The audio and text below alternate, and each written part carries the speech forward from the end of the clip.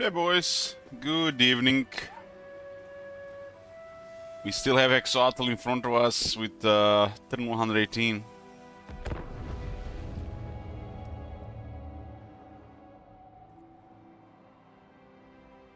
Isn't it?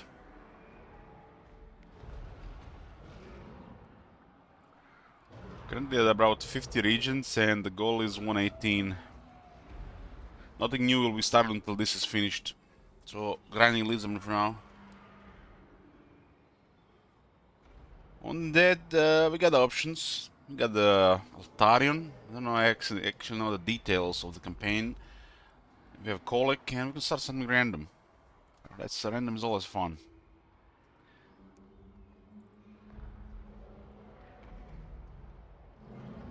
Probably not gonna get a new update for about 3 weeks. Still time to kill. We are numero uno. No allies. No friends in the world. Just Lord Croak and all the Slans doing stuff. And the flickering, I'm starting to notice it just, is it me just getting worse? It's like, it's everywhere now, this flickering that I patched. War with nearly everybody and their mothers, or maybe just only one mother. And we can still get some trade. We haven't completely sabotaged this.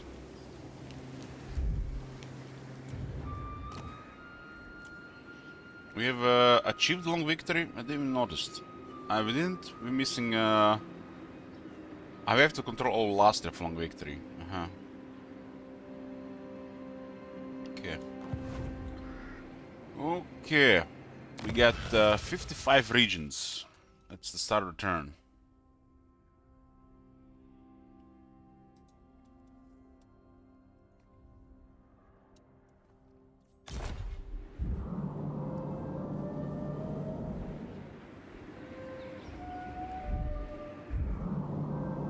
Why do we sometimes see icons of our lords on the map, sometimes we don't? Maybe the settlement overlap happens. I don't think that's intended. Like, when you use the army in the city, it should show the army, not the city. And I guess it gives you an icon for the garrison. As an army garrison here, you can see the flag and the gate. Flag and the gate. I guess in the city, it's a different thing. So they still have to show you the city.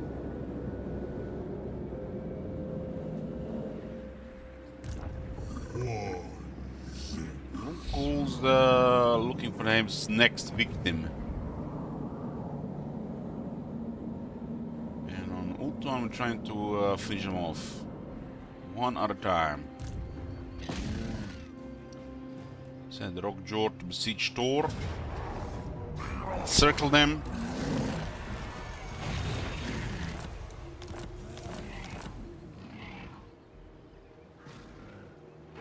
Grimhammer reinforced so it doesn't lose all the movement. Otherwise, if Grimhammer would have attacked Thor, we would have depleted our movement here. And then we wouldn't have on the same turn to attack this place here. But since we recruited a lord here, another piece on the campaign map, we get to do both settlements at the same time at Lobos de Mundi. Basically 2 turns in one.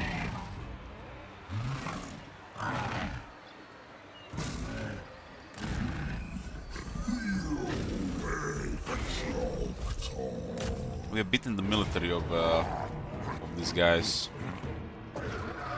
Auto-resolve kills Bastille, and I nearly clicked it.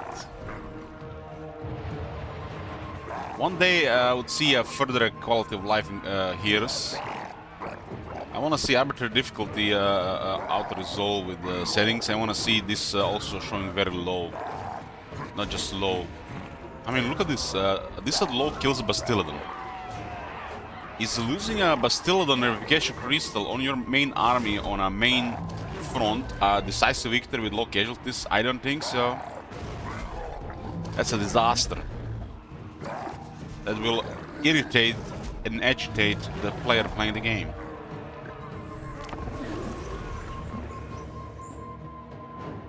That is like the most important unit in the army to support troops.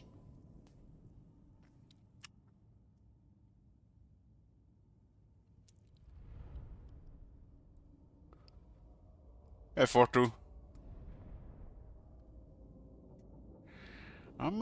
Okay, what's up with your name, 4-2? I call you 4-2, but what's the story behind your name? Maybe I remember.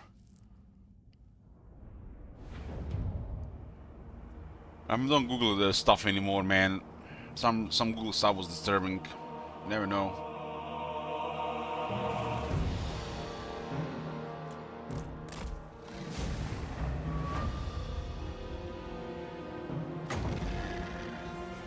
Hey, Zips. Oh my god.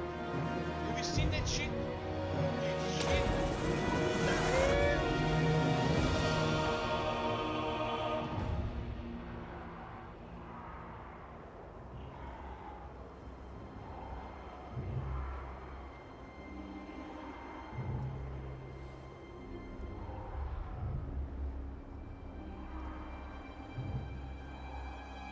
Lord Mazmoon has been arrived in the battlefield already crippled their army.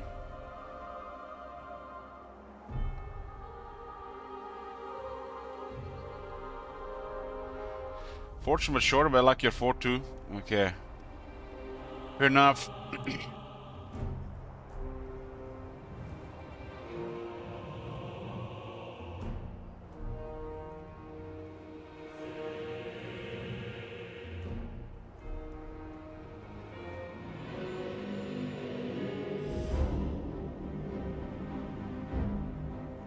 And they must have hired some Bethesda guys.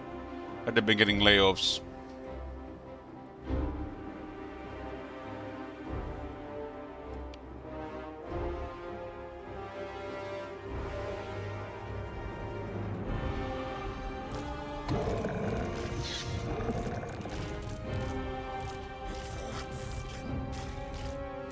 This guy is so fast.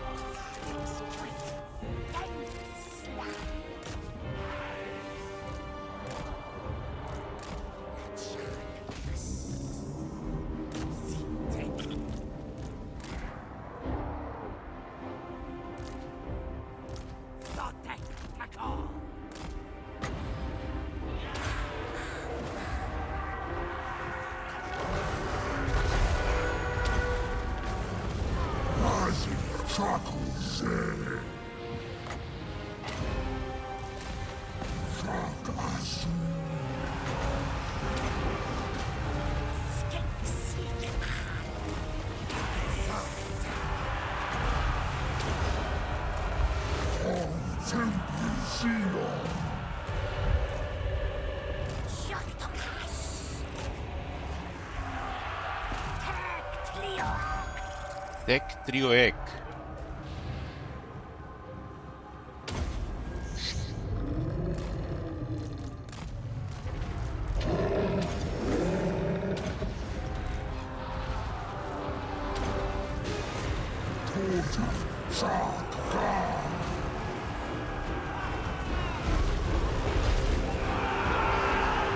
Was taking the penalties? Oh, we got options. Don't need to finish this first. But there's gonna be Kole, Kiltarion, and I might pick something myself.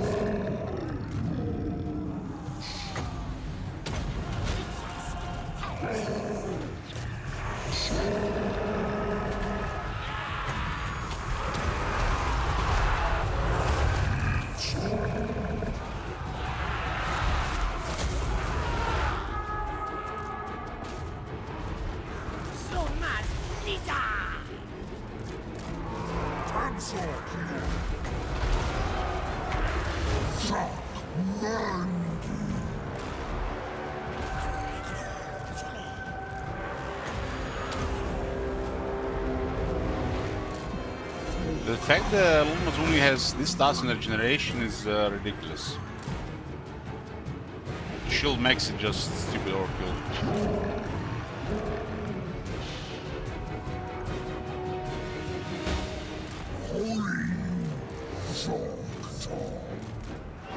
Why the enemy not routed? Like, what is this?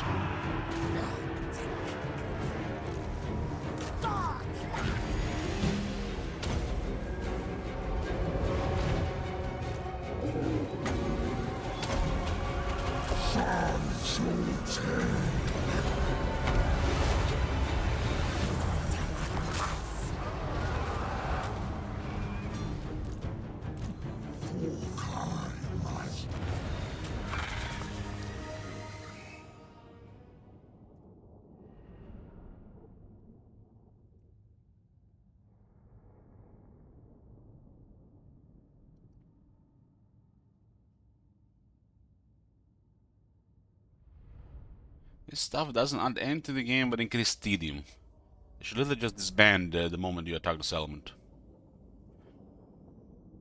Like in the Empire Total War. They had the right idea.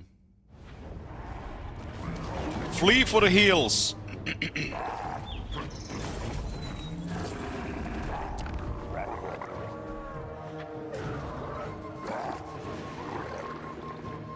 You have no right!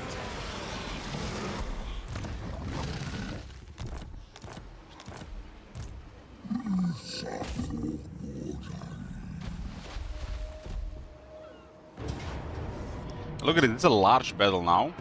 And auto-resolve, no, nothing, kills nothing.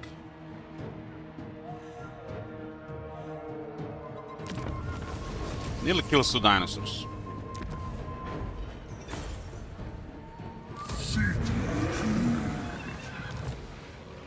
So we have to fight the trash fight and not the, you know, slightly more proper fight. Just because they're behind walls. Hexoatl.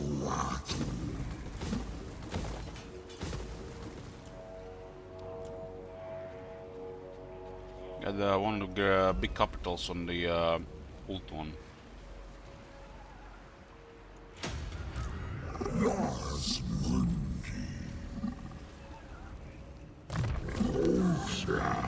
Lord Mazmund rank 41. Rank 41.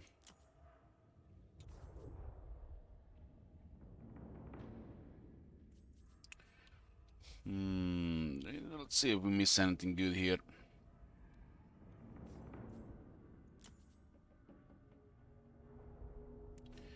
Don't look like anything interesting on the top.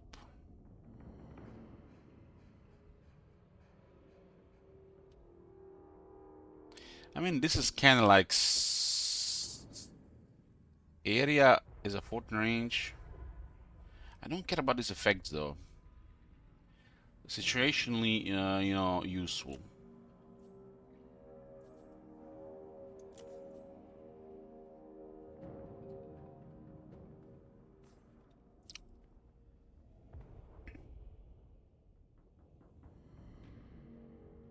You already have enough magic to cast.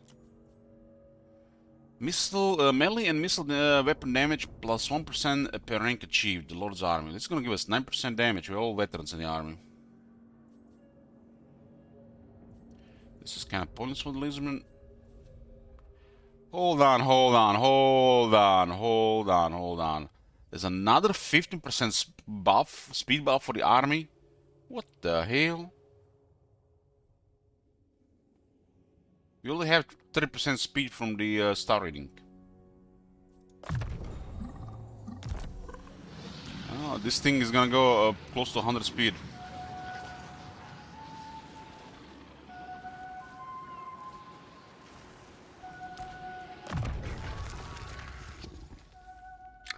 Laboratory, faster construction locally, huh?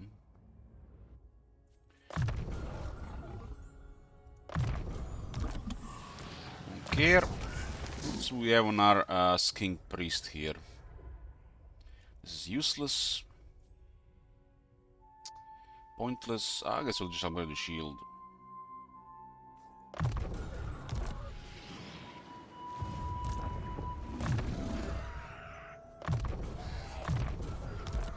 don't think anybody in the range, but they could have this guy in the range. If they do, they suicide the entire army though. That's fair enough.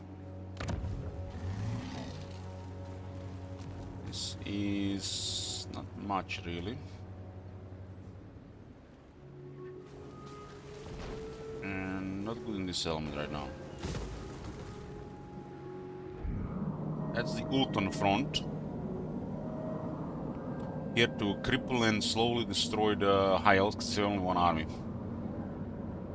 Niagara front is going a whack-a-mole, but I think it's slowing down. Tyrion is attacking our weaker these settlements here that are pointless. Well, ult on burns. And we slowly finish off Kislev here. We have to go deep, way north to get rid of her.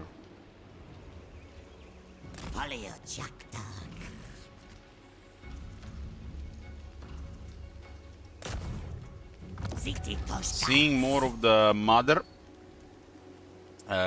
Jade Dragon, and especially that changeling thing, especially the, you know how it works for both AI and the player.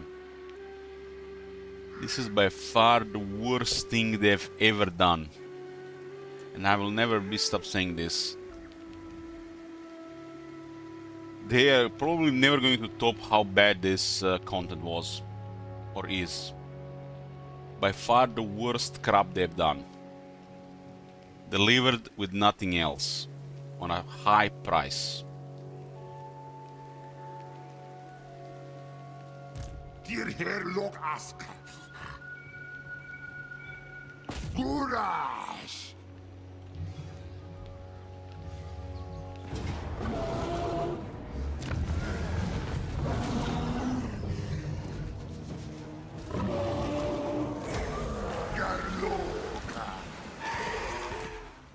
I like how we're getting an always getting an item because of what we got here. I mean, it's kind of like an overkill, but it's fun seeing if there's something rare and broken that might drop that we never seen. There's always stuff like this that exists.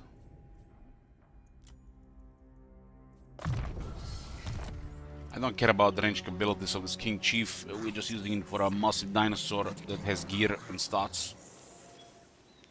The missiles on the Lizardman are purely optional and not very good.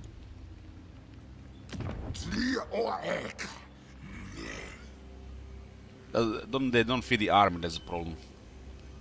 It's the same thing with the Beastman.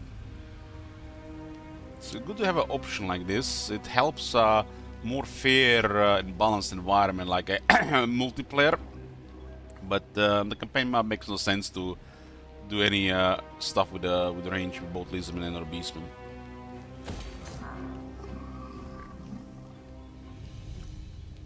Because you have magics, not just melee brutality.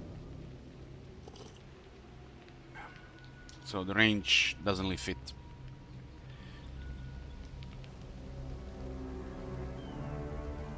These are both proactive factions.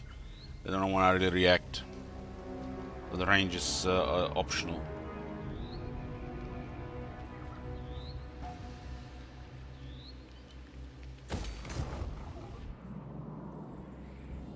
Anything else on the Nagrad front? We have Tyrion here, I think he can do something.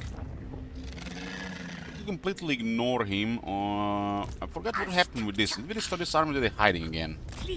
Oh, they're just waiting. So they go left, right, and just whack them all while we are destroying one faction at a time. And that's fair enough, that's fair enough. This never happens in a regular campaign. Maybe in Warhammer 2 it might have happened, but the AI is no longer capable of traumatizing the player like this. This is campaign sabotage. Which just slows down the campaign quite a bit. When you get sabotage like this and too many enemies, you just have to take things slower. Hit them where it hurts. And make sure that you don't try to defend everything. Just lose all resources. Just get powerful armies and kill one at a time. Don't want to take any risks splitting too much. This is a guaranteed win. If you do the other way around, they could surprise you.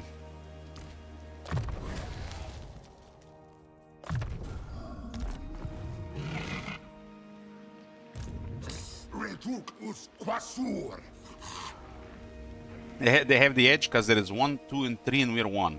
So it's whack-a-mole, what we call it. But once we get numbers as well, then it's just a matter of time before they're all dead. That's why we send army in Ulton to completely cripple the high elves so they don't bother us with stronger military. But they still find a way to send an army there. This army inside the city, like for example that city there, like Gahan Vale, could have actually been for an excellent fight at this stage of the campaign. I have zero chance because Lord Croak and Lord Mazmoon are in the same army, but it would have been a fight that's closer to the level of our army. But instead they're targeting weaker settlements and they're getting close to the armies they cannot do anything against. Well, they are supposed to protect the ult one according to the code, or supposed code that works half the time and half it don't work.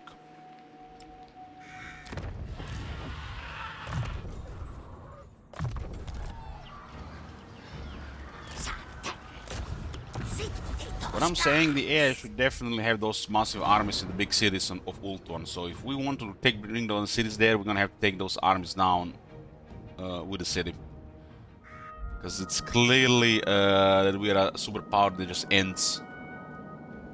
And the ends no longer can bother a superpower. It can, I mean, 1-2 settlements, it's completely irrelevant. You have 58 settlements. We lose half our settlements, completely irrelevant. We all have critical mass with military and economy.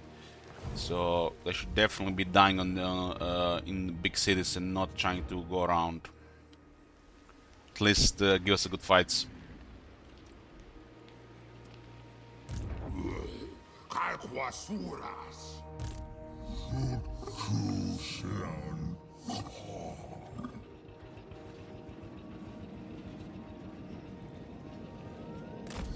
This border is a little bit weird. Just at the edge, huh? But what about this? Oh, look at this! It wasn't enough before, but now it's enough, huh? And we didn't have the movement to move there initially.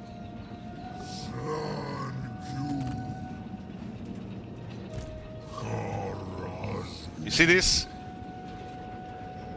We actually did this with 23 movement, but you need 25.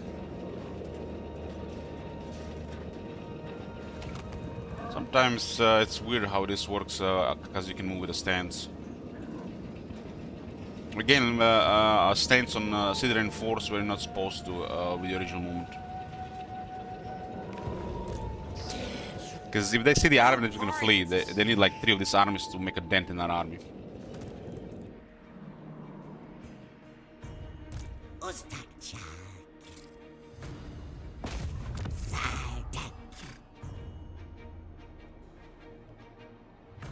Yoo-hoo!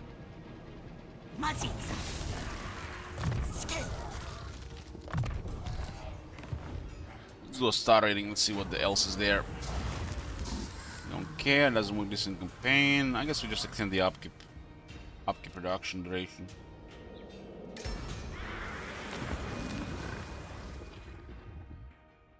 And we have 30 turns of minus 10% upkeep, pretty much for the rest of this campaign.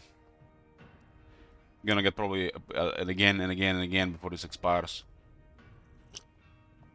This is all the mod mechanic that just explodes the faction effects.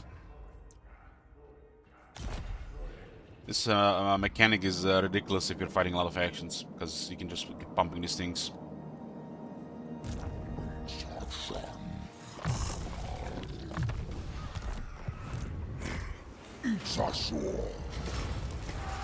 There's a very strong buff we might actually need. There's an army here, but it could be an army that's too much for this, but it could also have been crippled a bit. We might take our chances and put this army under risk.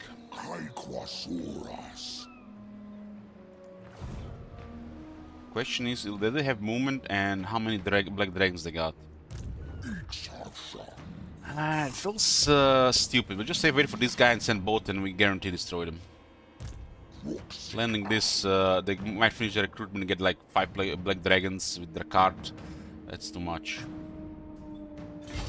No need to risk an entire army. It will take hours to rebuild, because a couple of turns is a couple of hours. This new army will not be here for another 5 hours if this guy gets destroyed. That's what I mean. So we'll wait for this guy and set both and then destroy them.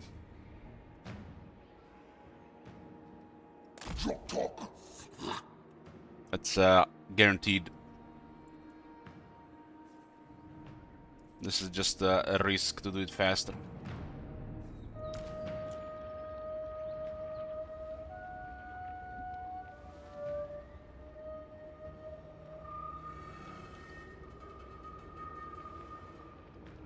Now that we're gonna have potentially massive numbers from 2 armies, if this is like just one elite army, I would definitely go with this one. Definitely go with this one. This is like the perfect extra stats on a cavalry unit. With acceleration, it'll be more responsive. They're only more responsive as the mod. And with charge speed and charge bonus, they'll be deadlier. And they have poison on top, which hitbox stay in place longer and they do damage over time. This is like the perfect buff for a cavalry unit like this. But if we use two armies, it's just gonna be pointless. We just send two guys around, clear their range, while we just overwhelm the main army in battle faster. Because if they see these guys coming, they're gonna respond to them. Then we have to micro two more units, and not just help move the whole army as one. So just sneaky units if you have a massive army, but if you have just a regular army, the main players.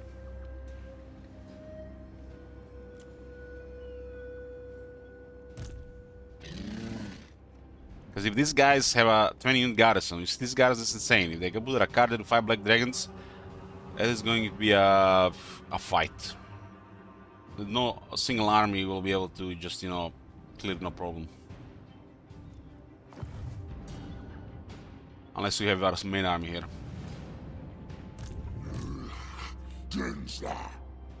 So we have to kill him outside and then they clear that garrison. There's a reason why our card is alive, because the absolute ridiculous garrison here. And he has extra tier 5 recruitment. Okay, let's get a Rite of Awakening going here. We might actually get another slum going. Our second slum was bugged, so we killed him.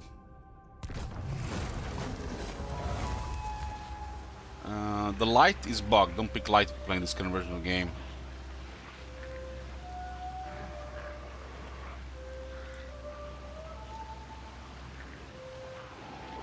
What are the original slants in the vanilla game? Life?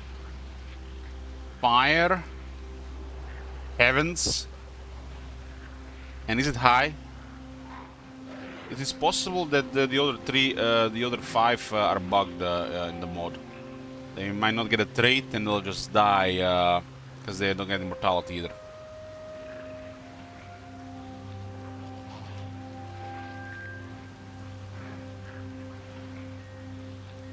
We'll just get a lot of debt here.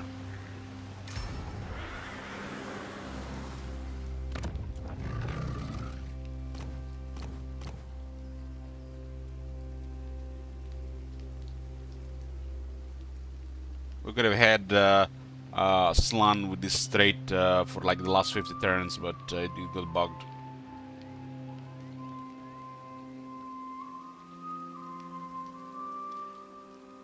It grants damage to all characters and all the benefits as well.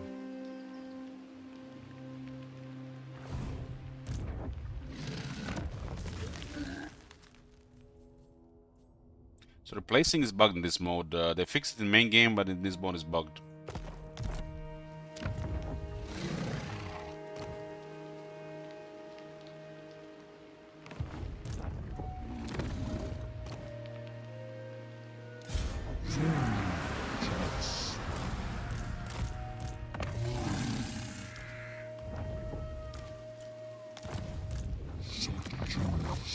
Okay, this guy's not bugged, huh? Not bugged. The bugged one didn't have a trait, and he didn't have immortality. Was missing also some skills.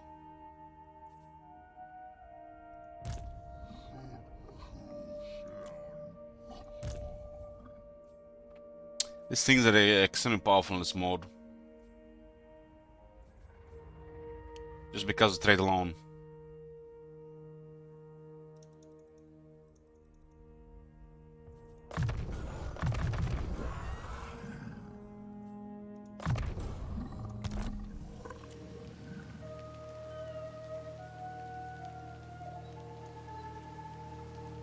Hey, Drunkus.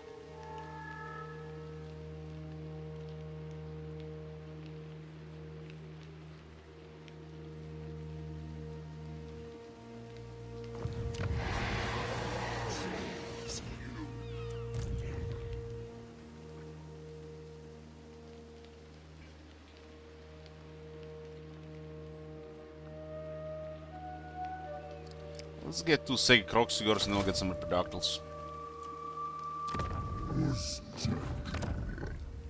just to research.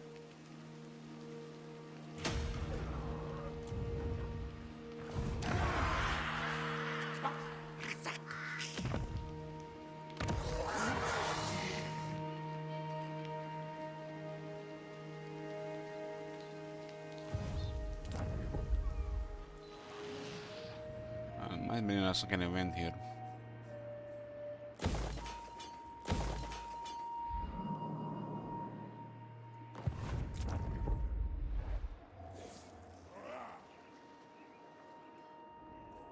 My delights are too much for thee.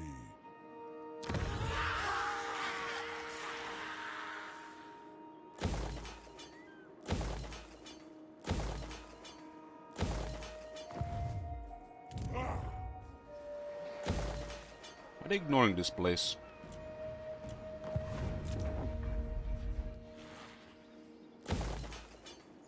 There's a false Nagash guy harassing us around.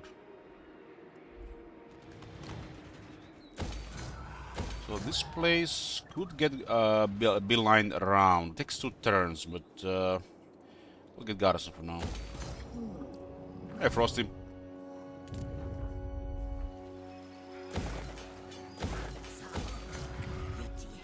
Even in rebellion, they headhunter jungle. Let's try to avoid this.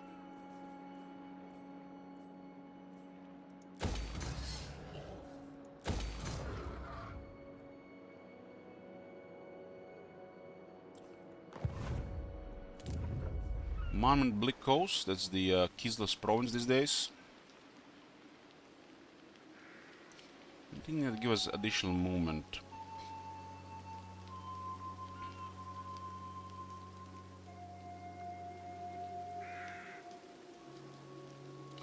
I guess, replenish the garrisons.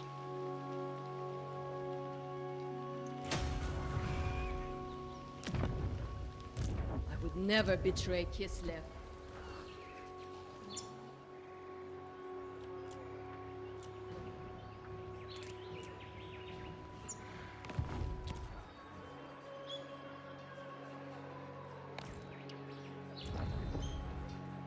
All those constructions, and still skip half of them. Applications are anti-quality of life. I didn't expect anybody's gonna come here, but you never know. What is False Nagash doing? I find you. I think they are over their heads, but they might sail with an army or two. We already have a lot of resources. Probably have to fortify this two instead. This one is probably a target because it has weaker garrison. I don't think I'm gonna sail for this one if these two are fortified.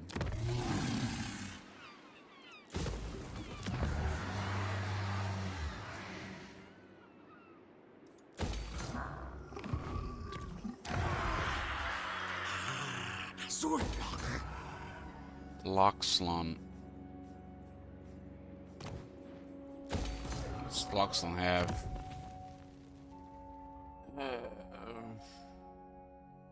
I guess it's not all horrible. It's still very underwhelming for a tier 4 landmark.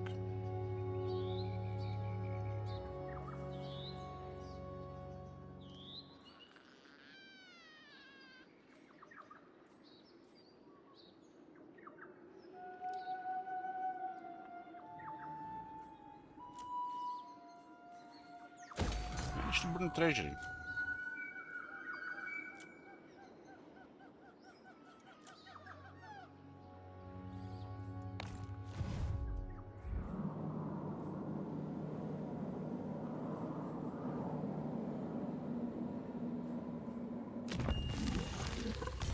Next turn.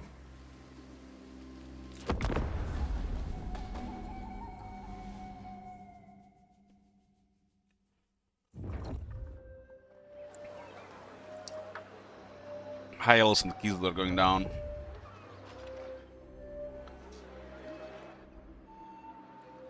It might resist, but once we destroy all but one faction, then the last faction will get super crippled.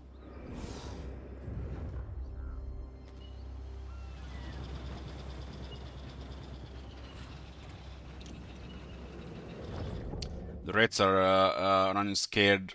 Bloomkulls is coming. The Lord of Death. Should we call them, guys, the Lord of Real Death? I kind of like it. Lord of Real Death.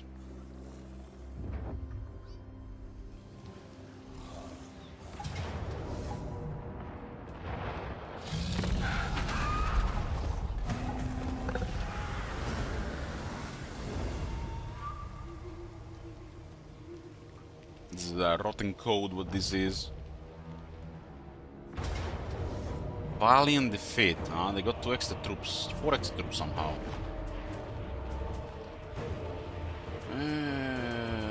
We have to spank this guy again.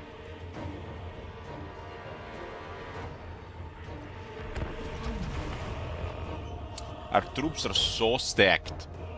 So stacked. It's like I've... mods.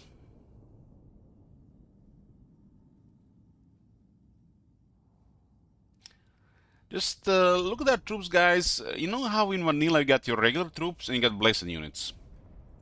Our regular troops are like blessed units or on steroids.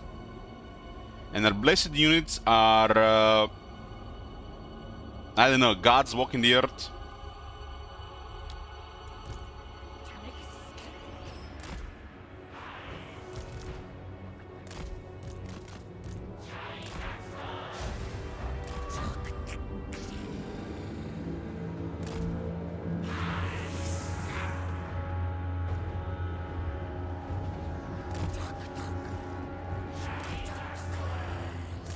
This is the infantry running at 6.5 speed, if you haven't noticed.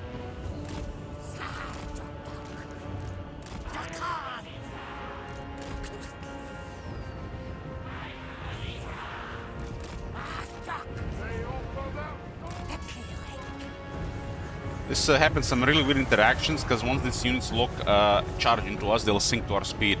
As in, a unit with lower speed will try to get to our speed, and sometimes they'll catch you.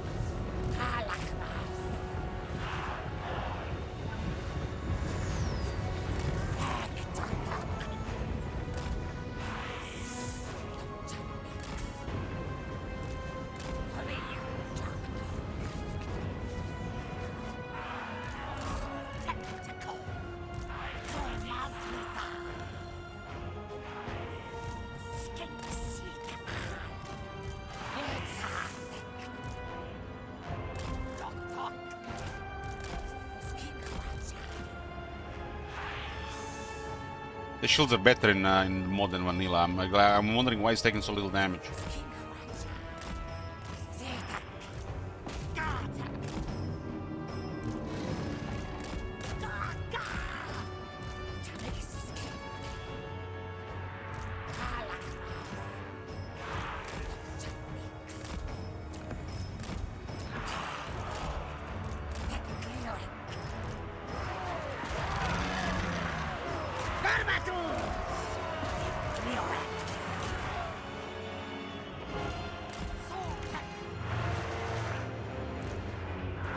Stay to the water, we are aquatic.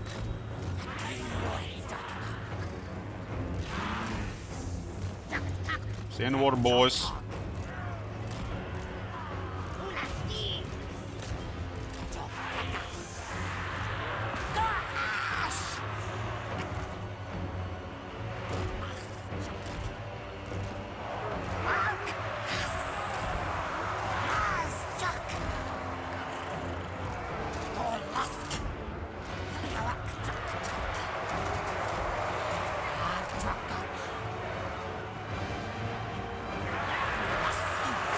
All us kings.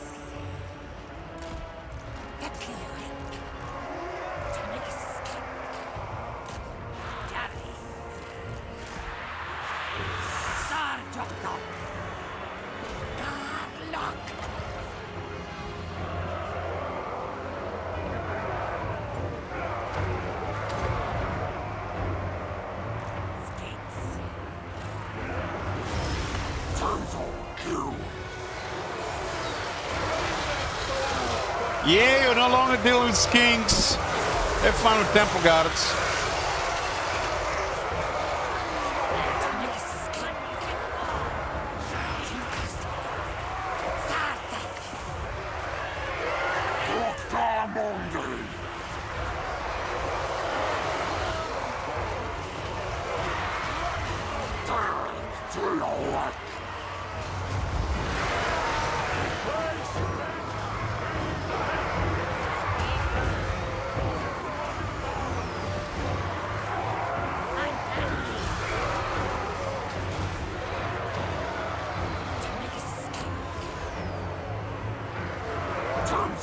It's very hard to hit this guy.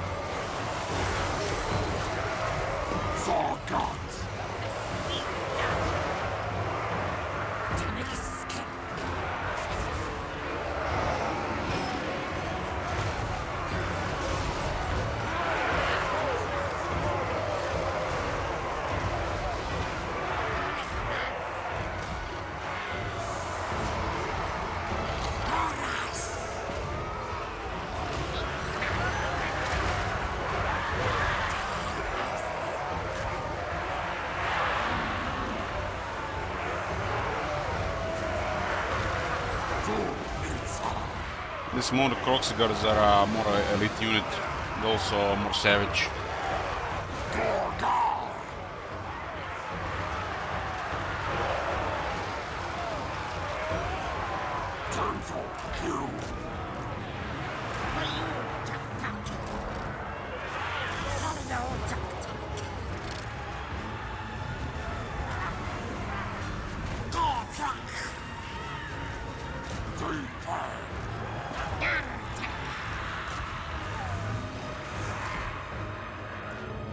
This is what happens that one battle against the followers of Nagash. I'm like, yeah, this is fine. And then like, there's like some stacked White King on the battlefield. Like, where the fuck did that guy come from? I didn't see no ability, no shit. It's like here. This Slash guy thinks gonna just be murdering skinks, but these guys are stacked like crazy, and there's a Temple Guard coming out of nowhere.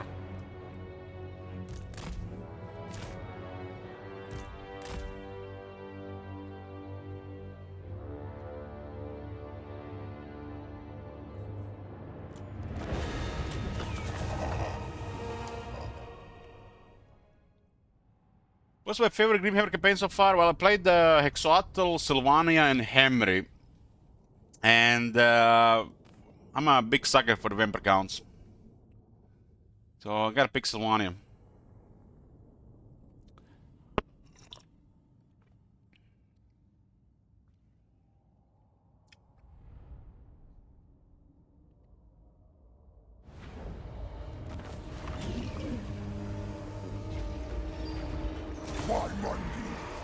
See you next time. What the shit? They come again? And this is the bug when they get an instant Lord on high rank.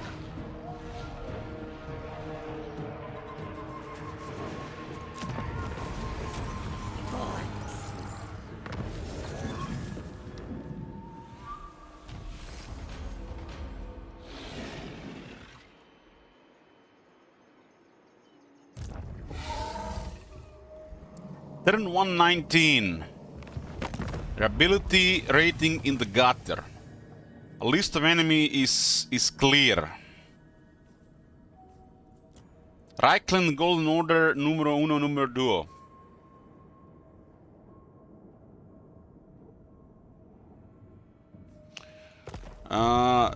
Grimhammer has settings. You can actually make a campaign like a unique experience. We haven't been playing with these settings in the first 3 campaigns, came to see more of the game. But if we get another Grimhammer campaign, I will be putting some settings on to make things more interesting. This alone can make a campaign entirely different experience. Like you can disable base replenishment, which is already half as much compared to vanilla.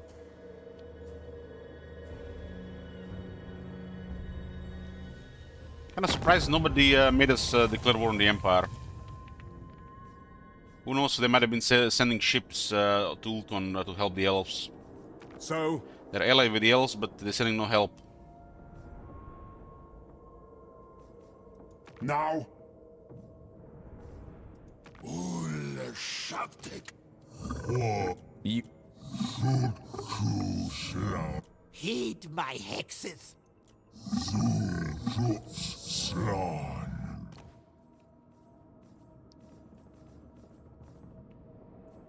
despoilers come.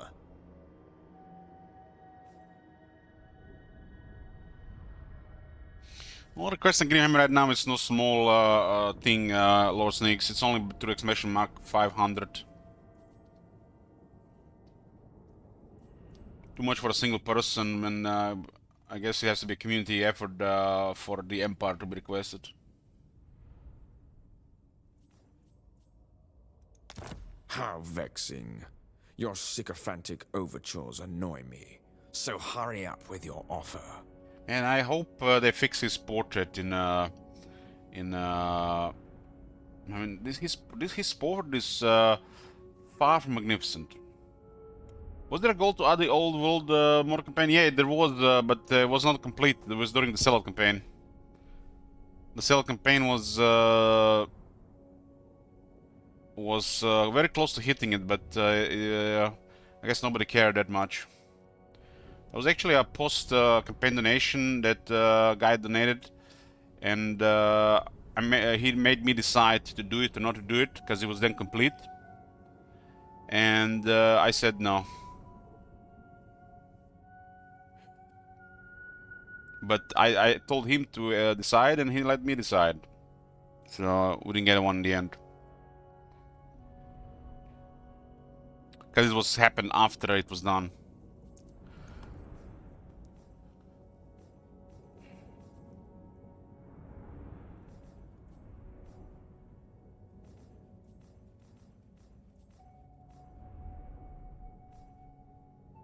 This guy's been bugged in both of the campaigns we played for so many turns.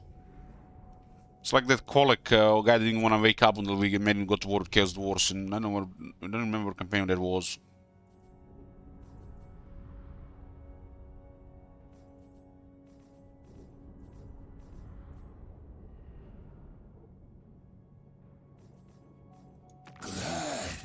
Hierophant Kadeb. Man, kind of makes me thirsty. Maybe just his voice, way of speaking. And get more water. The Doctor is rank 7.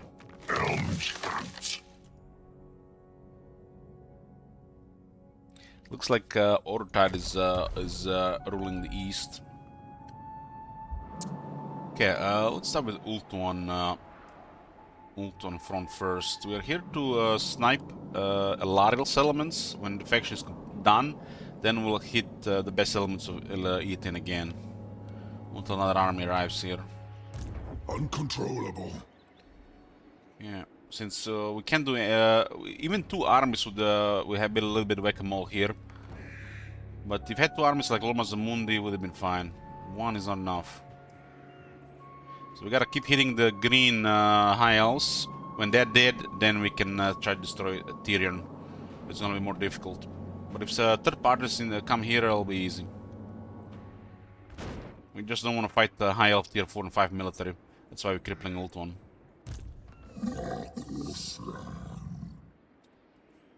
We got 215 movement, huh? Can we destroy Thorfinn with this guy? Would be very expensive. I don't want to. This would be really expensive. I guess it's not worth it.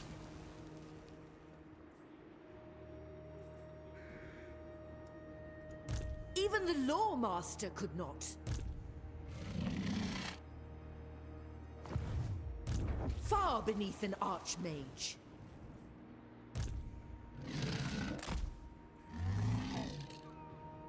This is absurd.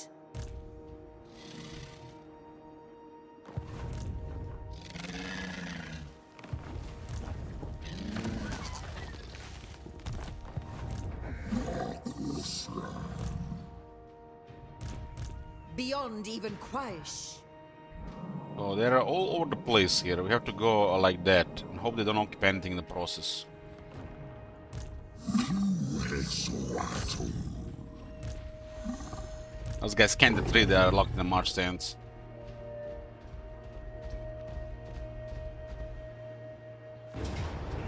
Let me guess, outer all kills are dinosaurs. Nice.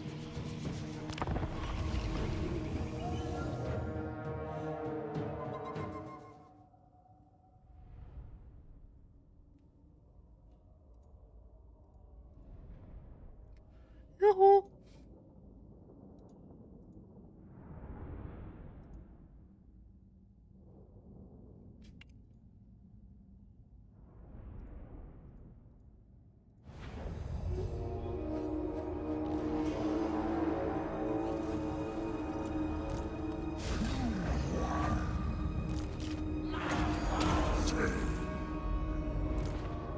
Yakan! Yak-tok! Liwek! Yak-tok!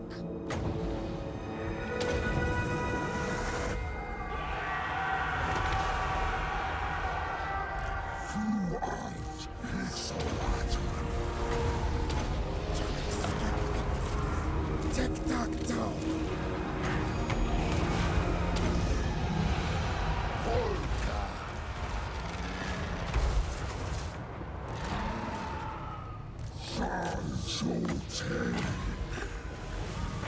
Hey, if you guys don't know, we have Sword of Cain and Lord Mazmund.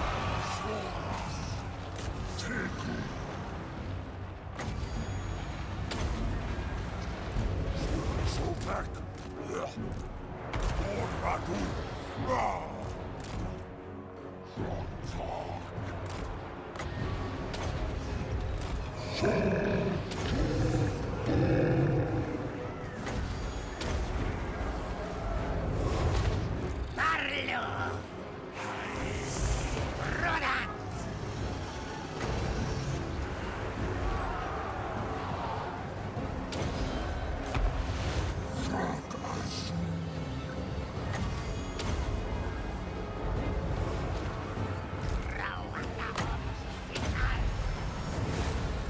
The birds went for the Dread Saurian. Chicken back on the menu, boys.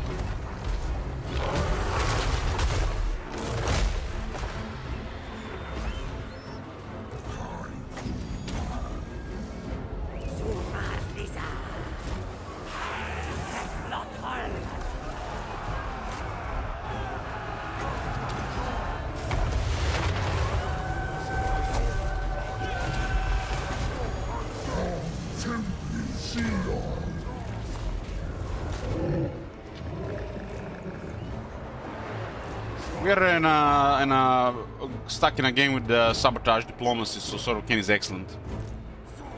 Shredder is excellent in both vanilla and this one, but it's way better here because they stacked it even harder.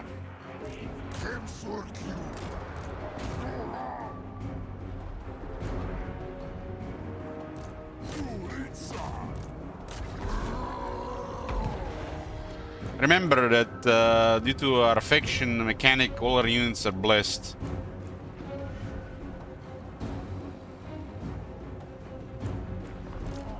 As in this unit has additional 15 attack, regeneration, 30% speed, get additional armor, additional mass. We have to go on. These are all blessed units, if you want to compare to vanilla. And on top, the blessed units have access to stuff like additional regeneration and ward save, or other abilities.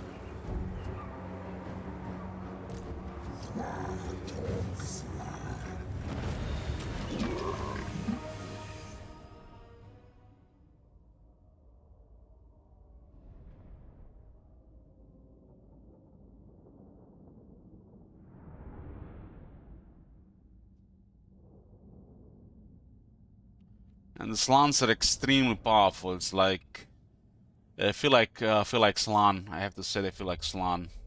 Should be beings of terrifying power. They feel like this in SFO.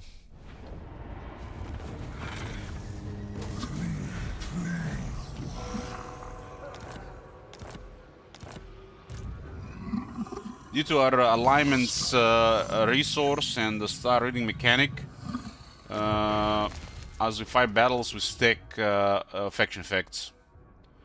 And these faction effects all come to campaign buffs and the battle buffs. Like alacrity granted 3% speed to all our units. Or consecrate the unborn regeneration to all our units.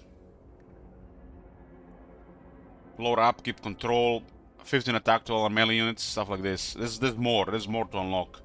Every time we do star reading, we get an extension of 10 turns if it's an existing buff or a new buff for 10 turns.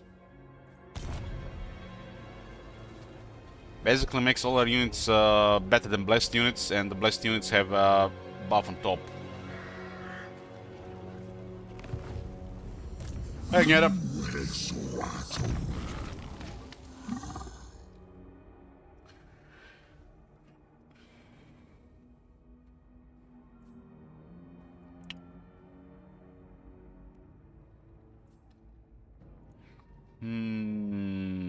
How is life? Sleep is messed up. Had a lot of fun at the local game store yesterday with the new set in Magic the Gathering.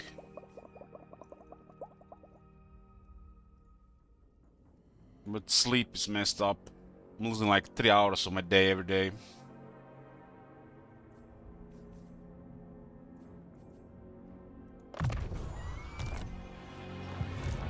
Other than that, can't really complain that much.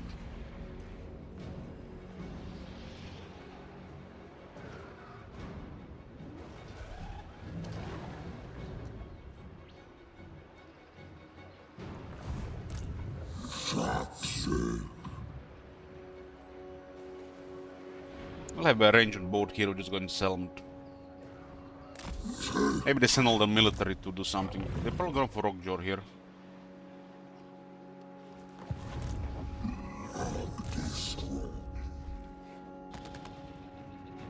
It's a retreat, they're not gonna fight. I am blind to this. Bad idea.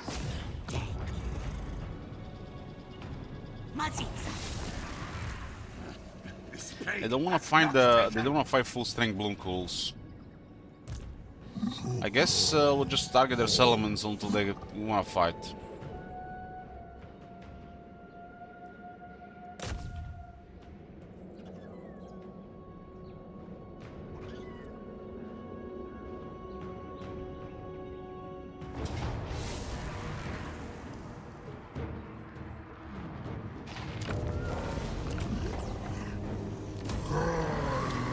Got some cool cards yesterday, got some new cards, and traded one of my One Piece cards for a second mana crypt. So pretty happy about that.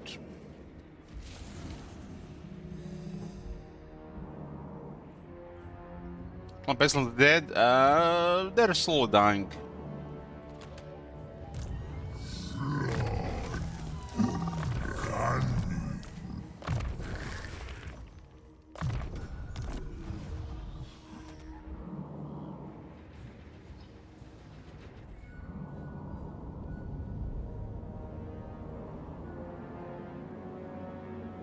We have to deal with a card, huh? What are these things? Shades Greatswords, a different icon, huh?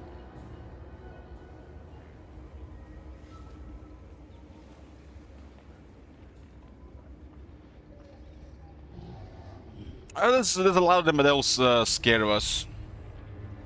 We're fighting multiple factions at the same time. Fighting Rakard, we're fighting Skrog, we're fighting Tyrion, we're fighting Alariel, Be'lakor, Sisters, and the Mother all at the same time. You do the sabotage.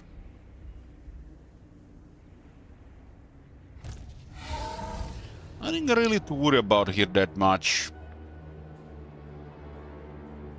Still pretty spooky though.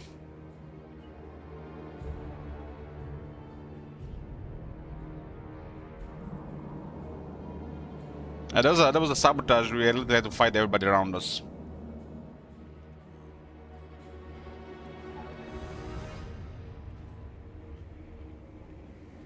we had to do it from the start of the campaign, it would just be extremely slower to get this point, even slower.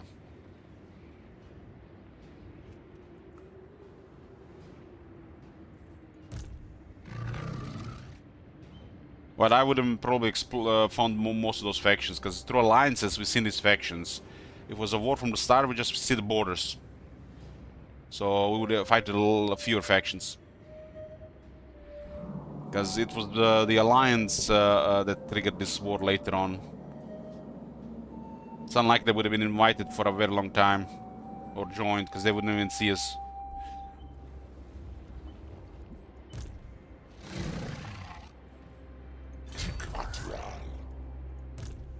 Hexoatl.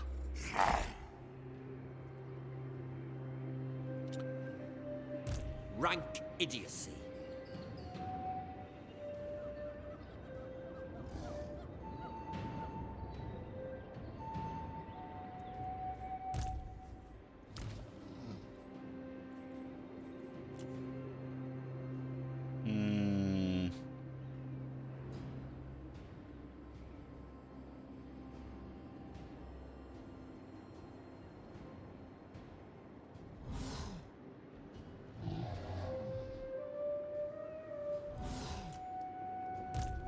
These guys are most likely going to fight their cart.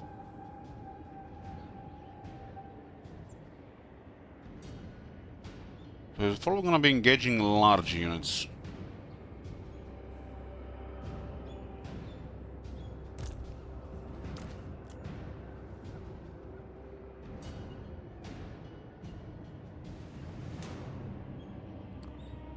We'll go with this one then.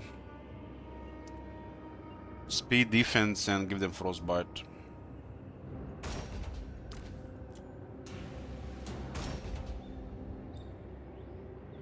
The defense is their weakest point in a long-term engagement, and some of those large units try to disengage, and with our unit being extremely fast and their unit being extremely slowed, they won't be able to disengage. If they want to try to cycle charge, they're just gonna be dead as they're fleeing. The moment the AI try to disengage, they're all gonna start dying really fast. They do try to disengage even under these conditions when you're dealing with extremely fast unit, well, very slowed. Some bizarre bad code. This is one of the deadliest Lisbon units. The Blessed Horn ones. Been reworked in this mod, but they still look one of the deadliest.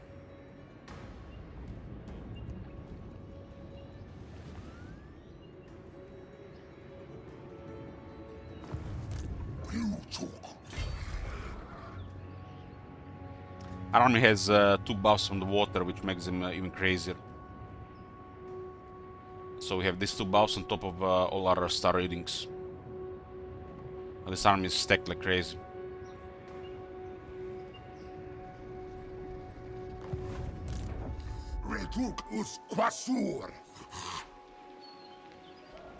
So they're avoiding this army here, so they might just go for the fallen gates. I don't like this idea.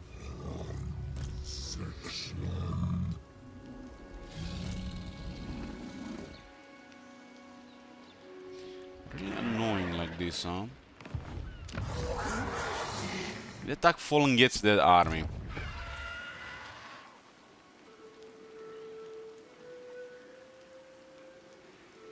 Two decent characters and a bunch of non-AP units. It's actually would be a fun fight if they attack this. I'm not gonna do anything about it. We got Tyrion locked in here instead of defending Ulton.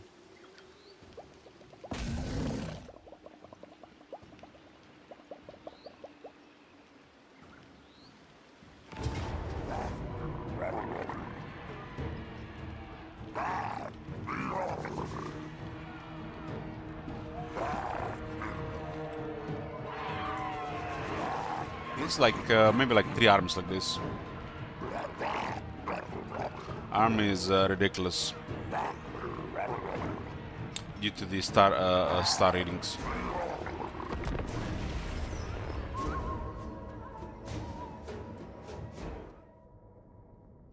Well, we had to ignore them harassing us, because we have more important things to do. We're currently destroying a Lariel and Mother. Once those two are gone, there's gonna be very little harassment anymore. Because we can focus on two other ones that have been harassing us.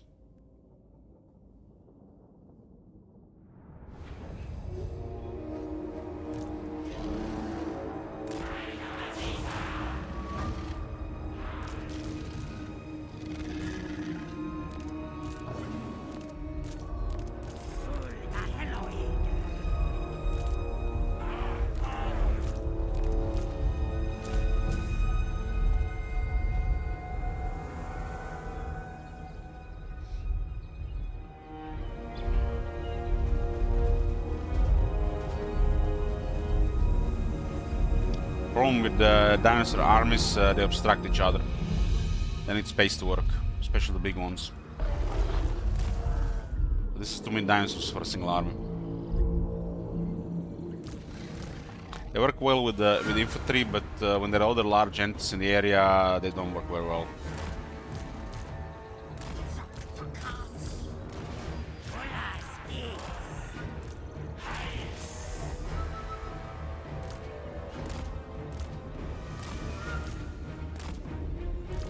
But these guys can do so much stompiness that the enemy attack animations are completely disabled. That's the best thing about the dinosaurs. I have a bunch of ancient stegodons. Once they start fighting infantry, the enemy won't be able to fight. They're just gonna be stomped around. Unless they got units that can resist those attacks.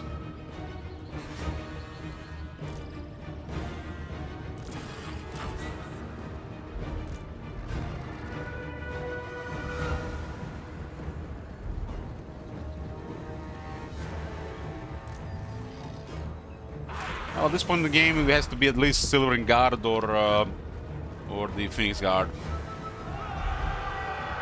Anti-Legend is more is better than vanilla.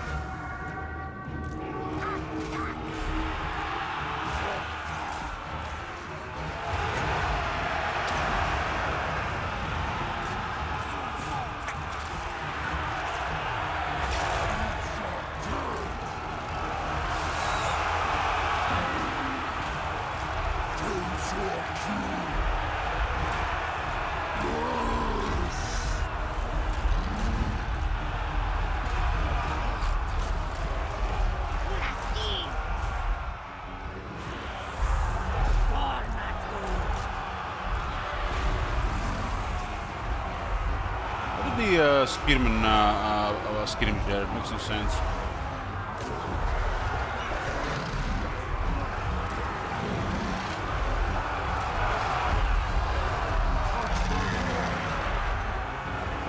Tyrion is really high skill, but has no health for a real fight. Has to be a specially built Tyrion for that. So never really proven for against Tyrion over there. Be in a situation where the Jay just enough, then it's a big problem, or outnumber you.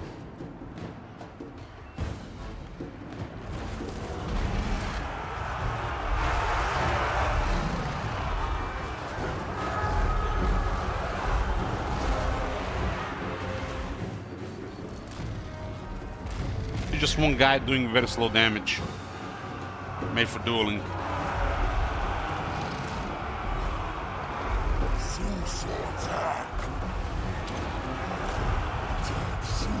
Well, you know, down this is elite Temple Guards. Honor Guard of Hexoatl.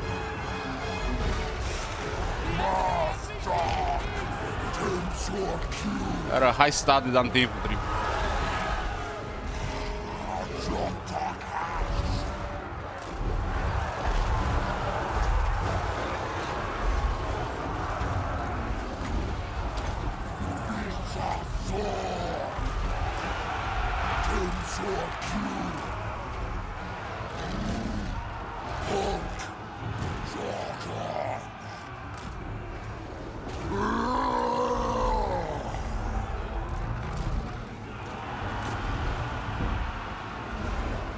He's responding to arch harassment.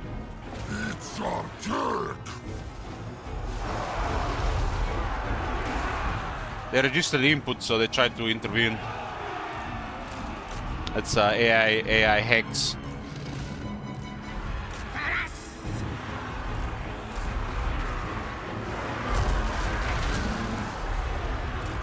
that when you had there was a lot in Cigar, they would know how to do that.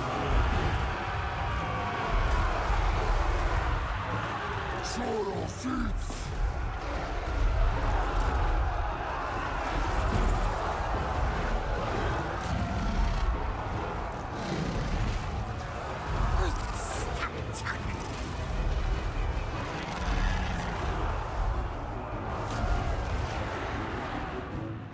Sorgax.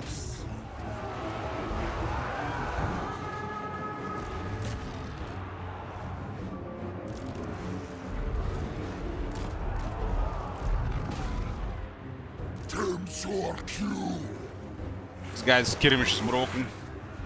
Faster unit, but they still get engaged. Skirmish has been broken in the entirety of Warhammer 3.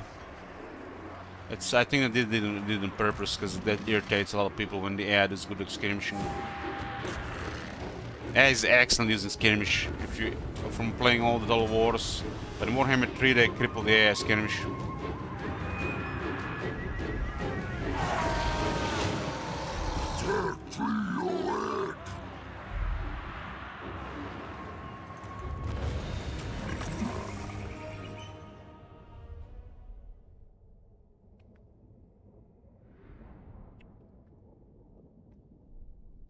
That was the vanilla 6,000 damage would be actually pretty good, but in SFO 6,000 damage I would say it's average.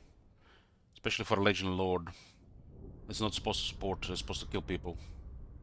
Both our characters alive and he killed nobody. One random guy, well, I guess one of the Temple Guards.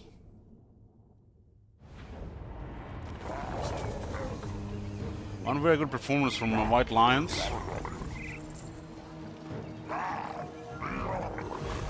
One good performance from the Shadow Warriors.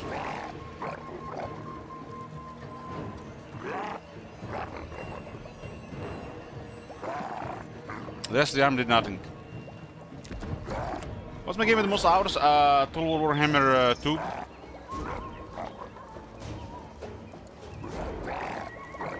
What Total War series in general? I don't really count them separately, but it's the Warhammer series of Total War.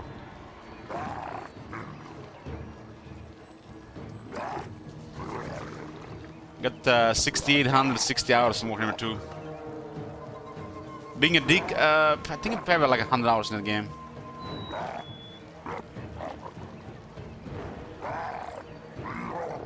This must play Warhammer series.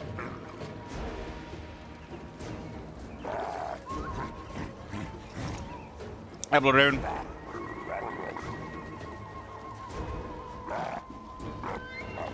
What's with the cat girls? SD, bro.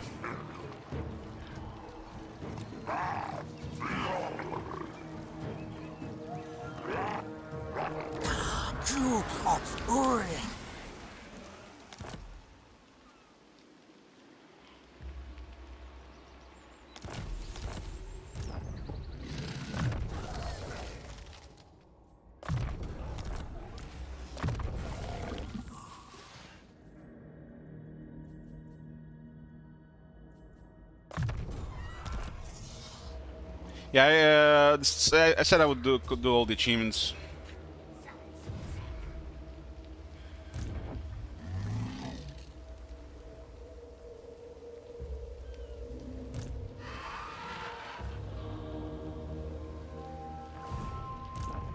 Reduc us quasur.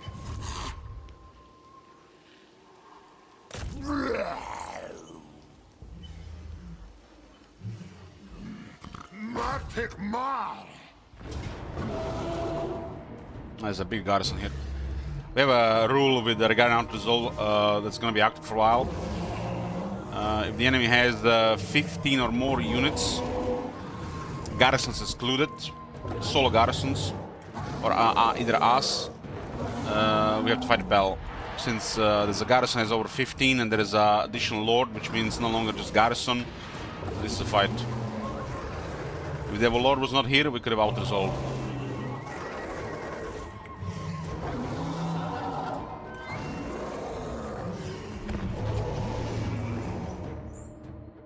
Garrisons only don't apply for this rule. And also I got veto over this rule once a campaign.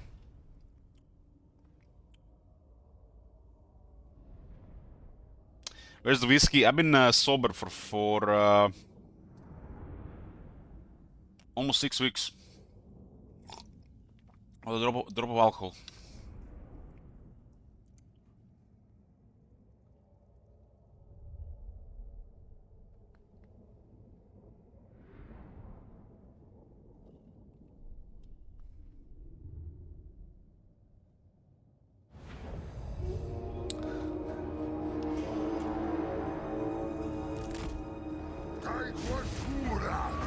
I mean, it's one of those older steel ones.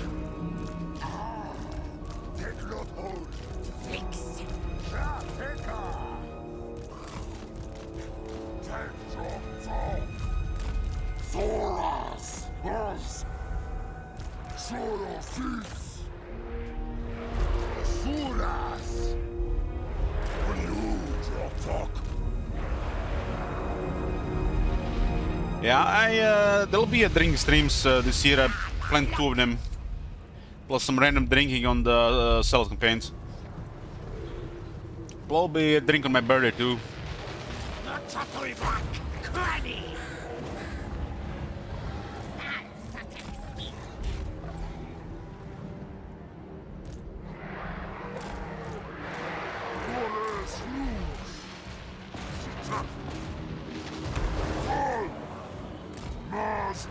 Moon deep.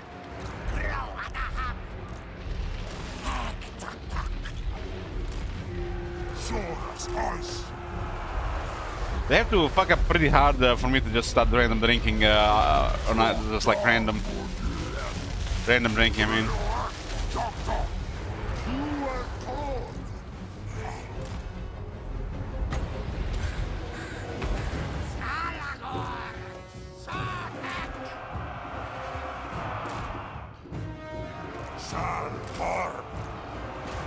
Strelci.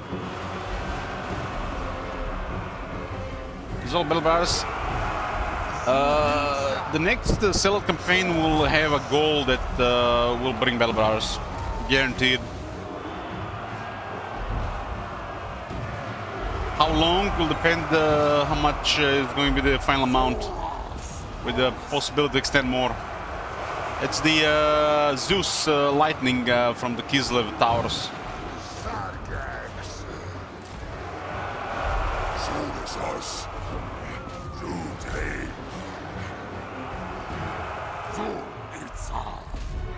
We're doing the next back and forth in Warhammer 2 in April.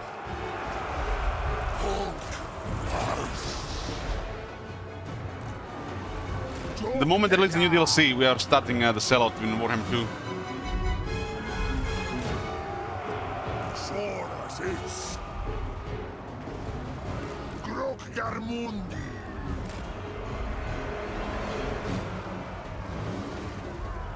You know, they're releasing hotfix these guys. We don't want to play fresh content. We're gonna wait for some hotfixes first. You know, the hotfixes improve the game. Surely gonna release a couple of hotfixes by the time we're done with Warhammer 2 Sellout.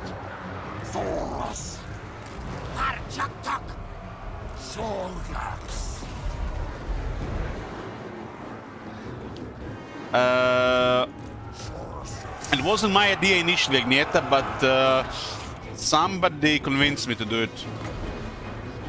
Silent, invisible lurker.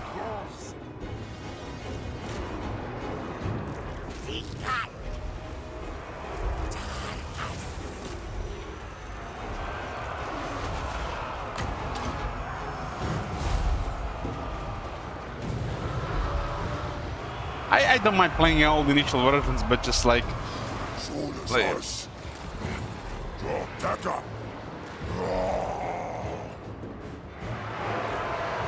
I think we're gonna have a blast. Because some of those campaigns are bound to go really bad. Because Warhammer 2 is a totally different game. We've probably gotten too used to this shit campaign compared to Warhammer 2 to do very good in initial Warhammer 2 again.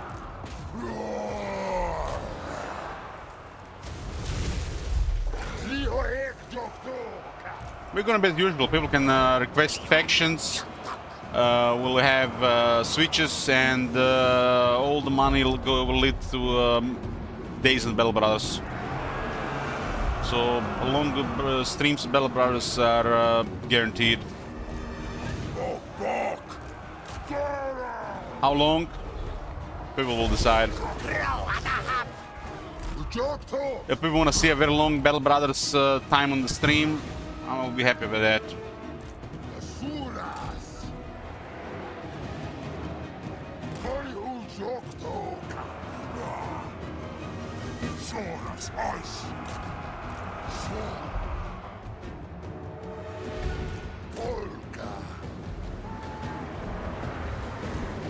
At least the Stormgate is looking decent. Storm what?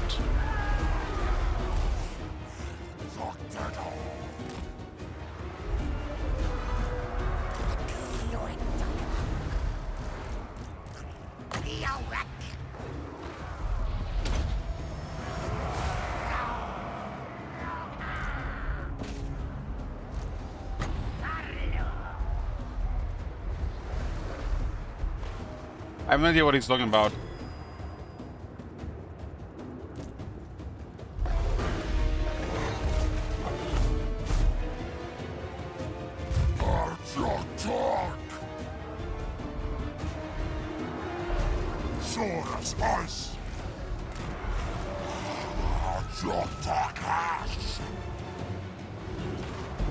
You know, guys, I don't go look for new games unless they're boba games these days.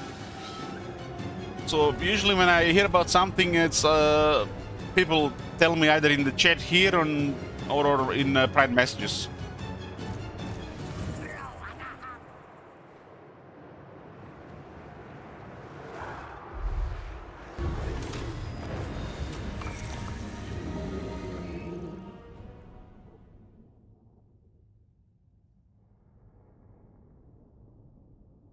New RTS game, bunch of ex-Blizz employees making it. Aha, is this like the bunch of ex-Wizard of the Coast employees made a new card game called Wibs of the Coast?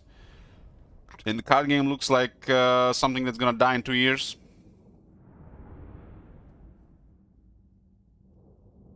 Seen that recently too.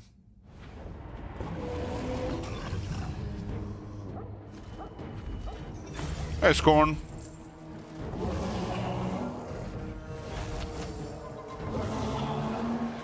How's my favorite harasser doing?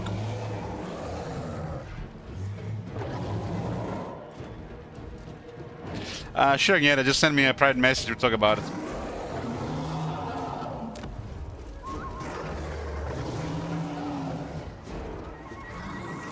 This does not right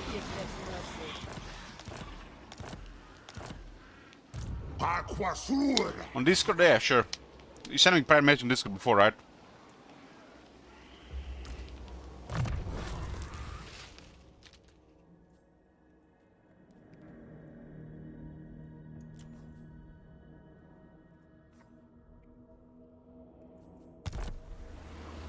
This army is ridiculous. We don't even have the extra stuff.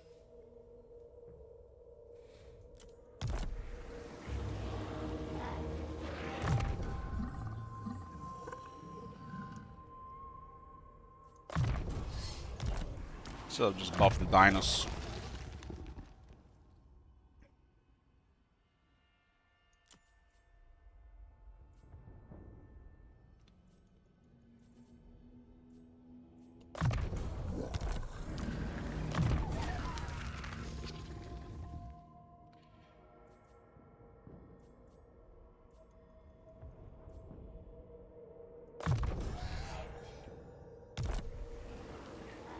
How many settlements do we have even? 61 settlement. 61. Oh, halfway through.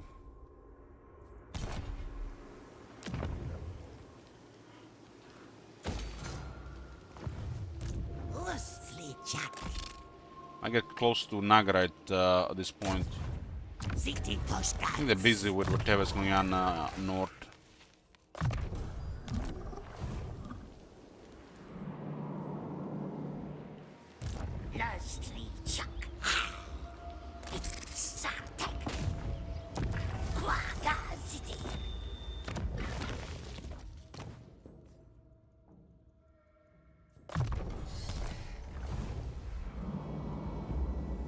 it for the Nagrod front.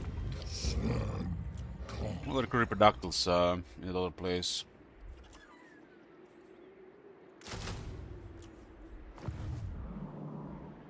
The cart is coming, but he might just stay on the border. We have two really strong armies here combined. And Bloom Cools have taken Subatoon. One Pestilence just trying to attack weakened settlements and nothing really else.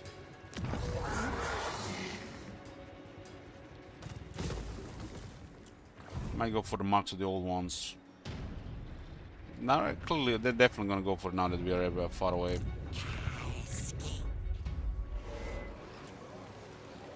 This place will rebel again, huh?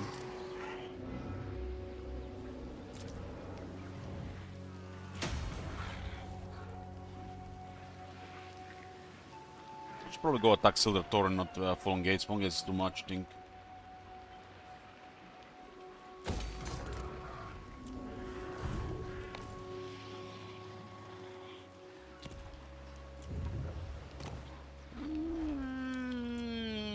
This is what? A magical forest. I'll just get a stack garrison here, why not?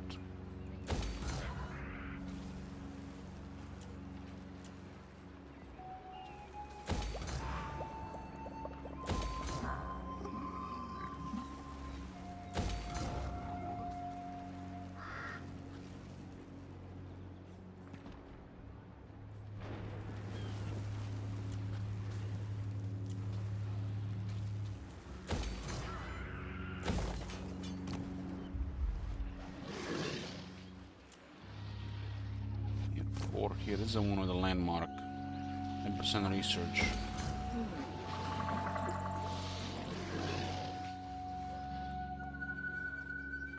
What money is this? 3100. This is up to another 20%. Oh, we clearly haven't broke the economy like we did in Hammer campaign, so we still get more money.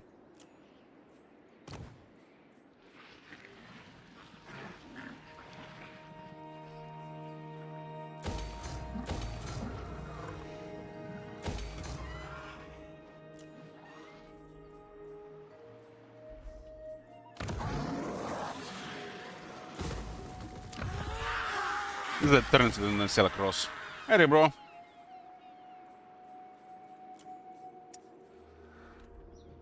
Somebody asked me why do I have cat girls as my profile on Steam. I told them to ask you. I hope that's okay.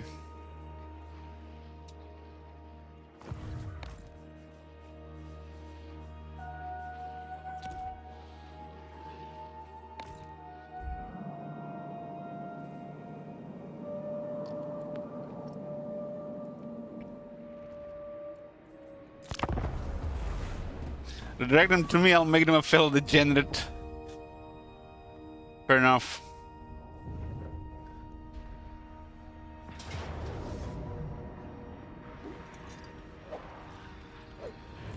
The Lost Lot and they're recruiting definitely lower tier stuff.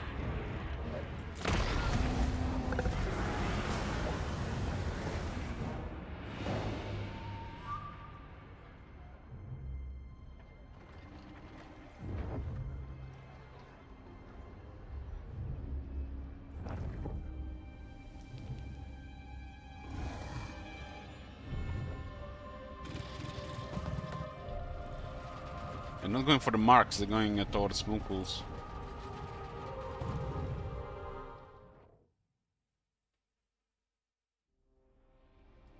Critical failure.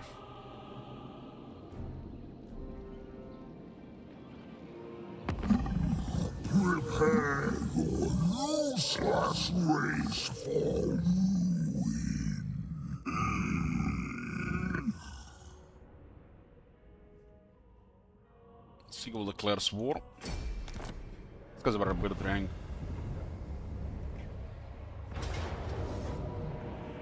What is this?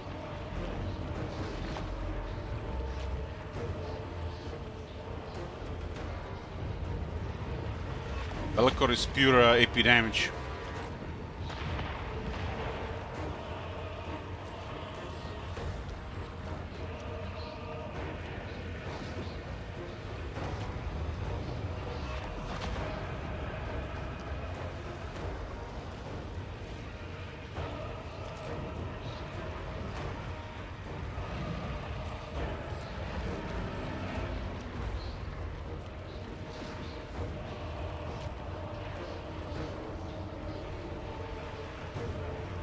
This unit lacks any skill or technology that affects it. Its power is instead increased by your lords. Or as your lords grow in power, they also automatically increase the power of this unit.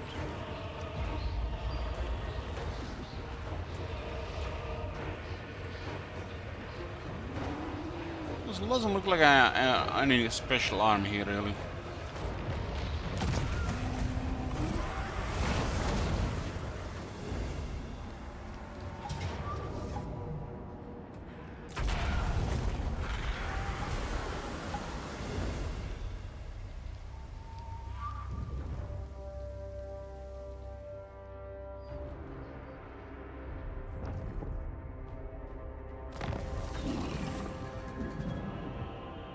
Misguided. I like how this guy blocked the planche when they ignored the rebels so when they moved.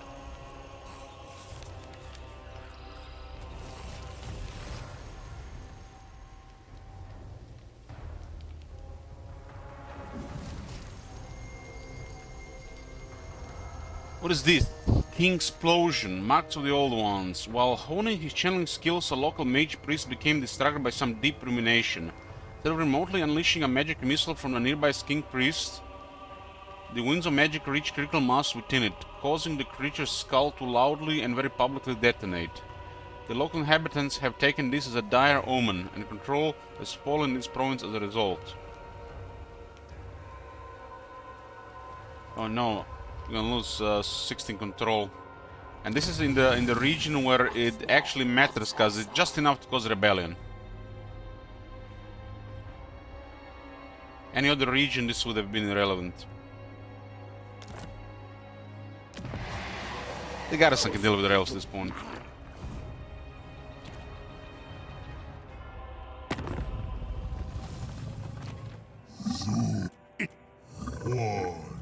Spirits, I see. We got back to 58 settlements, -3.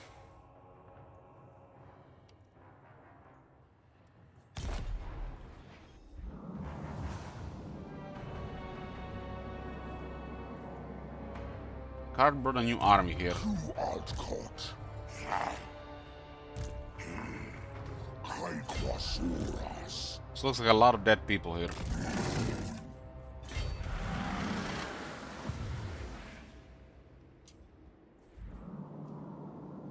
Maybe we do the channel thing first. We're gonna flee here. We have to hide the army again.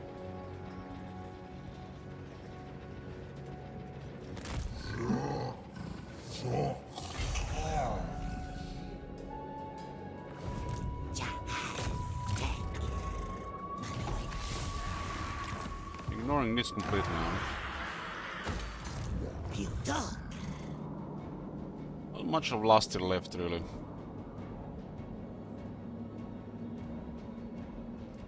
Nagarod front. This is a thin joke. They could suicide the Pedre Forest. I guess it's still better as Siege Settlement than a Silver Tor.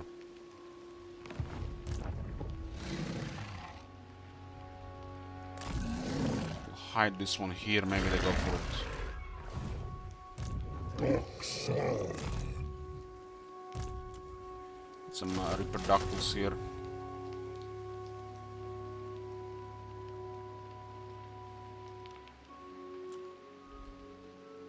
Any heroes available?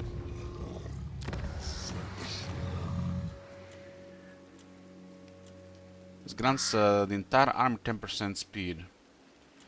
I don't really care about King Priest.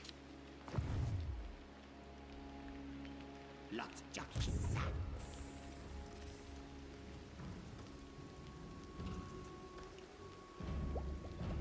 We could target the Witchwood here. With Witchwood they won't be able to access anything good.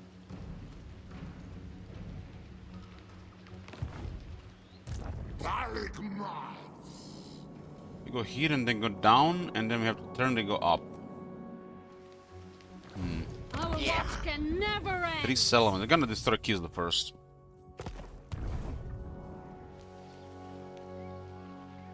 This is our third Slan Gneda. As third generation. I guess clear walls anvil, then we clear the remaining 2, and then we clear the wood elves. Tickle. Half the army dead in this crap. What the hell?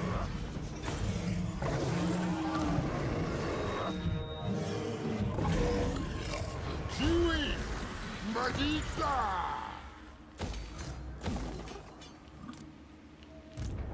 We'll have full replenishment unless they besiege us. I loot the city to guarantee it. Otherwise I'll just occupy it. Densla.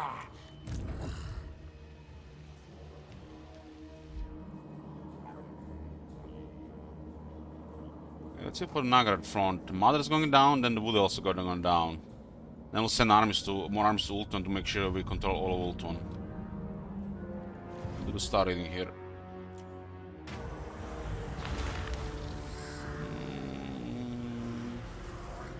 Let's go cheaper construction.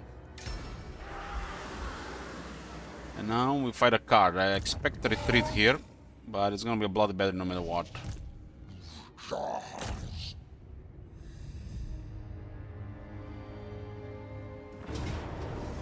Didn't retreat. The madman didn't retreat. Our army is super stacked here, and we have also 2 bows on top. They all stack.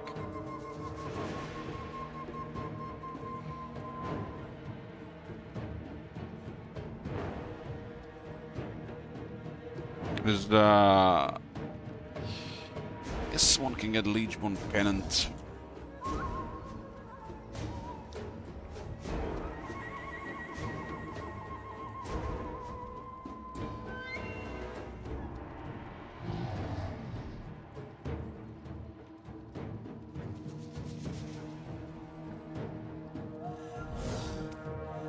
This is a fair alarm.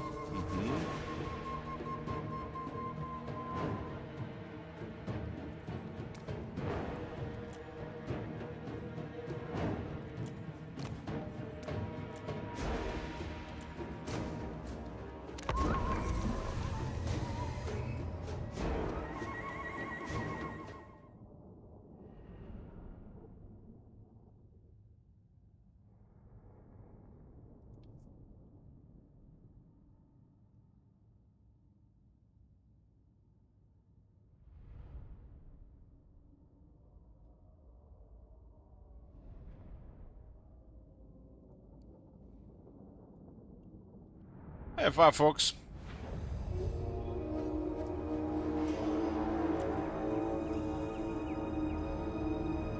I don't want to get this army crippled just because their importance are behind us. We need to march on his capital, it's really stacked. Hopefully they don't engage. I'm gonna send cannon fodder to slow them down.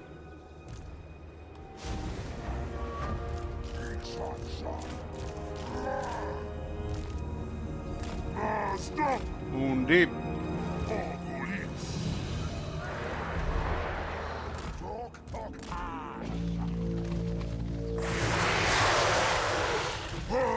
Talk. Jokan. Sa talk.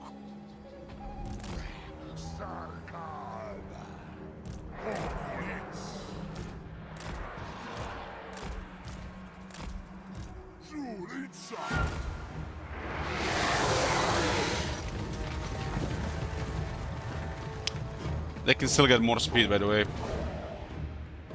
We can still add more speed to this unit.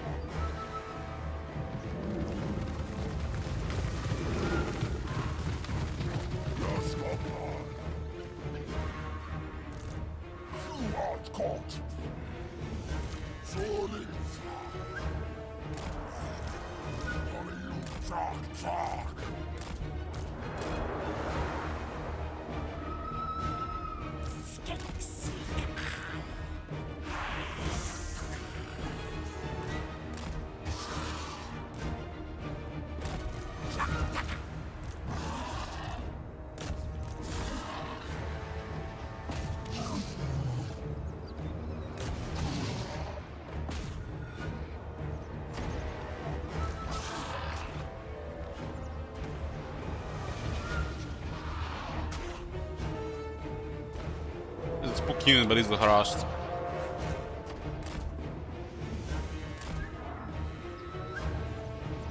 Throne has some harassment available. Two can literally clear elite unit before they have to engage.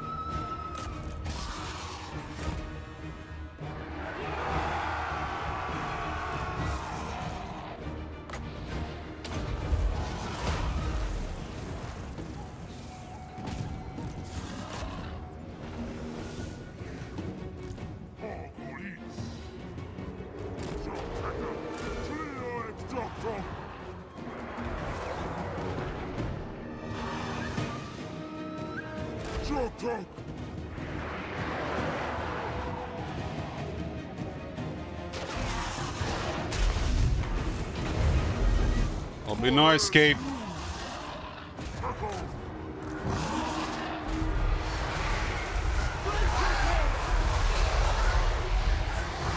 Engaging.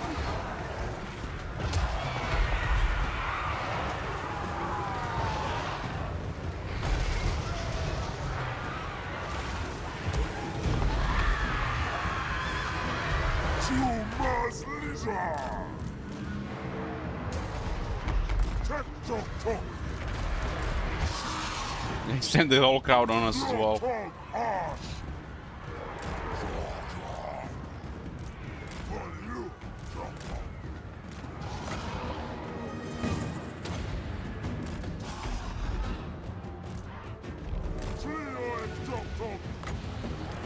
What the hell happened to this unit?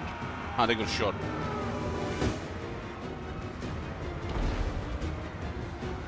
I can still full heal. So we engaged a little bit too soon. Rakar going for the biggest guy. Okay.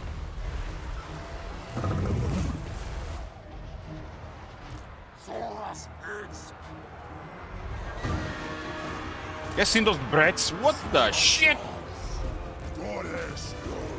Literally deleted an entire elite unit.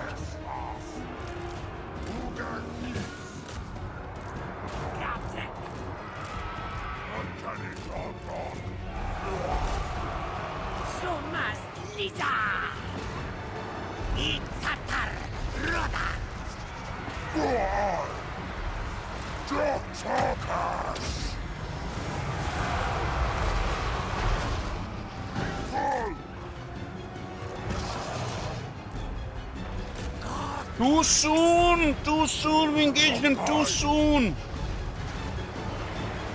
We have, what, 2 turns of replenishment? This turn and one moving towards the settlement. I guess it'll be fine.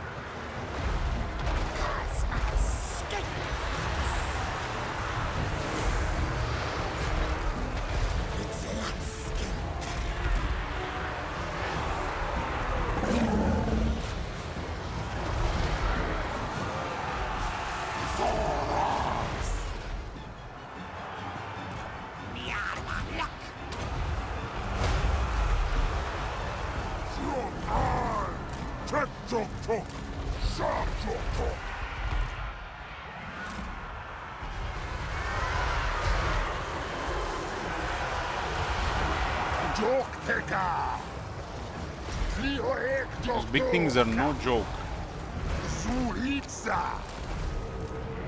Dragons get killed by any projectiles.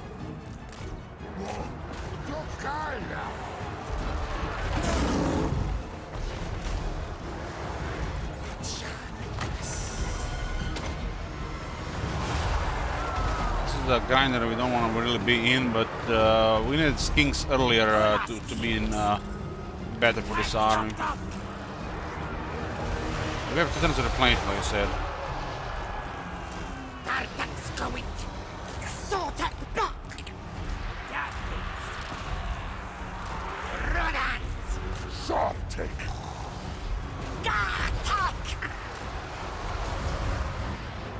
The big thing is really hard to kill. Like, they will need to focus on hardened shooters.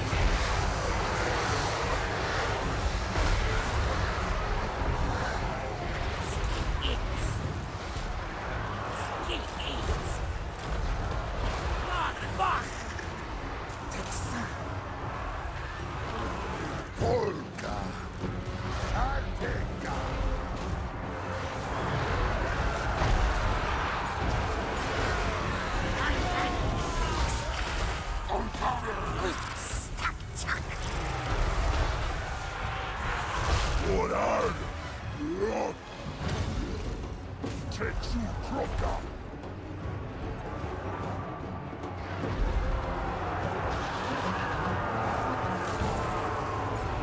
This thing has been tanking like crazy here. And his health is been going up faster than ever doing damage. Half a region. Forgot. Drop trigger.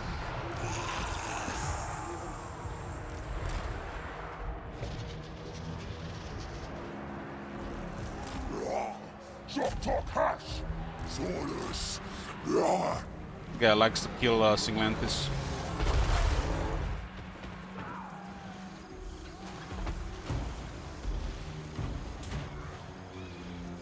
That's a nice lock. You can totally see how he glued to her. He's going nowhere.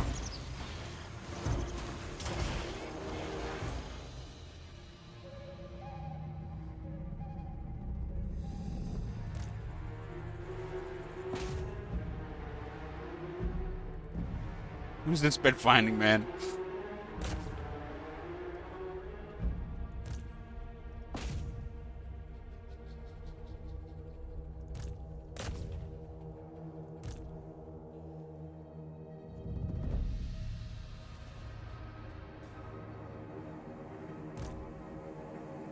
Like, I didn't know why we even care about the kills. They have 2 turns replenishments. Like, colors are irrelevant. As long as nothing important is getting killed.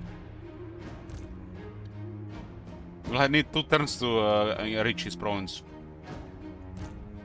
It'll take 6+ turns to recover an army. To this level at least. 5 turns mean.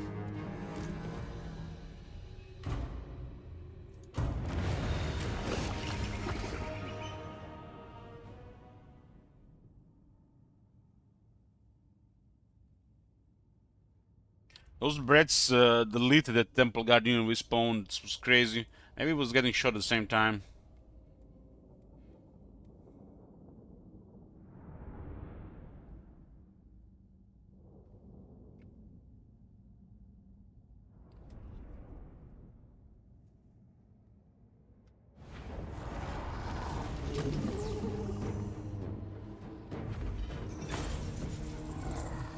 These things did crazy performance. Kirby's excellent. It looks like it's on steroids in this mod.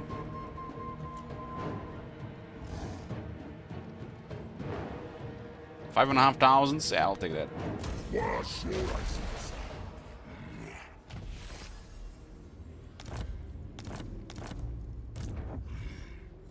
Retalk as Quasur.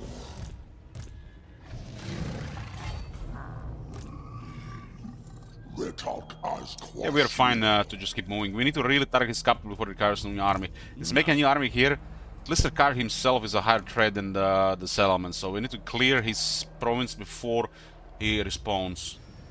Because if he's in that city with a real army, it's gonna be impossible to take with those 2.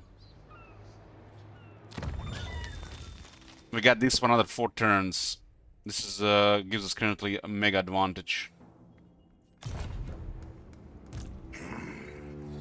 Quasuras. Tickle. Drop talk.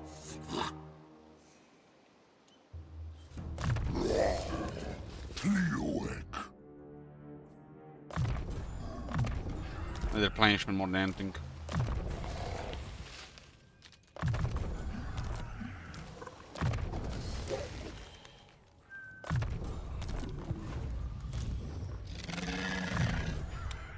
It's our OG defender arm.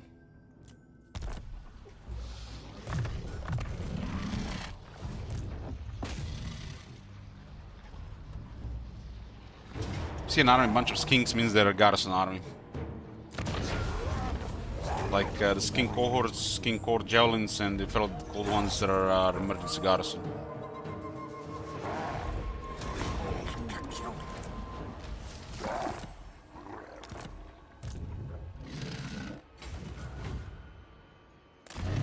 We need to send boat to clear the cart now. The cargo on the Alastria is ours. We'll have armies converge to the south. Until now, Bunkul's pretty much single-handedly been occupying Lastria.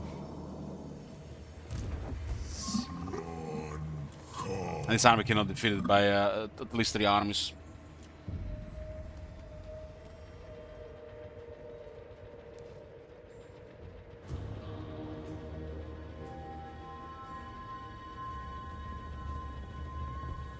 Don't need anything here, really. We haven't seen any temple guards. We haven't seen... I cancelled 2 of these. I don't think we've seen any spear riders, or a Carnosaur, or Farlich Bolas, or a Stegodon, or a Bastiladon. Okay, back to Ulton front. The rest is done for this turn. We are here to destroy Avalorn, and then Eatane as the last High Elves here. Unless they confederate with Nagarite, then we're gonna have to keep destroying them.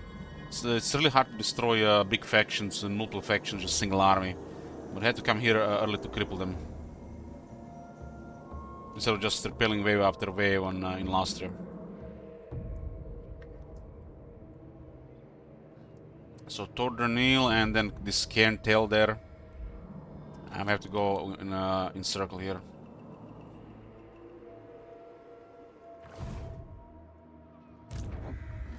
Ignore this guy for some reason.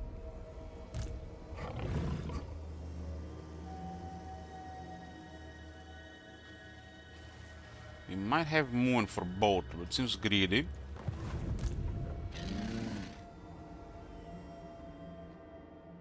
But it's a distraction.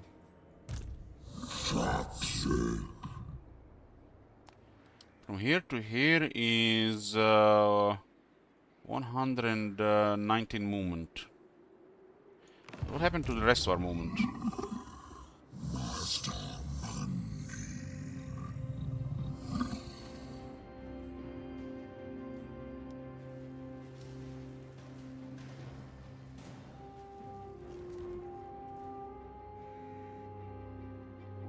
I think we still have it from here. I'll take my chances.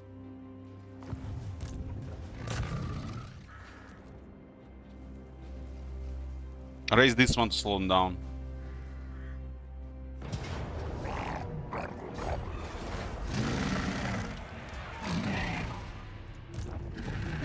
I do one thing and turn we can do 2, right? Oh yes, perfect. Now this guy can destroy the settlement, raise it, and Mazmuni can still go for the gate. Power of extra piece on the board, because he can use reinforcements of powerful army.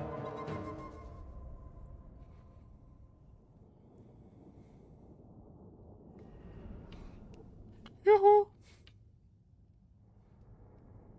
Hey, Bloodmaster.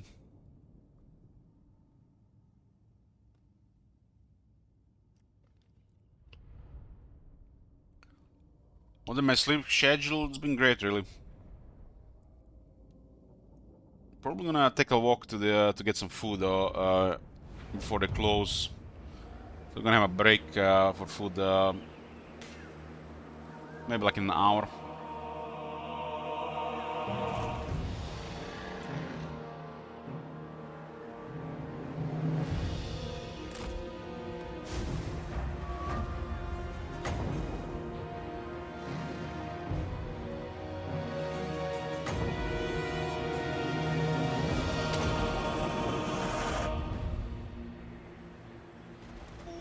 My god. Have you seen that shit? Hey there, bro. Holy Thank you much. First subs of the month. Yep. Man, I keep forgetting it's February there, bro. That January felt like it would never end. Now we can say update is this month. Set cake. Oh my god. Have you seen that shit? You wanna do -5 or +5? What the hell? -5.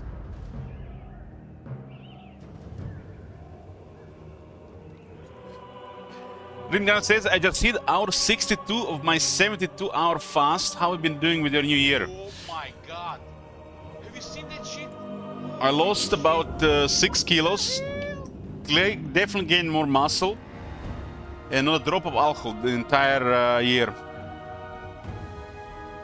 62 hour without food is very impressive. It requires a strong will. Especially in this modern world where there is temptations everywhere. I'm impressed. Oh my god. Have you seen that shit? Holy shit. What the hell? Thanks, Niera.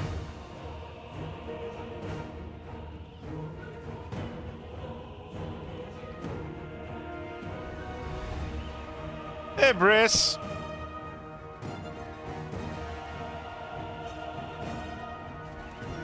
my god. Have you seen that shit? That's the best, if you can do it, that's literally the best thing you do for your health. Recycle and repair the damage. There's processes in the body that don't work unless you don't eat. And we always eat, so they never work. Properly, at least. Oh my god. Have you seen that shit?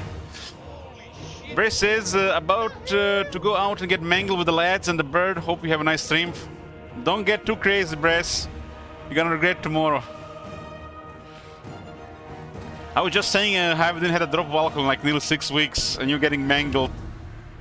I hope you have some fun at least.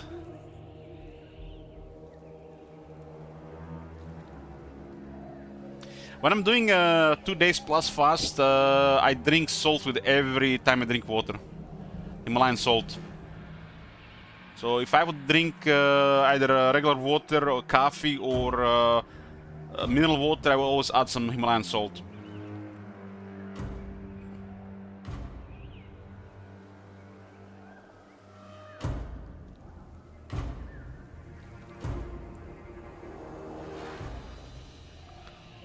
It's not all just about weight, though. It's nice to get toned body. It's like everybody likes a toned body, right? When you're, you know, when you get in those curves on your arms, lines, you see the muscles.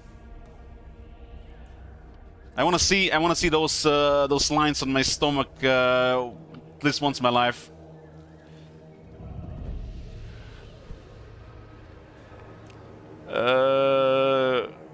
Eltron says I had 2 beers yesterday, first of the year. Again, it says I'm at under 10% body fat. That's very impressive.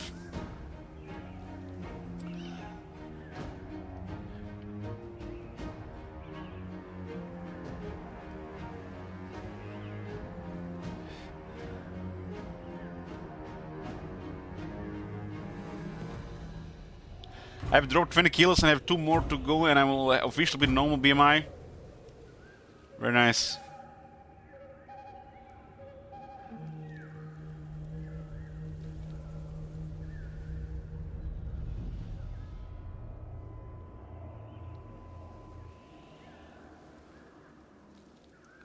Well, since I stopped drinking, the weight has been dropping. So we'll see how it continues over time.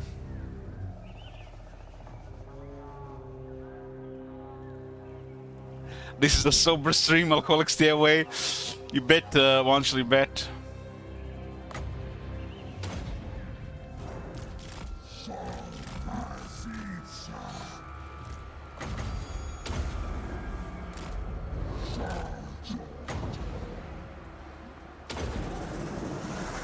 Yeah, alcohol makes your liver stop other things to do. So you can't really lose that much weight or improve, get healthy if you're drinking.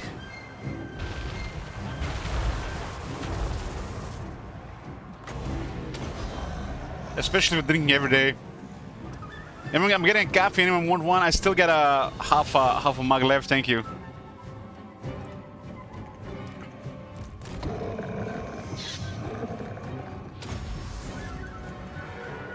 I've been drinking on and off, binge drinking on and off for years, and I can tell you, it's like the worst thing you can do for your well-being, like drinking 3 weeks non-stop.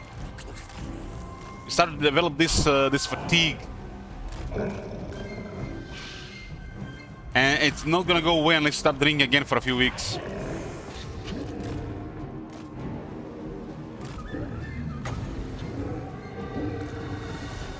I really wanna shoot Crow, huh?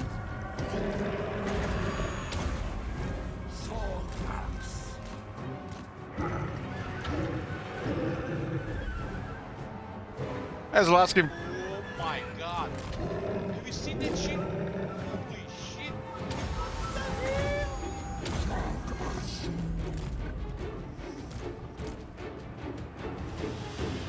But drinking sometimes is can be a lot of fun as well.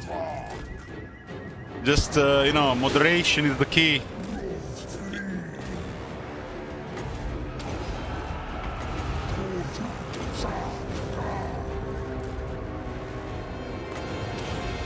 Moderation in this world, huh? When you can drink every day, that's a tough one.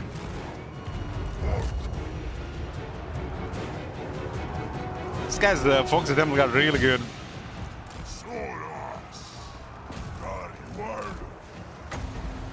Today is a day I'm gonna stop eating donuts. Just one more pizza. And that day or just one never ends.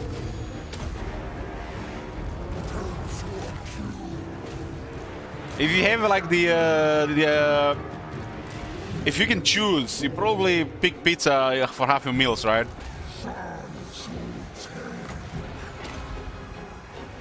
Like pizza and pasta are hard to drop. It's like some of the most delicious food.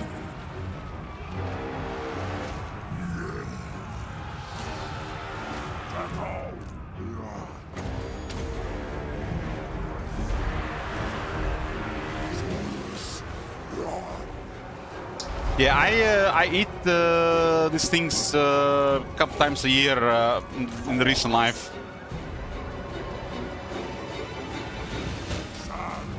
This is like birthday food, Agneta, in my opinion. In my current, in my life.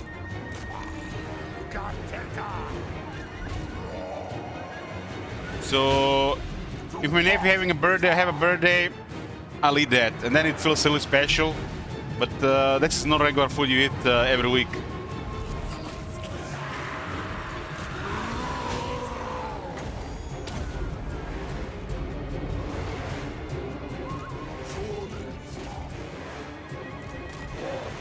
Same like sodas and chips and stuff like this. Party food, birthday food, not something you eat every week. I even get a slice of cake for my birthday. And I don't really eat cake or like cake that much. And there's so much more delicious food.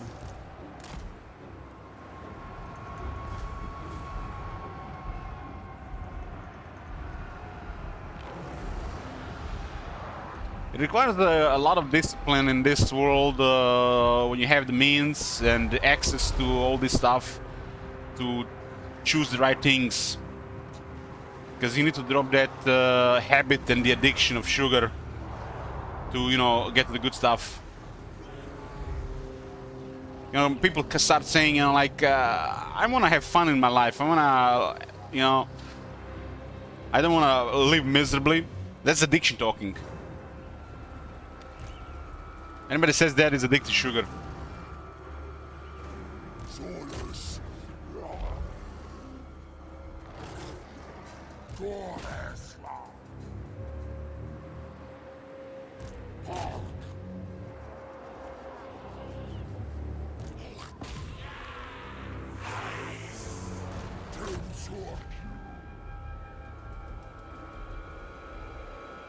I've gotten to the point in life, in my habits, where fruit is dessert. Like at my stage right now, a banana was like cake or pancakes would have been 3+ years ago.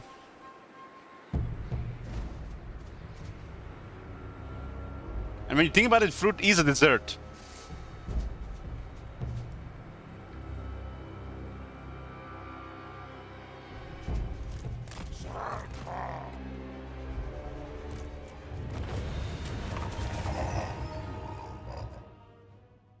Well, we already established this corn.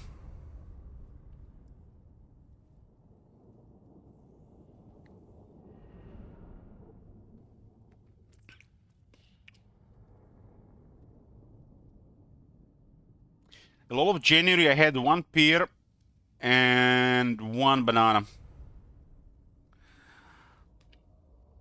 Pear was after like a heavy meat meal, and banana was with the Greek yogurt and nuts.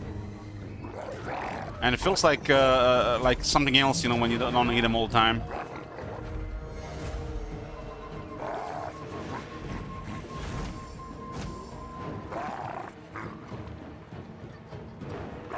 I think he meant carbohydrates through Easter.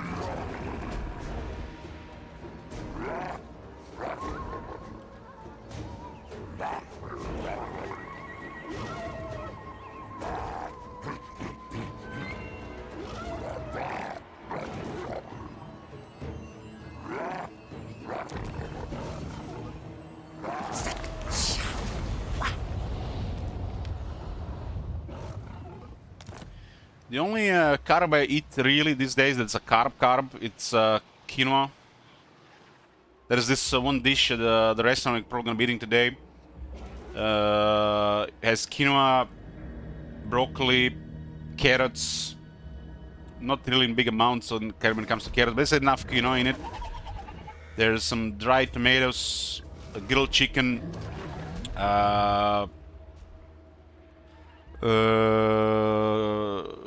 zucchini in vinegar,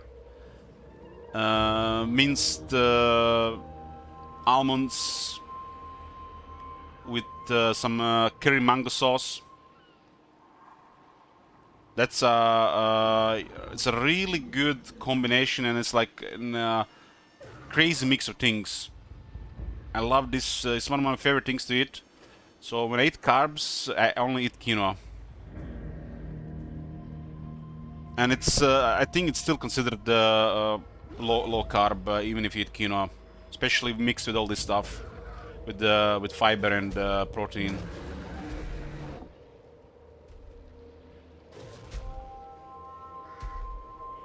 And it's enough to give me extra sugar into the muscles. But it's gonna be, you know, like very slow as well to digest. It's literally, other than like a special occasion, that's only carbs I eat. It's from quinoa. Quinoa is high in carb when you compare to most other food, but it's also very slow to digest.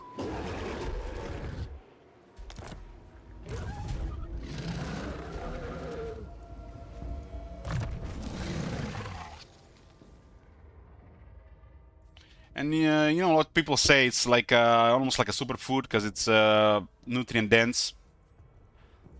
Hell better than rice. I don't think there's nothing wrong with rice if you combine it with other stuff, you know, like meat and veggies. But I still don't eat it.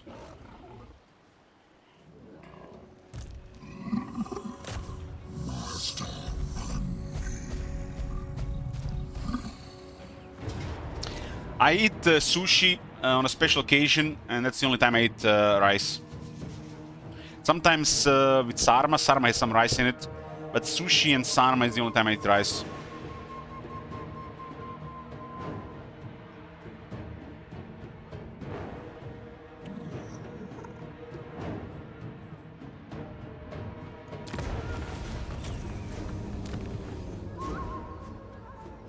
Fish from the sushi is good, but there's a lot of rice. It's more rice than fish, right?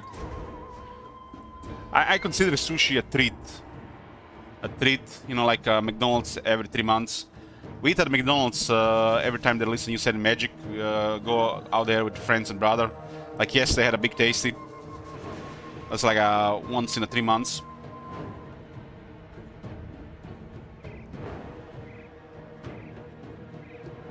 So it's like a sushi is also like that.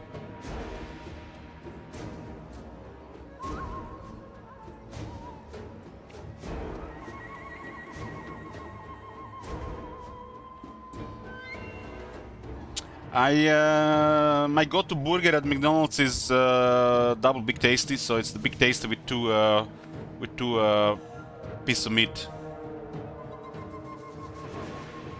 I don't eat the fries. I eat the salad along with it.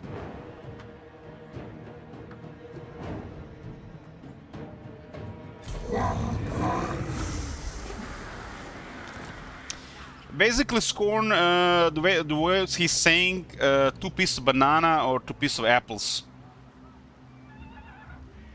Something like that. That would be enough fruit. If you eat more than that, might be too much sugar. So a banana and apple a day, not the end of the world, but anything more than that, it's too much sugar. Especially if you eat more on top. Hexoatl.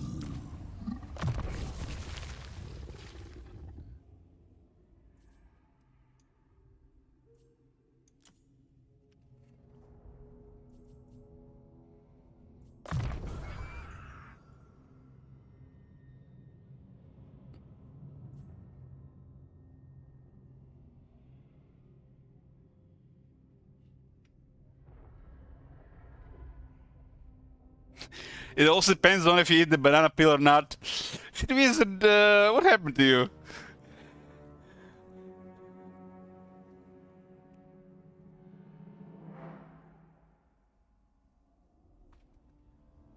God damn, what the hell these comments? He's never here and then he strikes shit like this.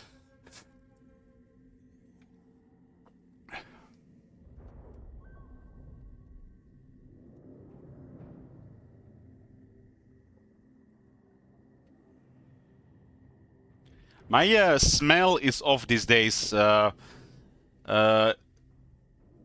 It's like I can smell some things, but I can taste them. So some of the food literally lost appeal to me, like a kebab, for example.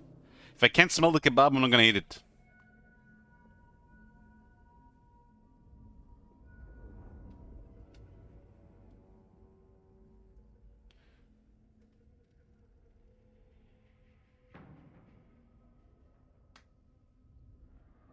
You know that smell of kebab? When you enter the kebab shop, you smell the meat roasting. I haven't smelled this in over 2 months. And if I can't smell this, I'm not gonna eat a kebab. I'm pretty sure I had COVID-19 at the end of the November.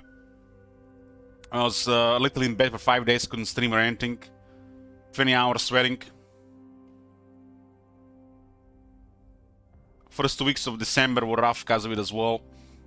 And now my smell is off. I just had a steak, cheese, egg, potato burrito that was sticking in my arm.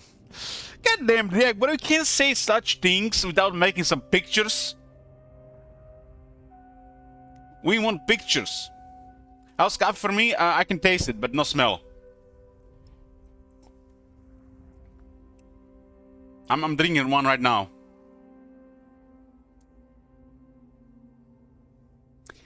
In the first 2 weeks of December, I was eating bread, fruit, heck, even had a couple of desserts. Meat and eggs smelled so bad that it was almost making me throw up. But that passed after 2 weeks.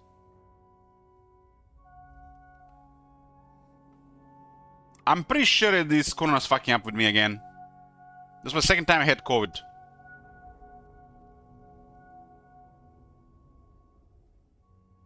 You know when you enter McDonald's or any street food, that intoxicating smell, it makes you just want to bite, eat it. I don't have this right now. I feel like it's a combination of some COVID side effects and insensitivity to this. I'm not only insensitive to it.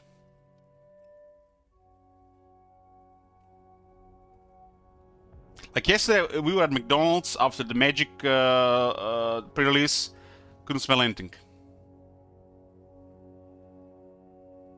So is it what COVID is messing with me, or I've become insensitive to it?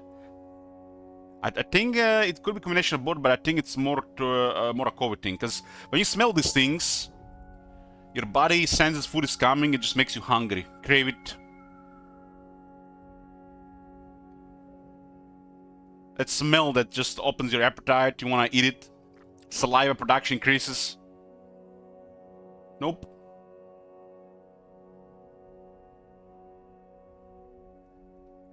Exposed to anything toxic? I don't think so.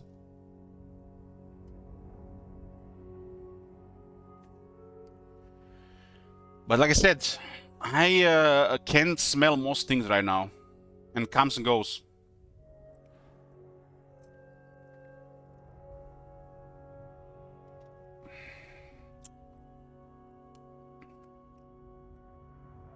Twitch chat only? Yeah. I mean, I should have asked. That's tiny counts.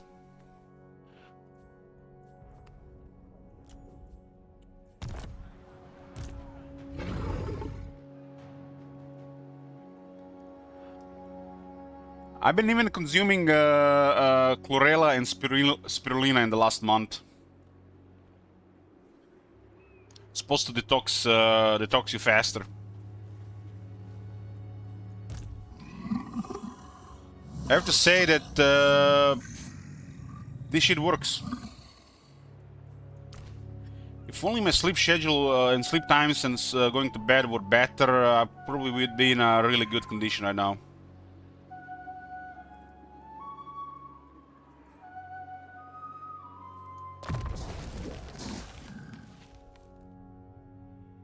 But I've been having troubles with sleeping half my life. I don't know, I feel like it's a combination of stress, depression, and sometimes bad schedule.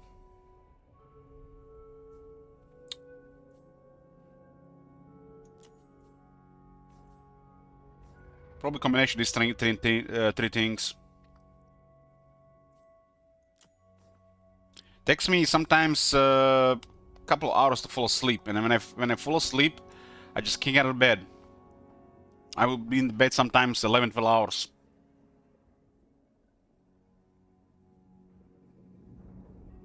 Any silent exposure? Yeah, I'm nearly every day.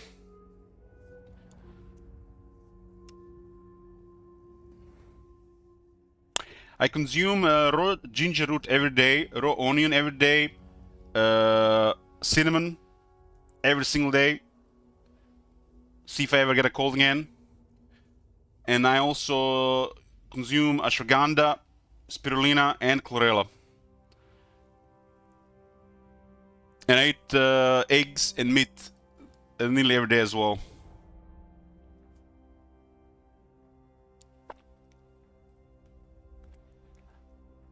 Fish too.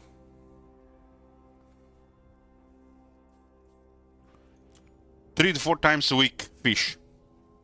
One meal is salmon, one is sardines or mackerel, and 2 are tuna.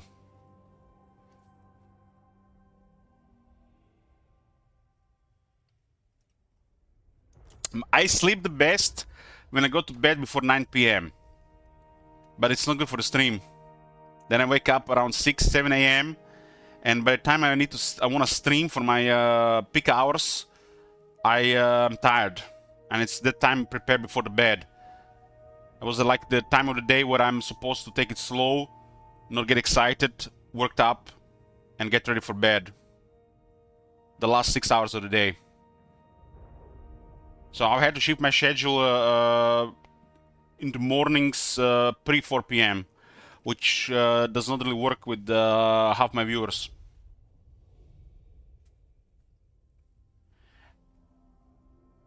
So I always forced again to go into like 1 a.m., 2 a.m., and then it goes 3 a.m., 4 a.m., 5 a.m., and it's like all messed up again.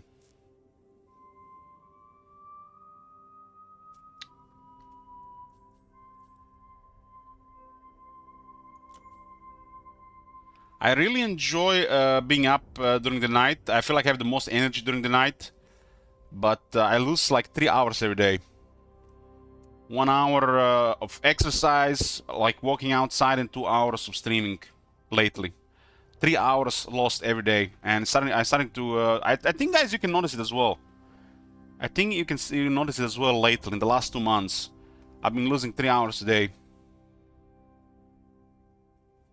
The problem is, Marconis, I just can't fall asleep. It's like I go to bed, I sound like, oh, I'm a little bit sleepy, and I go to bed, and sometimes I'm just lay in the bed for 2 hours. Like 30 minutes later, if I don't fall asleep, I start thinking about things. I start to work up about things, whatever really, and it makes it even worse. There are times where I'm in bed trying to fall asleep for 2 or 3 hours. And then I fall asleep and I'm in bed for 10 plus hours. And I lose so much time every day because of it. I lose 1 hour of walking, 2 hours of streaming. It's like the only time I can really fall asleep, like really fall asleep, is when I like walk 4 hours a day. I just can't get out of bed again. I feel like I get that feeling like I am intoxicated by melatonin. You know that feeling?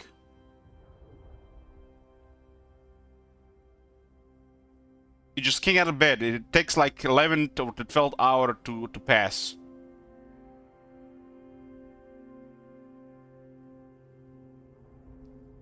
I have alarms. I'm like, I'm gonna get out of bed, but I feel like so intoxicated out of this like real sleepiness, tiredness. I could just go back to dreaming.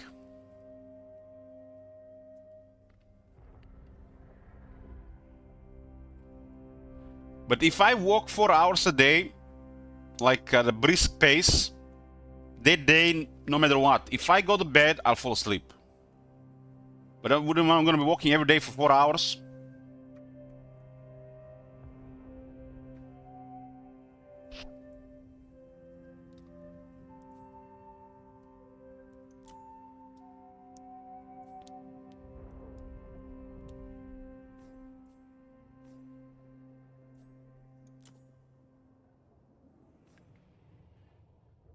I've been trying ashwagandha, 6 chamomile teas, drinking magnesium before bed, milk, all these type of things that would make you sleepy, but it makes me sleepy, but I still can't fall asleep. I get very relaxed, but I can't fall asleep.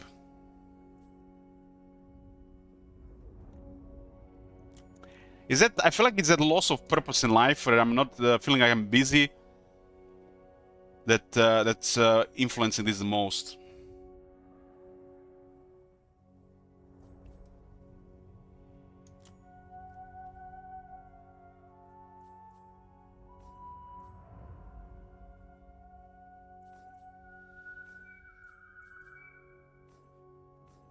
Like the other time I went, you know, when we're doing the stream, like Straklon was here, and I would not go to bed before he goes to bed, and we go to bed at the same time. So basically, I got sleep at that point, turn everything off, go to bed, can't fall asleep. It was 3:30 a.m. I was up until 8 in the morning. Seems like a psychological issue to me. Yeah, I'm pretty sure. I think like it's a combination of stress, depression, and bad schedule. It's this has to be it.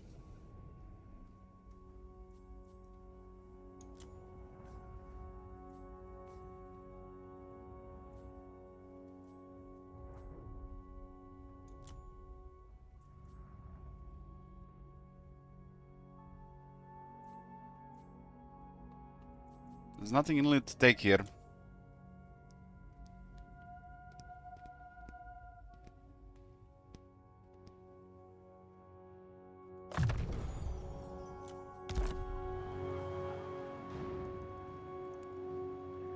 Even yesterday I went to bed early and I slept for 10 hours. It's taking me about an hour and a half to fall asleep.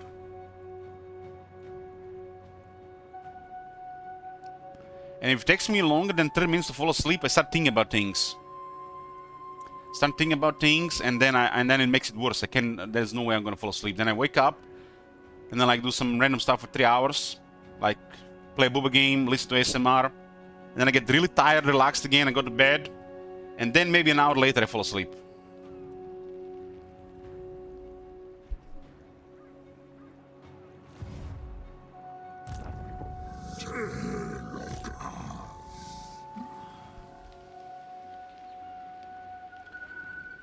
They've been thinking to just stay up like very long time and see how it goes the next day.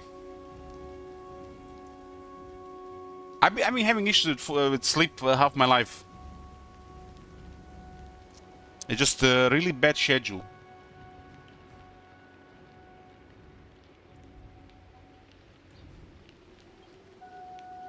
Sometimes I have a good schedule and then I get fucked up by drama in the real world. Some high stress and I can't sleep. Or something going on in the house because I don't live alone.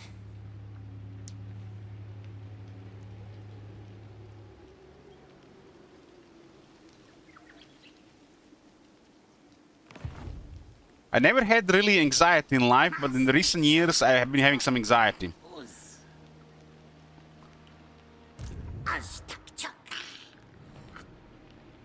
Which I think made things worse.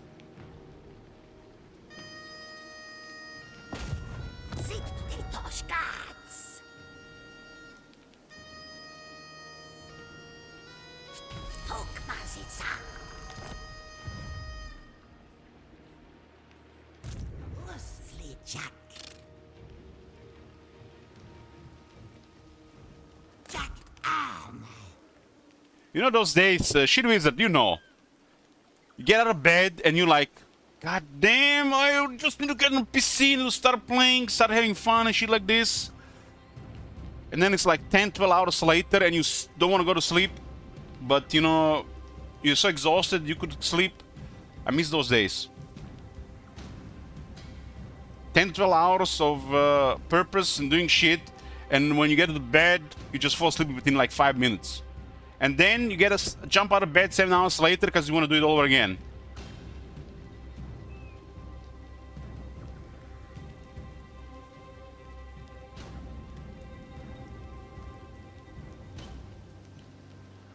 I haven't had this since WoW Classic. Ever since I quit the WoW Classic, I haven't had that.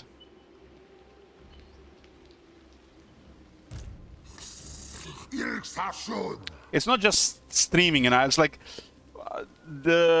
what we do here and the set of things, probably a small part to it, but it's me and also some stuff in real life that's more to it.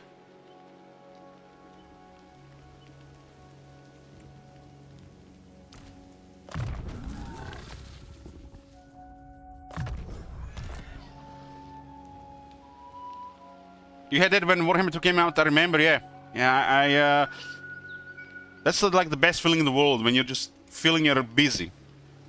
And you just go.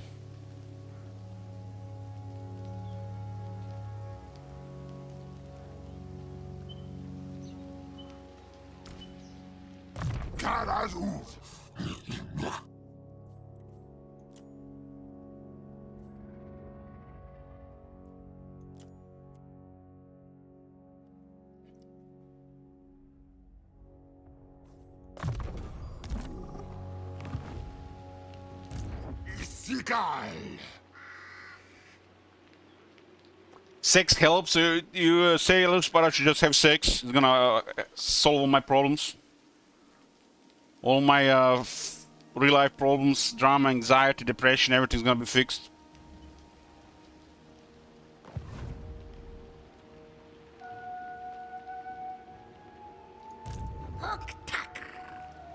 Where can I download that?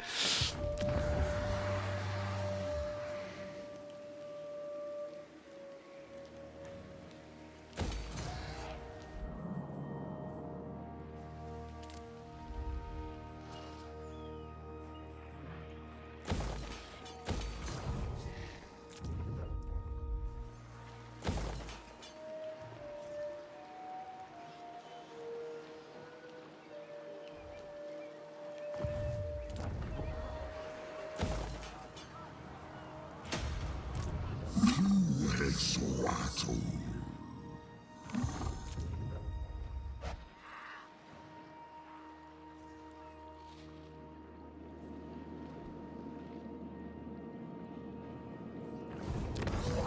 Now we can handle rebels here.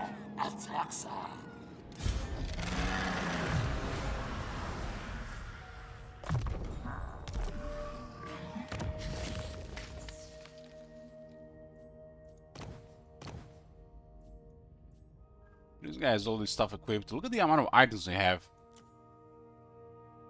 I don't even remember this one. Am I going to try Warhammer 40k with Rogue Trader? Stracklin is playing Turquoise game, so we're definitely going to see it for at least one day. More than that, I can't promise.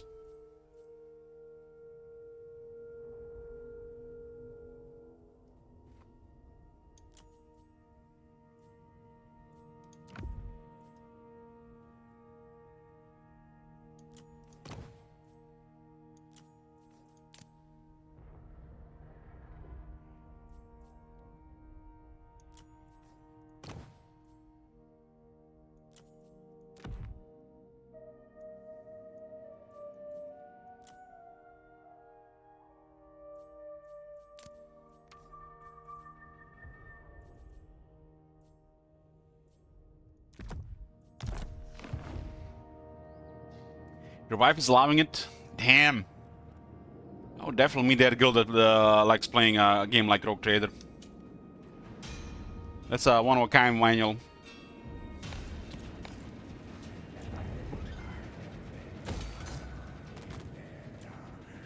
Could see it Baldur's Gate 3 or Divinity Original Sin, but Rogue Trader?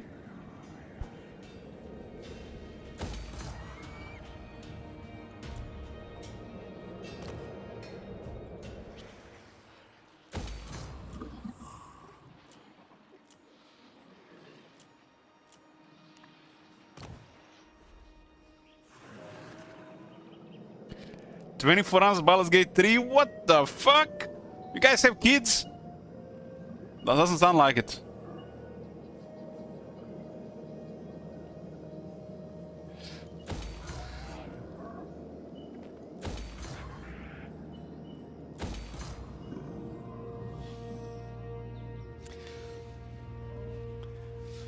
Got beautiful cats.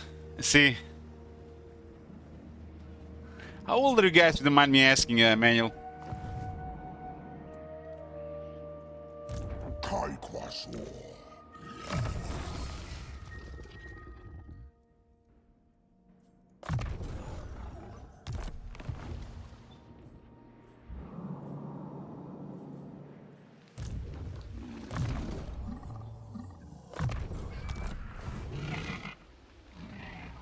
They're both 40 years old. Uh-huh.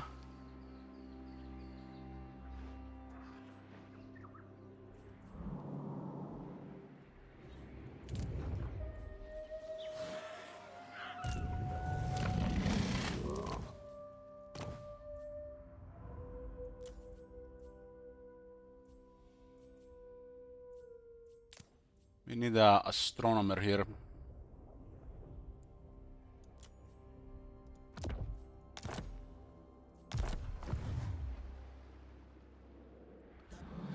Well, sounds to me Manuel got lucky there. Got that good RNG.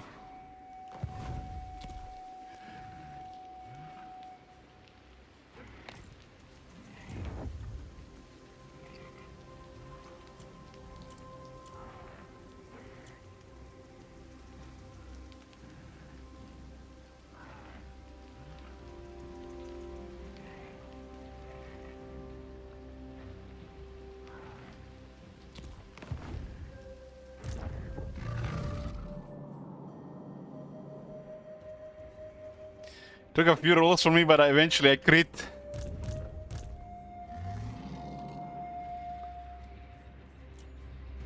Well, nobody rolls that 20 on the first try.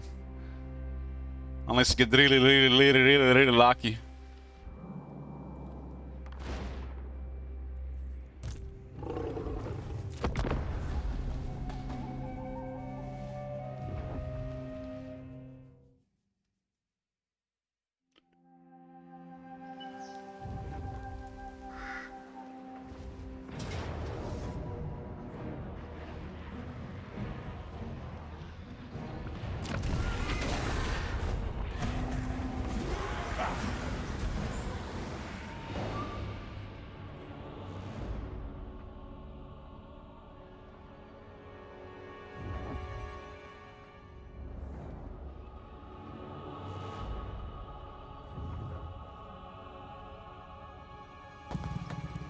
Are they coming finally? Look at this madman. What the? Why did they attack? This is a bad code. They don't see the army reinforcing. This happened so many times. Remember this, guys. This is bad code. The AI does not see bloom cools. They don't see bloom cools. This happens regularly. They really need to patch this. But we got them there. We got them.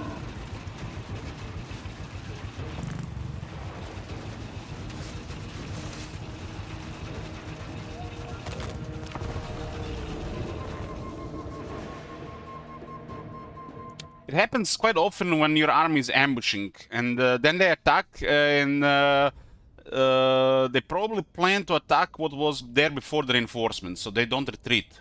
Unless they went into contact directly with the ambushing army. So if the ambushing army was part of the reinforcements, they do not see it.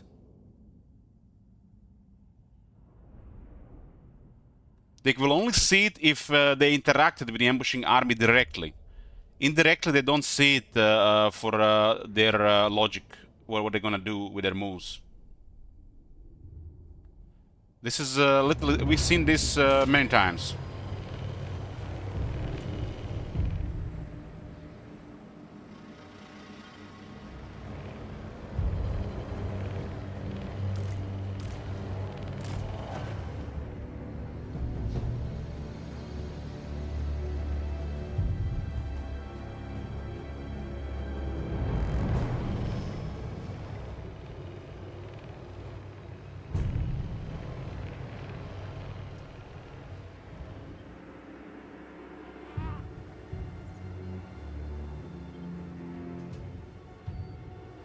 The settlement is pretty amazing for a large fight. So artillery is all over the place. We just need to delay here because we need bloom cools to finish them off here. And here, I think we fight them off on one of the sides, so we don't have to bother on the other one. Yeah.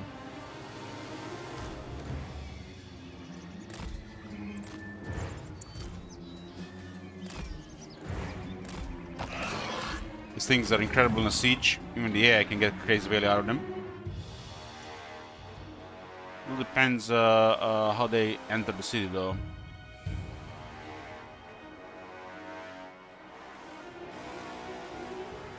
This will be Group 1. There are a bunch of Doom Flayers here. They'll not enter the city unless they break the wall.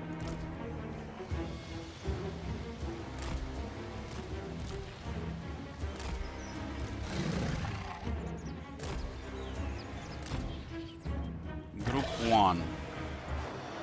We need one unit of wall. We harass outside. Doesn't matter. Doesn't matter. I'll check out the stream. But don't really have to ask about my opinion yet. Whatever you want, you can definitely see it for one stream. As long as it's allowed on Twitch. If you really want to see it, I'll play it, definitely. We can try it. I'm really open to everything these days, just to use request tokens.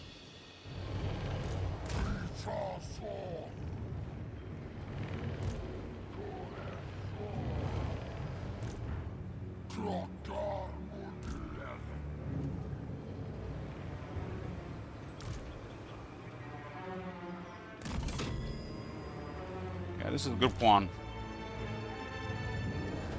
There's no tower on the left side, two on the right. It's gonna be Group 2. And they just directly attack it, so they're gonna try to break the wall here.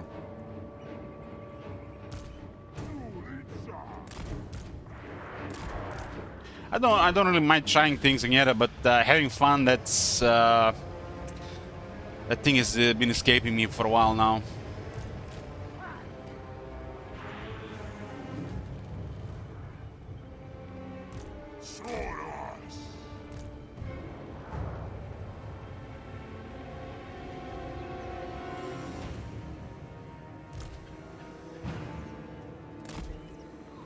Too much lizard. It's enough here.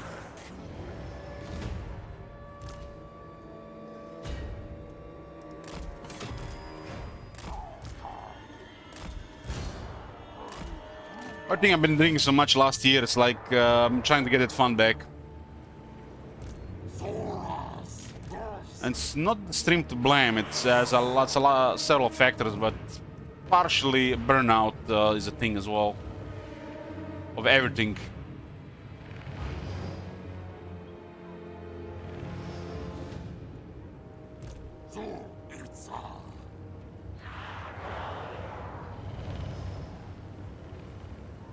Yeah, this is 3 groups.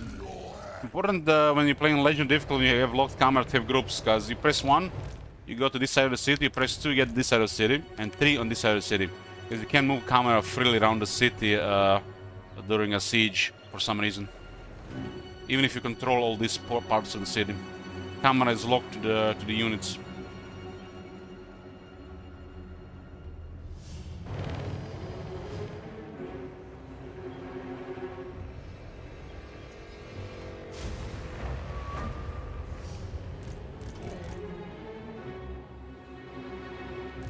The scariest thing here are those dead glow bombardiers.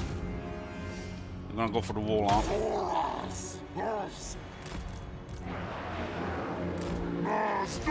Moon deep.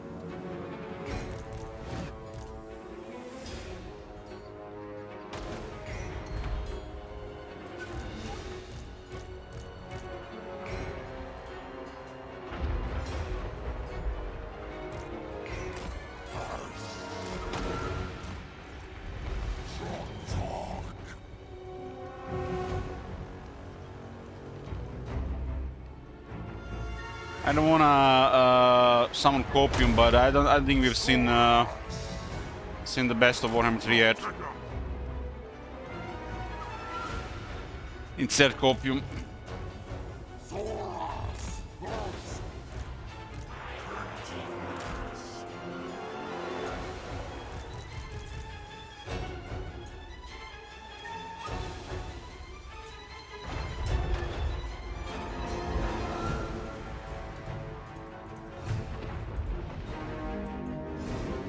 Remember, friendly Empire and tips. Make sure to do everything they're doing. Harass their enemies, join their wars, rush Lamian bloodline, and Vlad's skill for Empire diplomacy. Minimize harassment on the minor Empire factions.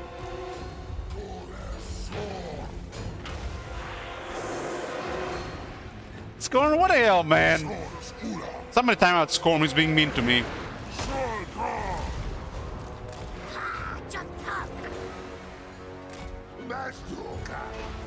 That's a lot of artillery shit there.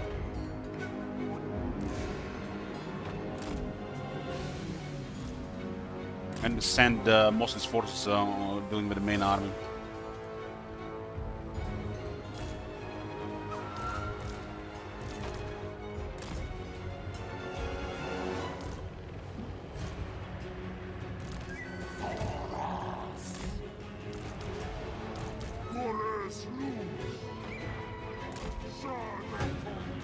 Those towers are so crazy. Dead runners, oh man. That's a unit to go on the wall. Individual creations are 6'5" tall and like basketball. No. Most people on this planet are under 6 feet.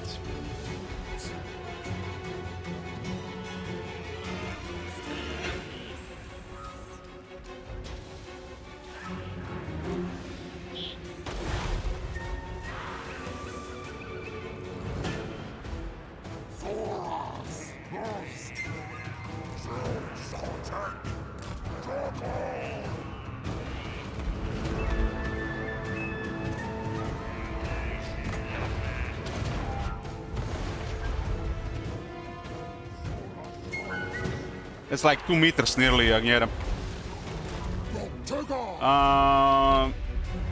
My brother's friend is over 2 meters though. And my brother and his friends, they do love basketball. They play Hospital in the real world and on the PlayStation 5.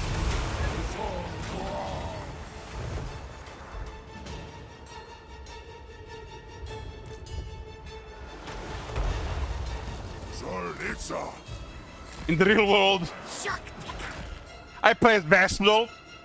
I am a high-rank guy in the NBA 2000, whatever year it is. You have to mention it's in the real world. They play basketball every Sunday, and they also watch the NBA, and they play the NBA as well. On the PlayStation, whatever it's called, PlayStation.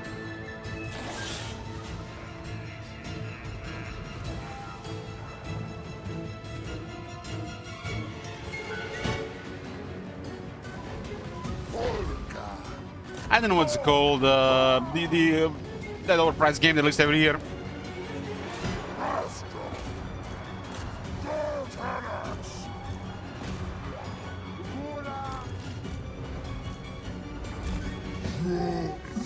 The AI is completely broken there.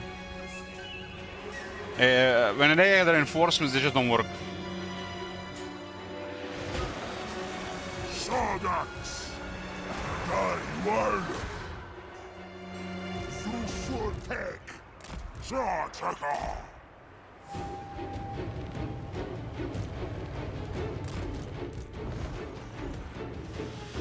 Solasaz.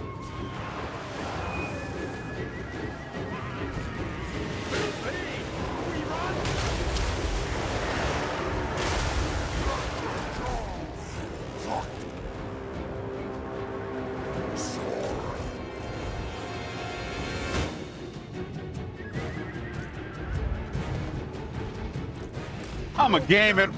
I play Call of Duty on Fridays and sometimes on Saturdays when I don't get drinking with my buddies and girls.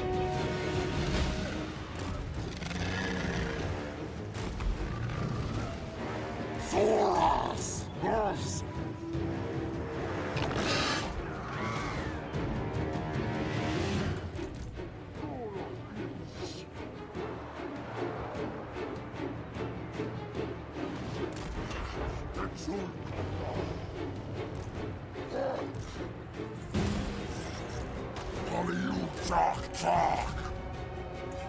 This is one thing they need to patch, reinforcement, responsiveness, and how they engage. Because performance has definitely been improved in large battles, but the AI is going so much worse.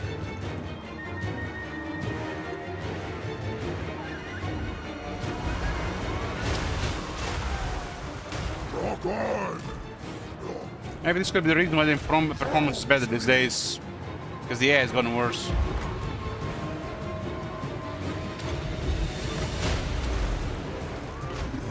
Let's lose the Lord of Real Dead here.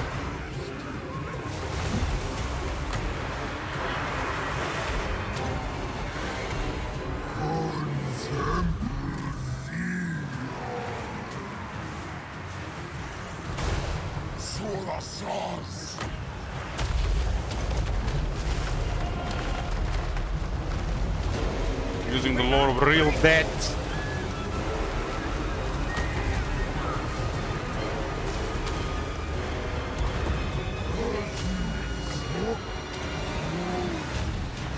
Why does the Lord Crow have smaller shield of the old ones than the regular slants? This feels like inconsistent.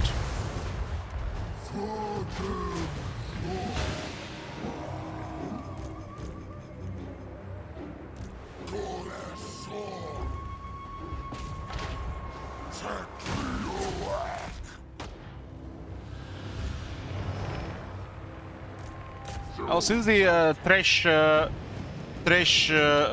situation in underwhelming state of Lord of Death, it's called Lord of Death, for fuck's sake. I named this one Lord of Real Death. Hey, brother.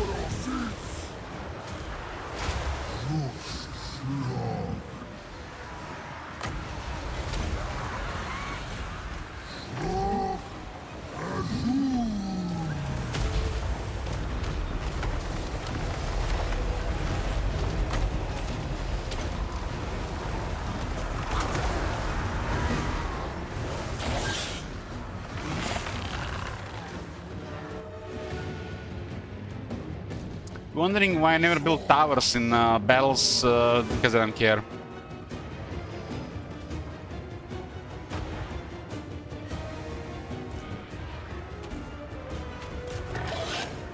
Zuritsa!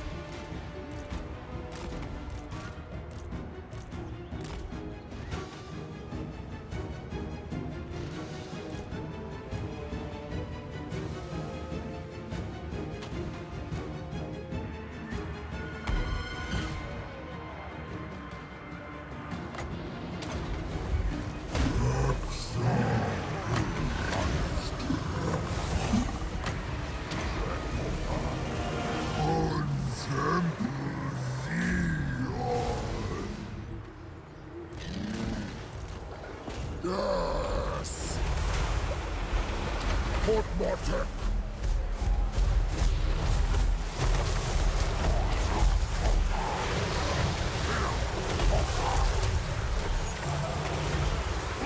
Take top! Take some! I like they give big rats in the game, so Carnosaur has finally something bigger to attack, not just tiny rats.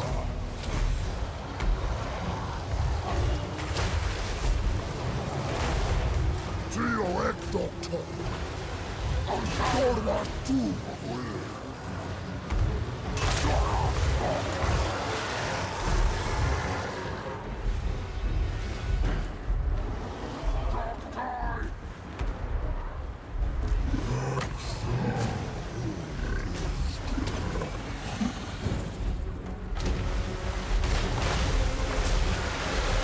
Chicken!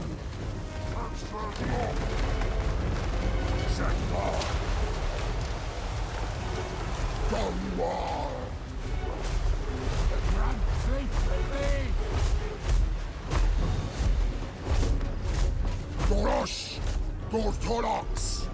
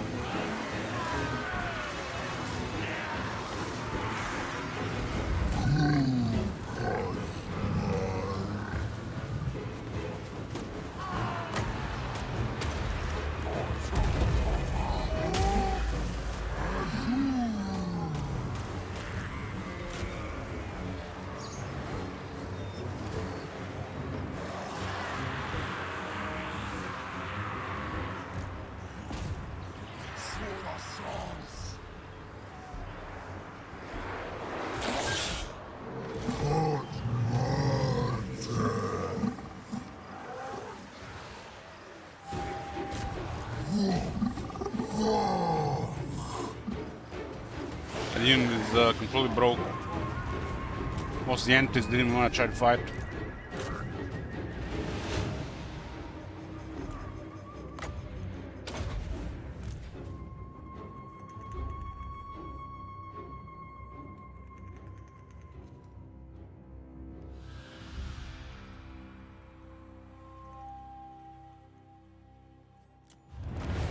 Close victory, then he'll add us. That's all of the Clan Pestilence military.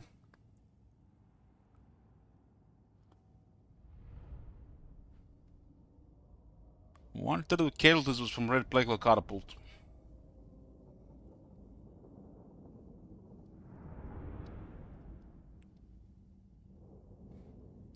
I don't know why this happens sometimes. They go on the wall, then they run below the wall, and then just stop there. Something with the reinforcement, something is broken. And it hasn't been this bad in early version of the game. They tried to patch and they made it worse.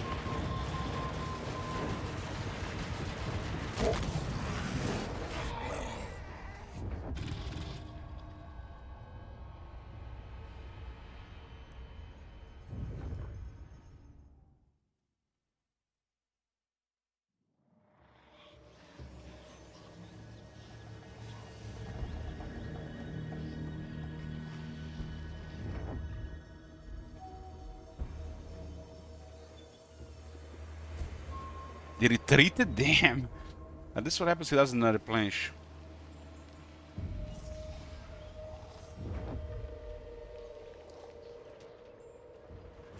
There's still some fun things you can do in this game. Like, Be'lakor is so powerful that no matter what kind of setup game it is, you can have fun with him. Same is true with a couple other characters. You don't even have to, you can ignore the center world and just travel the world and do whatever. And they've created this fun environment we can just do stuff like this. There are a lot of characters.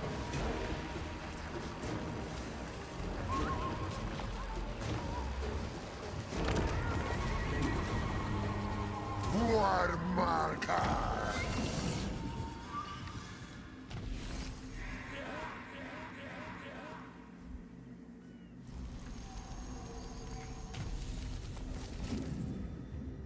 Okay, let me update this. We're at 59. And we haven't, we need to take more on last year.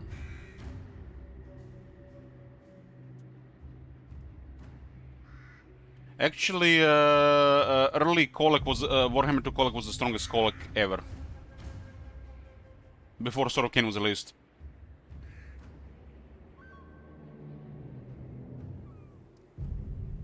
Because it works slightly different time. But sort of Ken Kolek in Warhammer 2, I guess the second to that old Kolek. I think even before early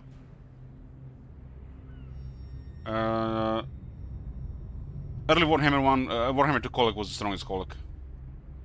Ice Kolek was so good, they had high resistance that was capped. It was artillery reduction, top reduction, and he was taking such a lot damage that his health didn't move. Like you can watch campaign Pradik on YouTube. I still have it. I entered the Atl Lorem with Kolek in early Warhammer 2, and Kolek just cleared the entire forest by himself. That was before the release of Sorokane. Basically, his ward save was so high that he wasn't taking damage, and his health was. If you would calculate his damage reduction, his health would have been in millions. He has a big body, big splash, good cleave, and he fast. Since then, they removed a couple of those things. They removed his skill completely. So it's a different Kolek these days. Basically, they nerfed AI Kolek to the ground, while the player Kolek can still be OP. AI Kolek could do this as well, Pradik. There was a set of the game where you could not kill Kolek in a manual fight. You had to auto-resolve him. He would often have some ward save gear on him, and if he had the skill for the ward save, you would not be able to kill him. Not at least with a single army. You would need like 3 armies. Best to auto-resolve at that point.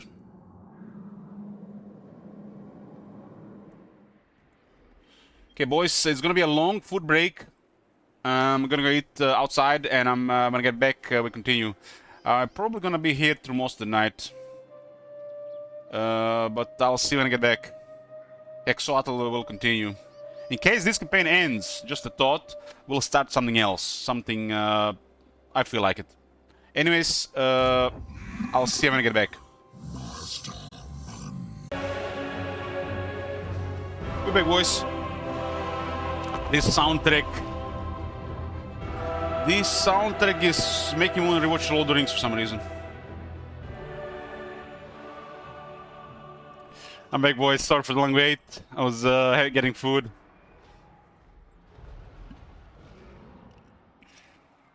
Thanks, Nieta.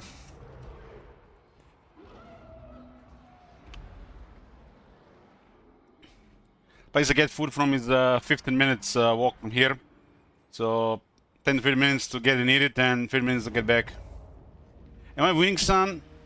Yeah, always. How's the food? Amazing, thanks.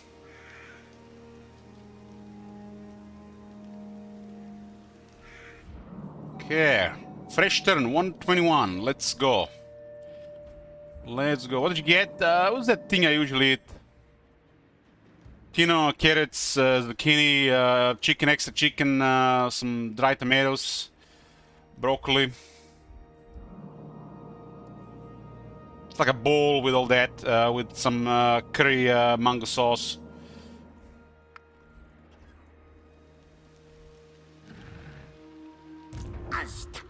It's been my favorite food in the recent time.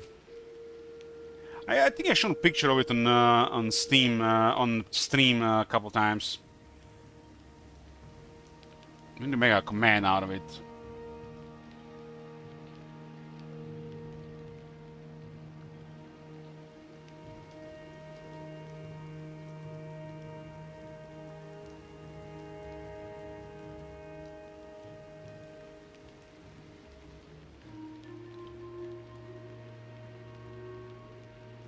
It's the sexy green stuff on.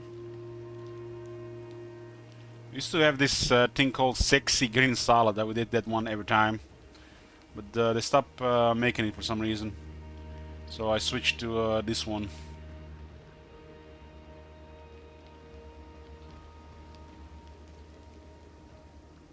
Can't seem to find a picture of it. Yeah, I was talking about it earlier.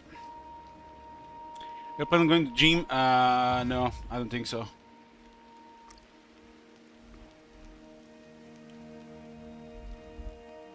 At least right now, as of right now, I don't think so. I do arm exercises, arm and shoulder exercises at home. I walk an hour a day, plus I do some stairs outside. That's it.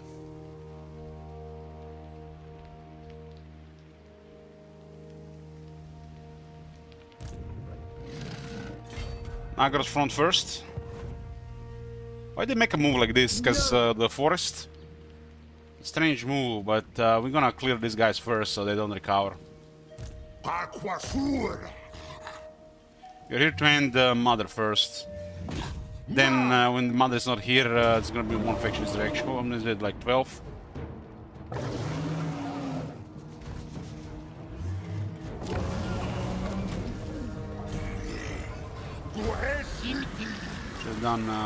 Should have done the thingy first.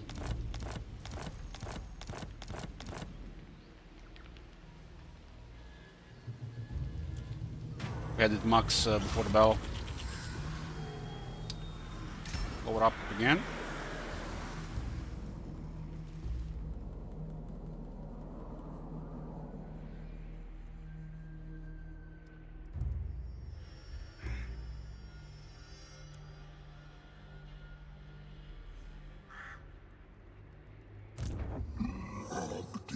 We are just starting these guys right now. I cannot rewrite reality.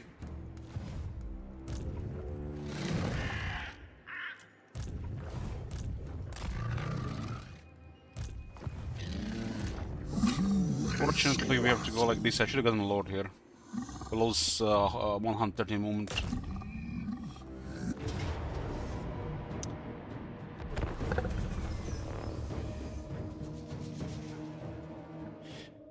I think getting like a professional help for exercise until you learn how it's done right is a good thing. Maybe like sessions for a couple of weeks. Then when you know how it's done, you do it on your own. I'm not sure many people can do it right on their own. Especially when it comes to weight exercises. Some are simple, some not really. But when it comes to like exercise, just brisk walking and doing like 150 steps at a time, that's more than most people need. You need over 200 muscles to just make a single step. So just increase the pace. Increase the pace and that's gonna be plenty of exercise. And if you want to do more than that, to tone the body, just do the stairs. Do 150 stairs. Take some rest, do it again. Do this a couple times a day. 3 months later, get going a toned body. And if this is becoming easy, then just do the stairs faster. Going up the stairs and many stairs is very exhausting for most people, even people in shape.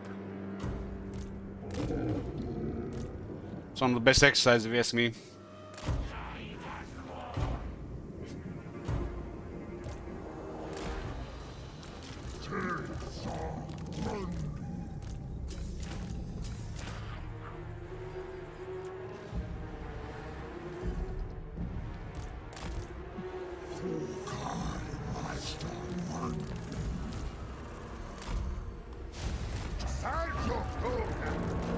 Haven't done anything in a long time, you know, getting back to it, it's gonna be exhausting and you don't want to do it, but if you keep doing it, you are going to start to want to do it.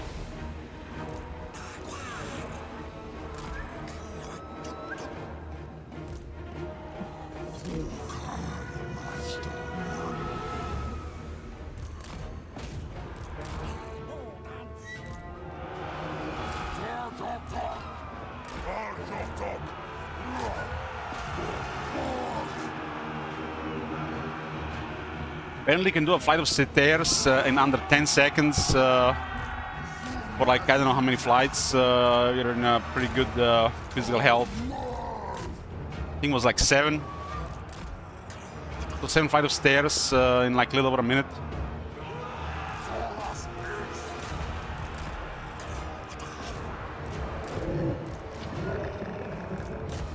I don't know, it was something like that.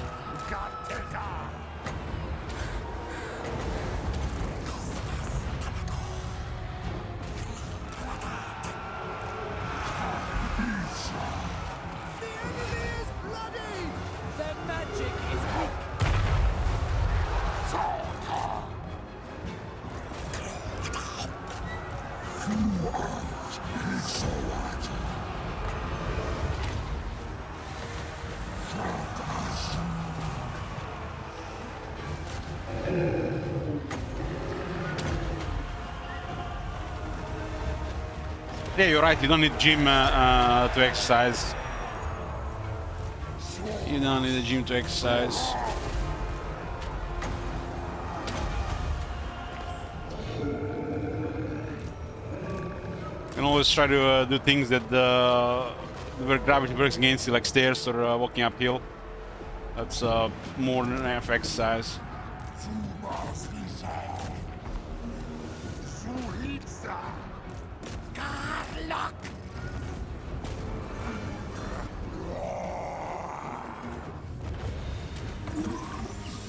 But you want to build like some real muscle, like bodybuilding and stuff. I think going in like the gym makes sense. Get some professional help with it, so you learn how it's done properly first. As gym is right for that.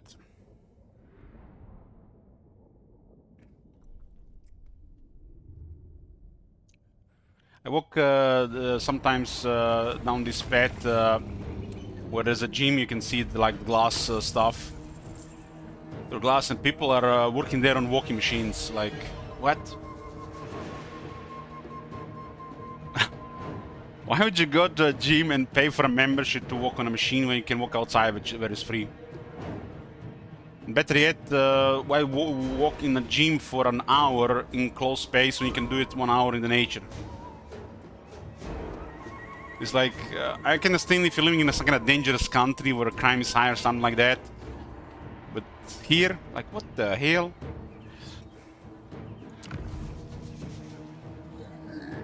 We will defy you.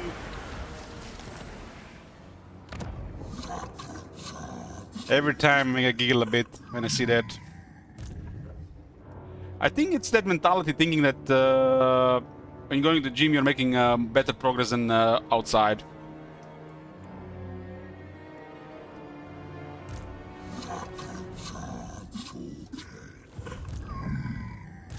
It's like, I think it's a mentality thing.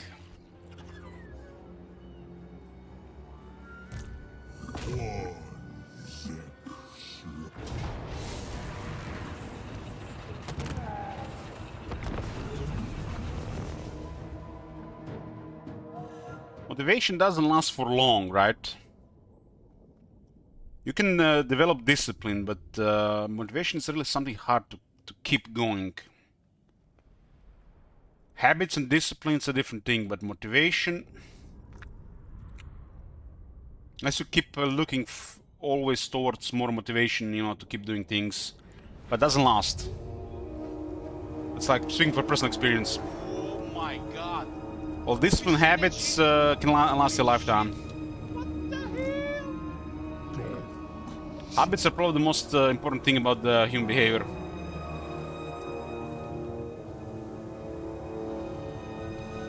But how do you make people go out to their comfort zones? That's like, I struggled with this for years. Hey, everyone.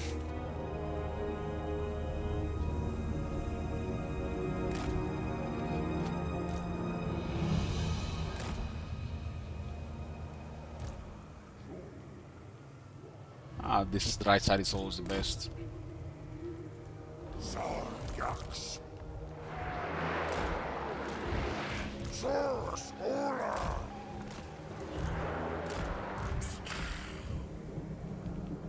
Sources.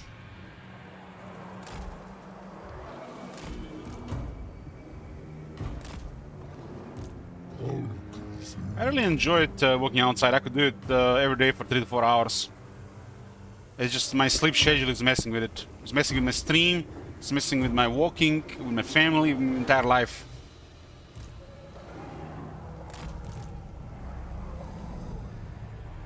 When I can't sleep, I go walk outside. If it's like 1 in the morning, 3 in the morning, 4 in the morning, I walk for a couple of hours, get home, and then I fall asleep like in an hour or so. So just trying to be in the bed for 2 hours, falling asleep.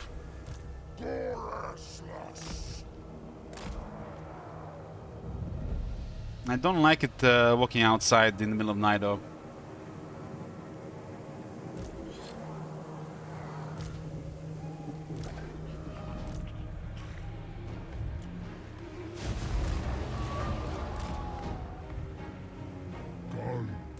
I literally watched the TV show while walking the other day for a couple of hours.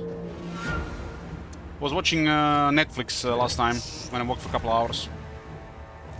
Made sure I'm on a safe path when there's no traffic. There's a straight road from up on the curb where they're just housing, and I walk for a mile, for a kilometer one direction, a kilometer in a different direction, back and forth 2 hours while watching Netflix. That was like the last time, but I tend to do music, YouTube. This time was Netflix.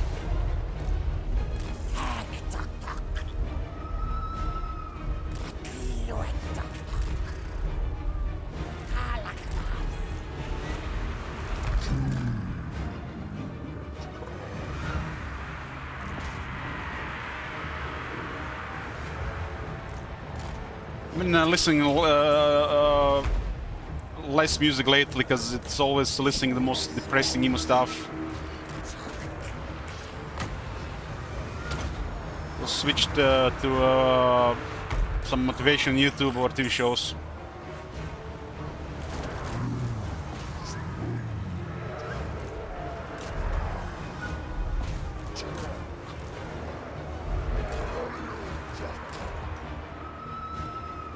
I told you guys the other time, my second song on my playlist was What Was I Made For? That one hits home. Goddamn.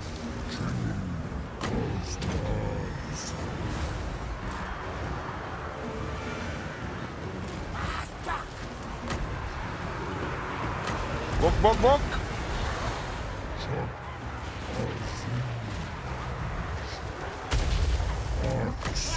Lot of real dead, boys.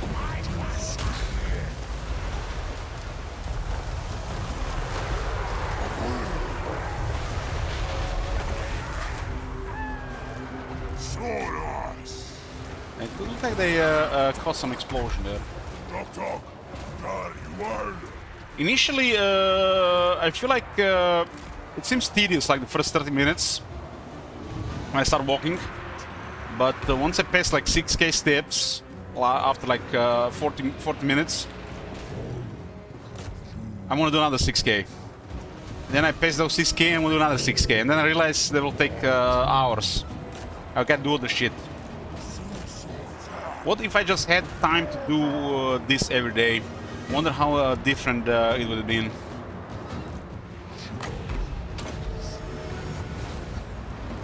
Because I could easily walk for 4 to 6 hours a day. Much like the Legion.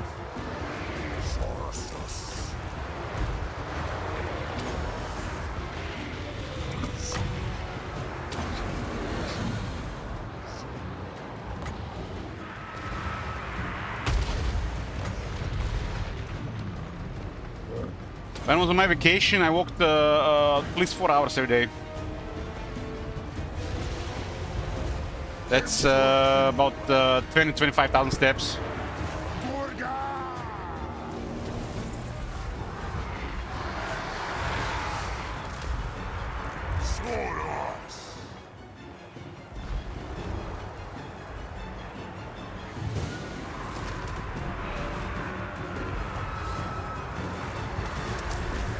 If I'm watching anything on Netflix these days, I literally walk outside while I'm doing it.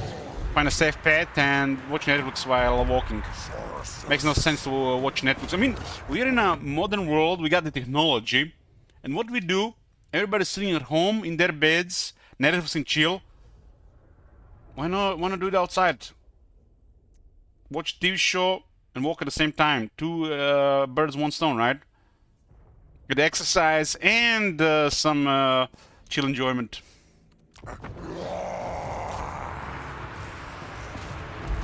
Nobody has time for walking, right? But everybody has time to watch TV shows. I had that excuse as well.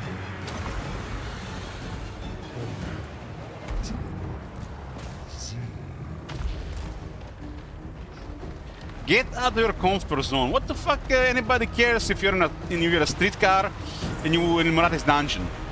It's none of their business. You're never gonna see those people again, probably in your life.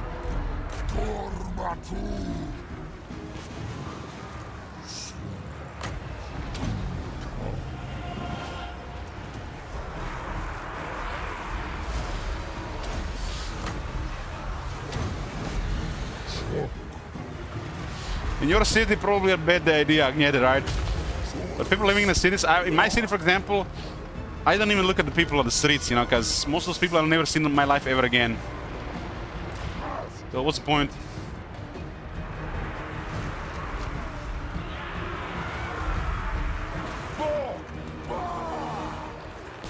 And if you see them again, like 6 months later, they might be wearing different clothes, different hairstyle, glasses, so it's not like they're gonna remember you.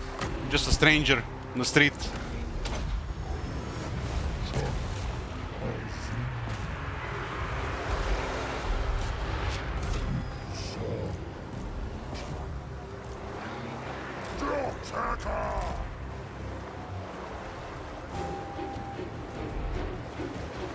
You know how many people visit the Pornhub on a daily basis, but nobody really talks about it because, you know, they have embarrassed.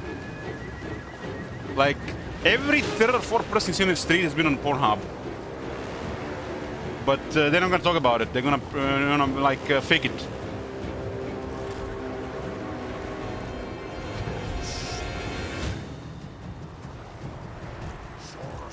What is it, like a taboo team? You don't talk about porn or some shit?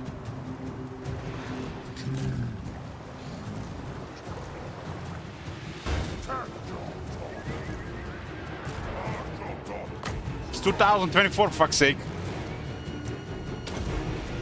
We got cat porn on Steam.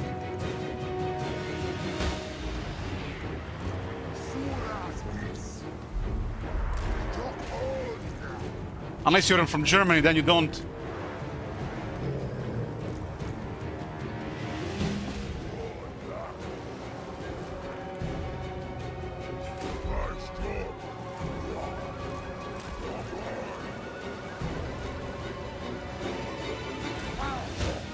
This pet finding, man, I forgot that this has to go all the way around. All the way around. Let's just go here.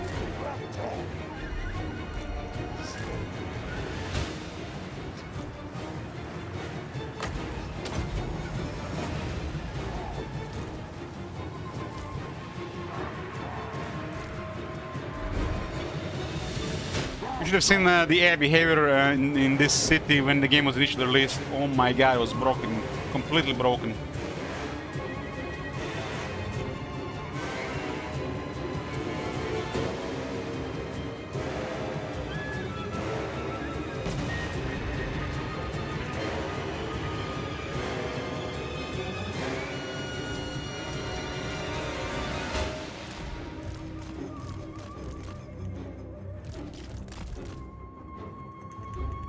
Yeah, there's no variety in Sieges, I'm afraid. What campaign was it that you had only that one cave in Siege 1 that was crashing for 3 hours?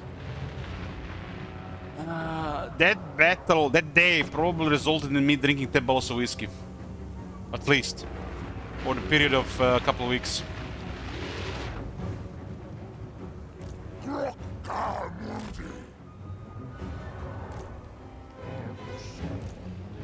That battle was probably the reason why I'm burnt out about at least 20%. 20% of the reason.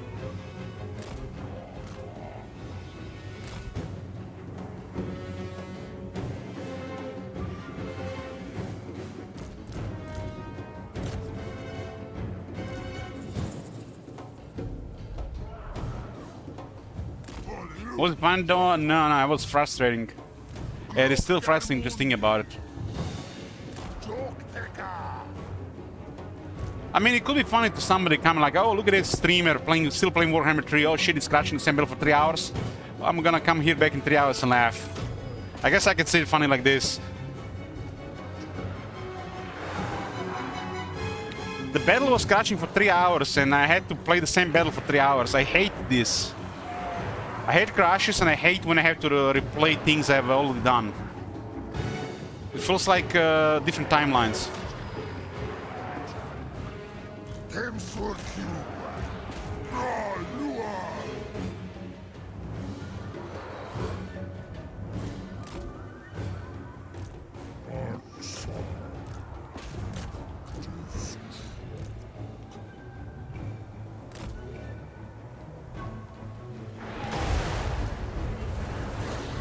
There are people literally on a weekly basis that ask me why I'm still playing this game after all this.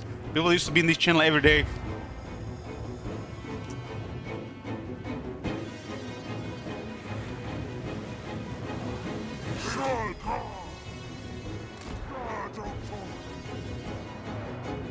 And then when the battle is crashing for 3 hours, it just makes it worse.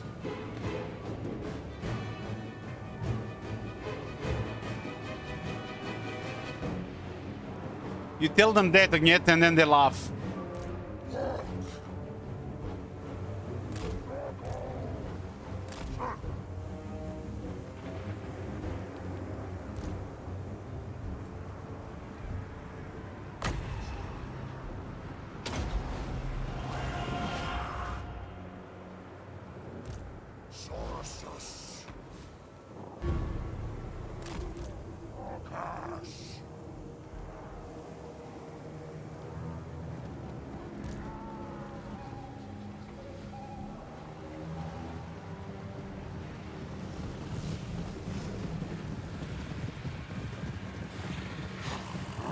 Hemsurkiu.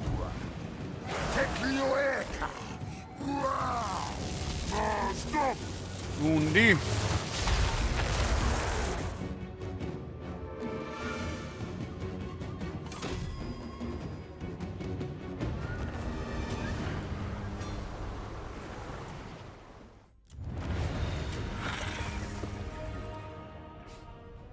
There's always a period of any game where, you know, some people are interested, some people are not interested, you know.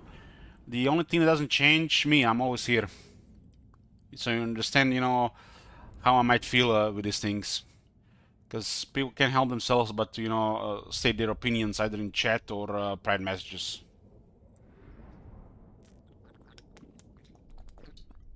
I've been here the whole time.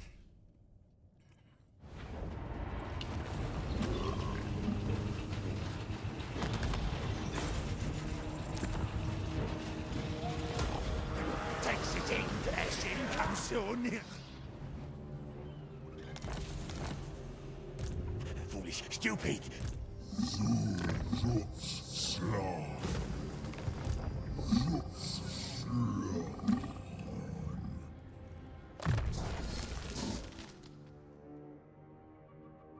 You still remember playing Room 2 with mods?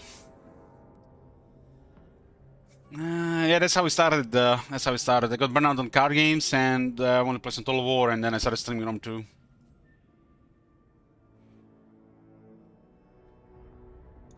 Felt so refreshing at the time.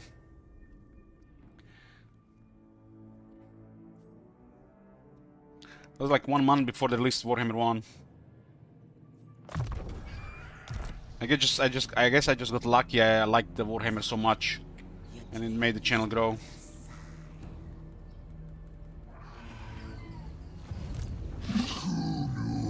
Is this mod refreshing? Not really. No. I've played the Warhols many times in the past. It's just the same thing, just in Warhammer.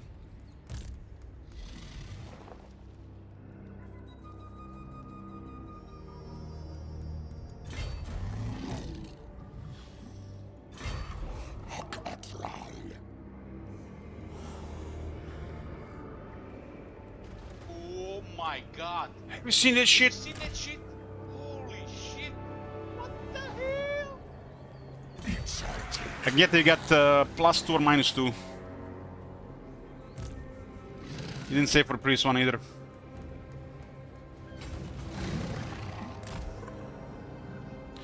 -2.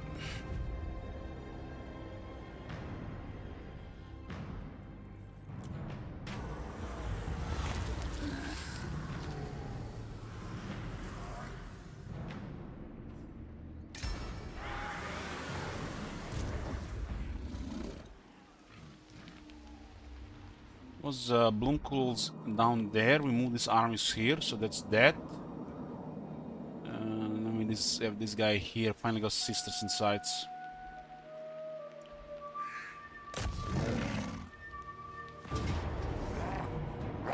Lots of shooters. What kind of layout is this? I mean, they could cause really high damage. Let's see what they do. Auto result doesn't kill anybody.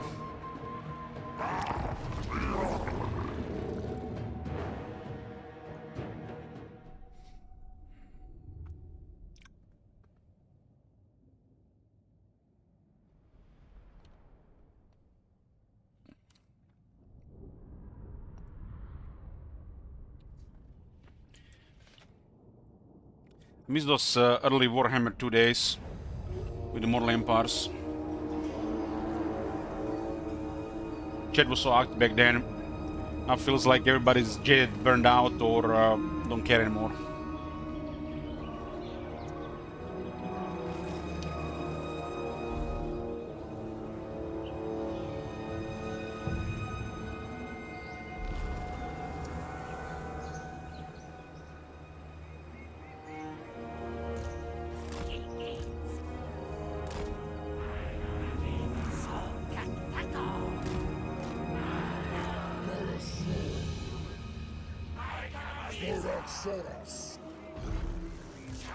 This thing's so big, it doesn't fit like that now.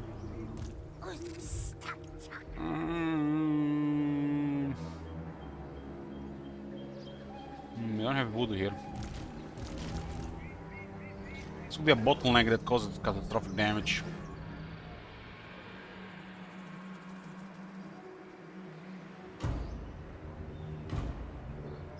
There's two positions here. They put both barricades. This could be literally 10 minutes unable to touch the barricade. These guys are weak to shooters.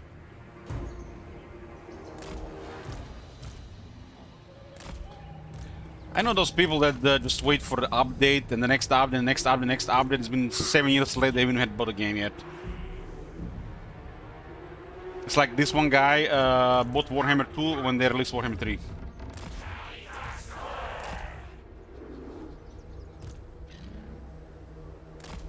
And it's like probably questioning, why should I buy Warhammer 2 now? I can do the same again for Warhammer 3.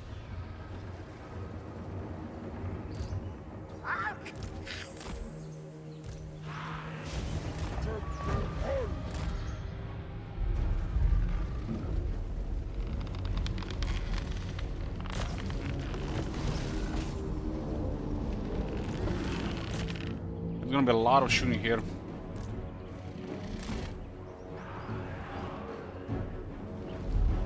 But we should have enough toughness here.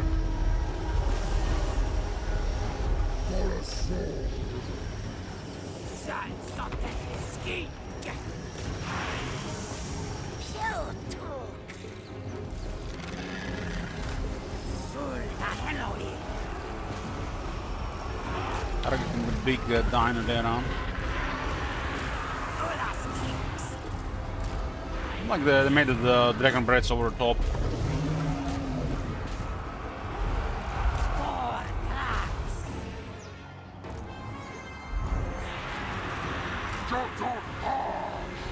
This one is getting focused really hard.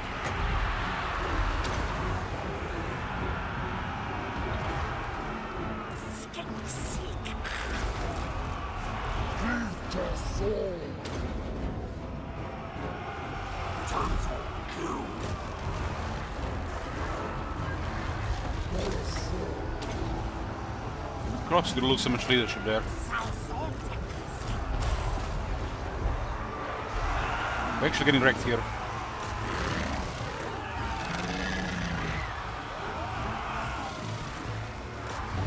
How did they send one entity and then they blocked the entire door there?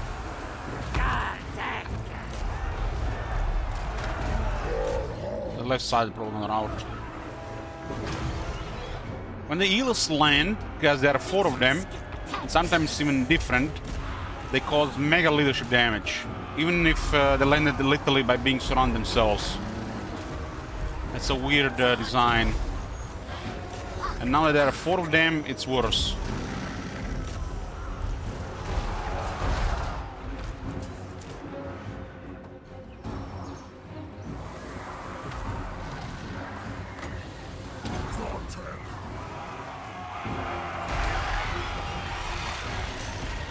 Ram that shit!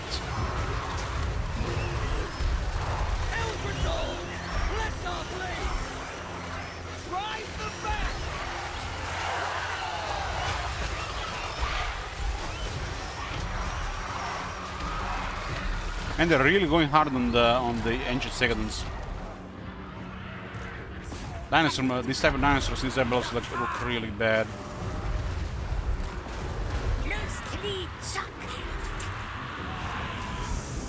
The ancient seconds don't really end this army than just easier time stomping. We can just get Saurus who are going to do better in these situations. Because these guys are too easy to shoot.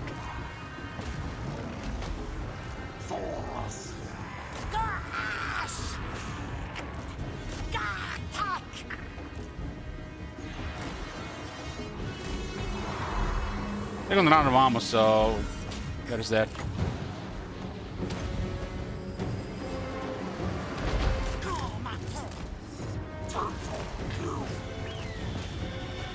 Well, we are way tougher than they're shooting.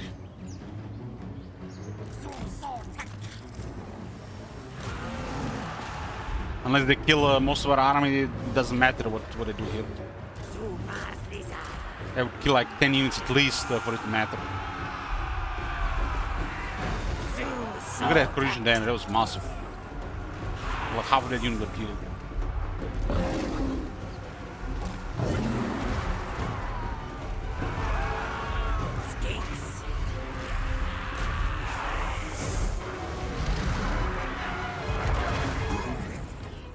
Like, shoot it like this, like, what the hell they been doing?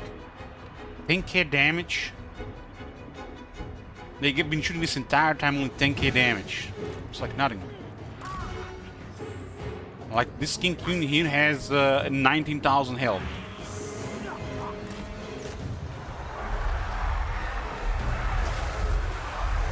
It's actually, we got a lot of buffs, which makes it work better. That Saurian is moving at 30% higher speed.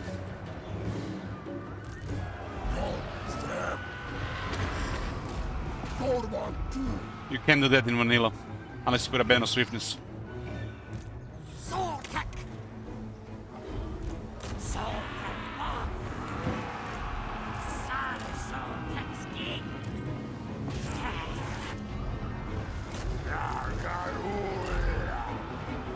So fights against the Wood Elves is the entire fight you are trying not to lose any Stegodons, because this is all they care about. Kill Stegodons and Croxigors. Or big single entities. Then swiftness in SFO is perfect vigor. So the range stun does something.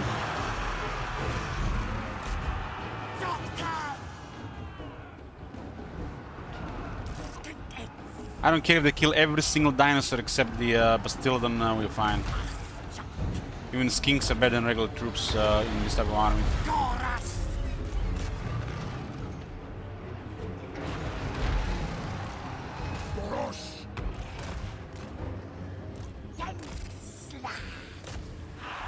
Yeah, I thought this was a threat, but it was a barricade. So many issues with these barricades.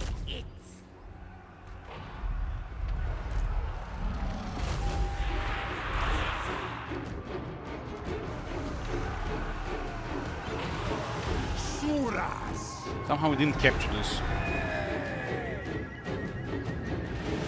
That's a really good performance.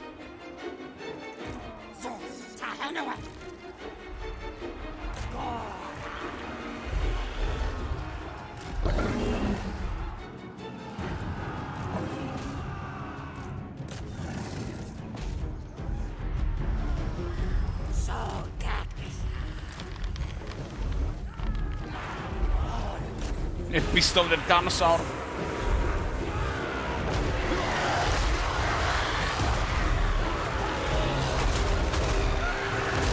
See the attack? They all got up. He missed. He missed! How is that a miss?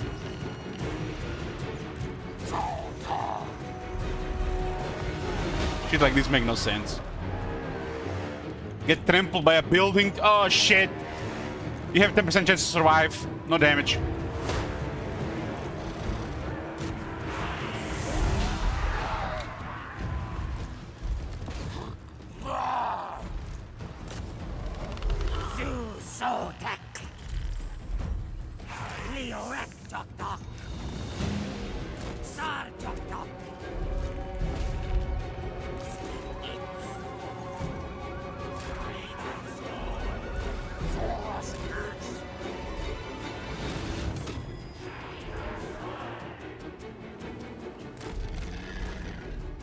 This has been as annoying for a while.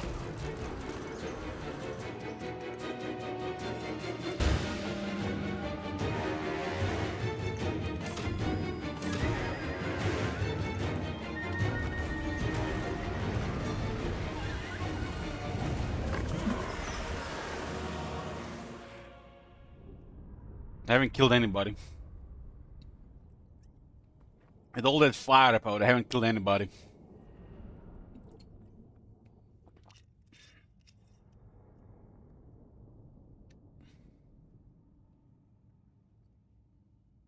Not even a single dino have fallen.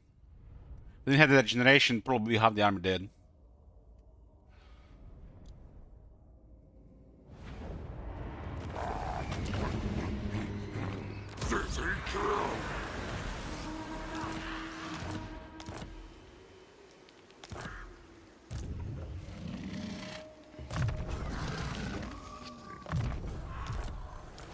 This army is nothing special, doesn't even have a wizard.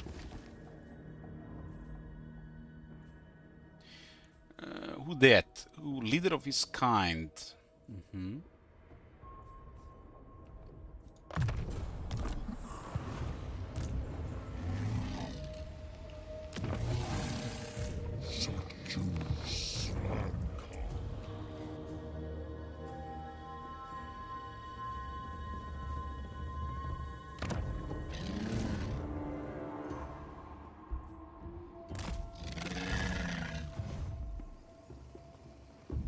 Do not betray King your Behetsun the Deserter. Oh, this guy's still alive!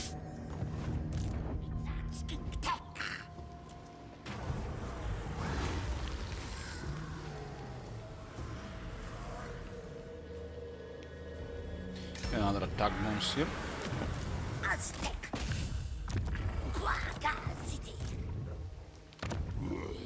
Kalwasuras.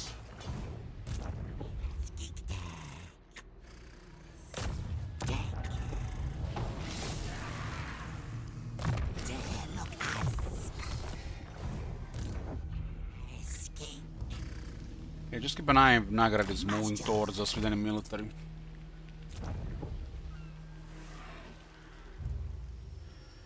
Which I think give the hard time in this mode. Honestly, none of them. Or just a combination of everything about harassing us at the same time due to sabotage. Nobody has any military. There's been a issue with the Warhammer 3 in general, like legendary. No, everybody lost those 2 additional armies they usually have. So nobody. We were doing multiple fronts, so it was been slow. But nobody has any My military. God. Have you seen that shit? Holy shit. You remember X from those days of Warhammer 1, Warhammer 2, when the AI would have like 3-4 armies with just 1 province? This is, doesn't exist anymore. They lost those extra armies. Like every AI should have 2 extra armies like they used to have on Legendary. Sometimes initially they send everything and then you realize they really send everything and it's not just like they're strong or something. And then you clear all that in a couple of battles and then it takes them 15 turns before they come again or build anything. There is no army stacking and there is no like surrounding you. They don't have additional military and there is no army stacking. Some might it'll just be more grind. Well, every AI is missing at least 1 army in Legendary. That's like no brain. A second army, that is up to debate. But every faction is missing a single army. For this to be a Legendary difficulty. The problem is they gave player access to more military, but the AI has lost military. What the fuck? So you have more military than Warhammer 2, but the AI has less. This is Warhammer 3. So I say 2 armies, but 1 definitely 2, just because it's Legendary. Main Legendary is supposed to mean something, right? Hard should be hard, very hard should be very hard, and Legendary. Remember that difficulty? It was Legendary. What is this? Legendary Blizzard or Legendary CA? Has it become the same? They ruined the word Legendary. And hard is not hard. Just an extra step. There's still very few games that have hard means hard.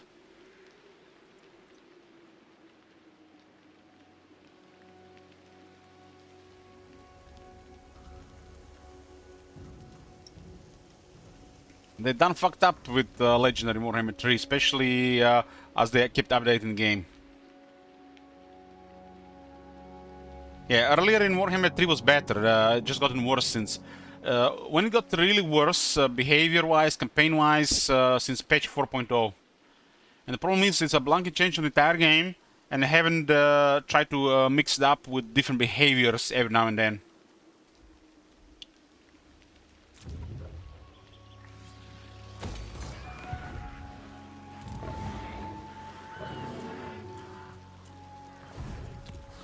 The AI has never been this bad. It's passive with slow expansion, like 80 turns to get anywhere, and very weak military for a legendary difficulty. The only legendary campaign we really played in Warhammer 3 was Kislev campaign. Kislev campaign on Realm of Chaos. That was the only campaign I could say was legendary. None of these campaigns felt like legendary other than the first Kislev campaign. Felt like we were circling the drain there. Something gives, everything gives.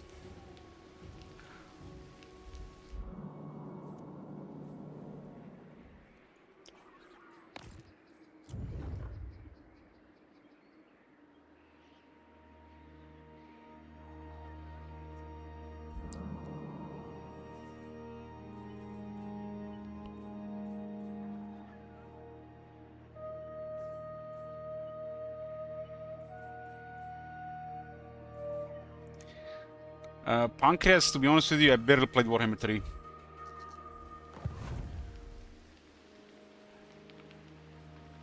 It doesn't say I haven't played it, just the game has too many factions. In all this time, other than counting back and forth so many campaigns, seeing early game, we have not played a single Boris campaign. Or did we play one? Hold on, let me see. This is the list of Warhammer 3 campaigns I played. I think it was a random campaign and it ended up pretty... it was easy, really easy.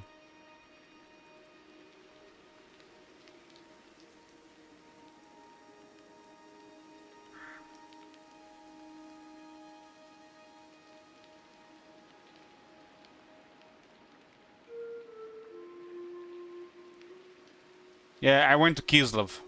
Because it seems the best thing to do. What was it faction called again?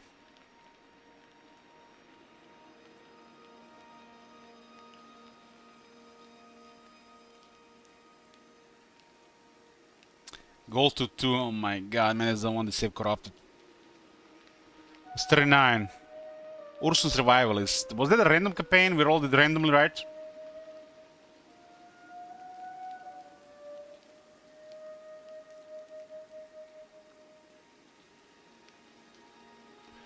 We played the 55 campaigns, 3 were back and forth.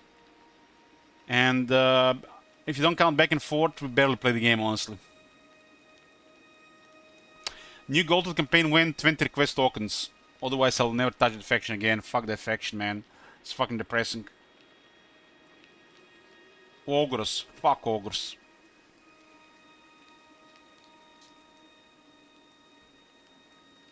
When I see those invisible walls and mass units getting stuck on, yeah, it's like they don't exist in my. They don't exist. You wanna see it? Ogres back and forth. Request a campaign, €100. We played Betonia. Borderless Errant.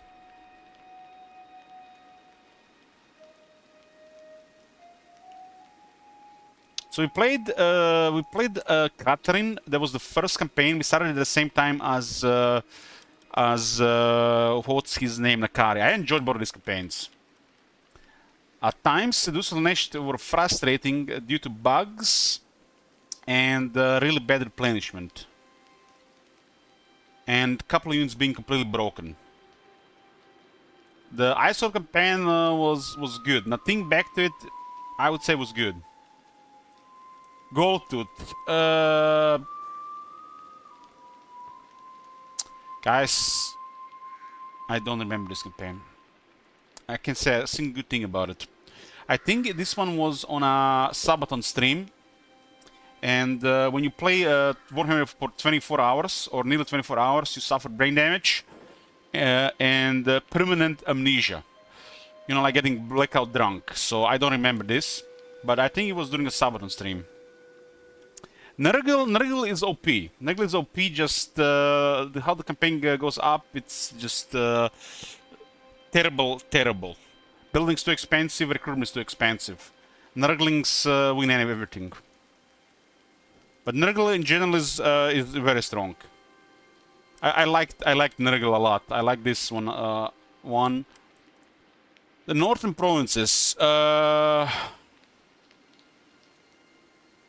Guys, I do not remember us playing this campaign. That was my first time with Mami Ying. Fuck me, I don't remember it. That's what happens when you spend a quarter of the year drunk. Some of the brain cells and connections get fried, and you lose memories. I do not remember a single thing about this campaign. Oh, hold on. Something is coming to me. Her legendary Lord skill that affected the reload times was applying twice, which would made her really powerful / broken for the AI and the player. Okay, I remember one thing. There you go. It was a bug. Oracles of Zinj.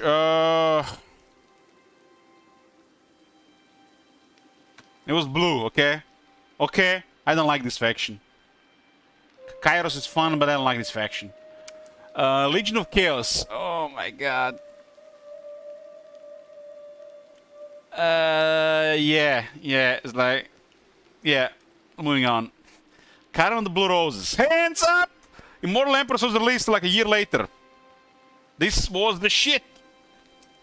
The new vampire counts and all the good stuff. This was one of my favorite campaigns. Until we realized how poor was the AI on the Immortal Empires compared to Warhammer 2. They're the host. This was the one with the broken Sigvald. Hard to remember times with Sigvald. Hard to forget, my bad. Crooked Mood 1. Everyone the scarcity got bugged and I was getting like drunk for 2 weeks. So I don't remember much, but I remember the bug. Yetane 1.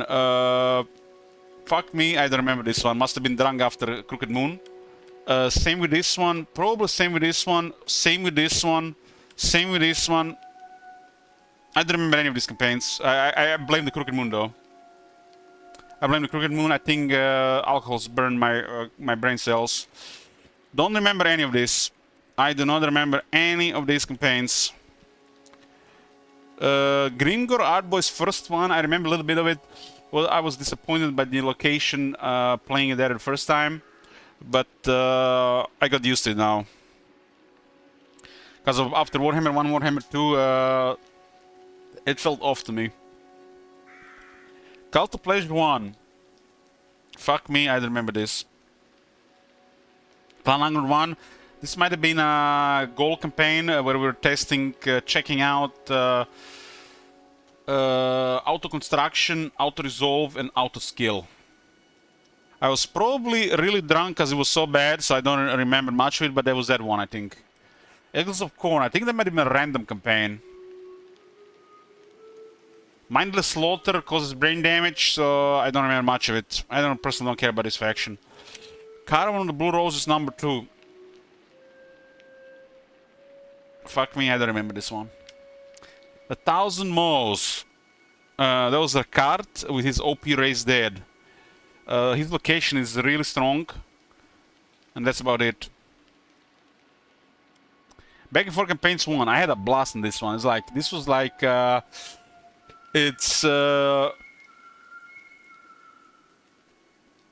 a blast. It's like... you know when they show those connections, your mind on this, your eyes on this, your eyes on that, your eyes on cocaine, your eyes on that.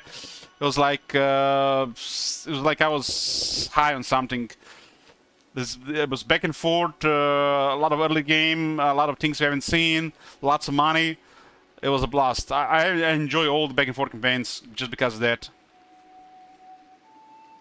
Cult of Sigmar, I think that was from the back and forth campaigns, the sellout one, the goal. Where we had to do an early Tomb King's Crisis. We had fled for our lives, and then we fought them in the jungles and the Southlands. I think that was the one. Exiles of Nehek 1. What? We played Katep? When was that? I don't remember playing Katep in Warhammer 3. This must have been the part of back and forth campaigns.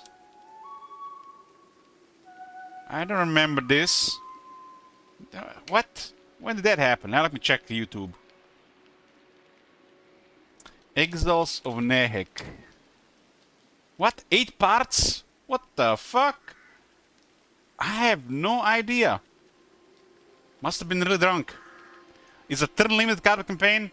I see, I see. Let me just clear my degenerate history.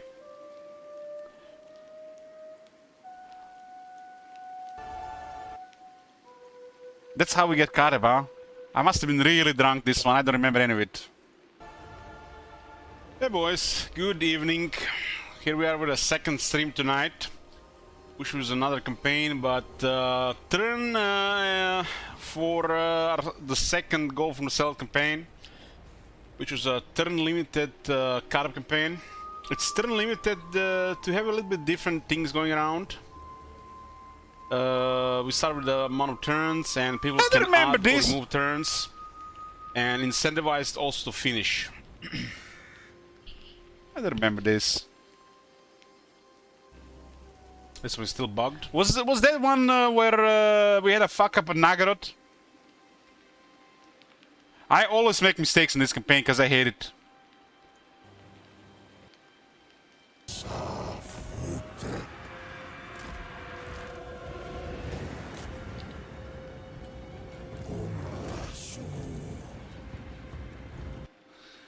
I don't remember this campaign, guys.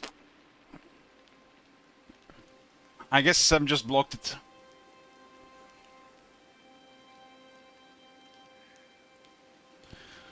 So we played Elves of Nehek. I thought I didn't even play. That was a Sylvania SFO 3. I like that one. I mean, I like Vampire Counts. Karakadrin, disappointing. Dreadfleet. What was the Dreadfleet one? I like how Nautilus, but when every time he says Maelstrom empowers me, and Maelstrom is utter garbage in the game, I want to drink. Someone said building to like 200 turns. I don't remember we played a couple of Techless campaigns. Karazakarak, I didn't know we played a lot of Karazakarak. World Walkers 1. World Walkers 1, what? What the hell? When the hell we played Wulfric? We played Wulfric? What? Was that the one where Captain Kai got really drunk and he added like 500 turns with subs and stuff?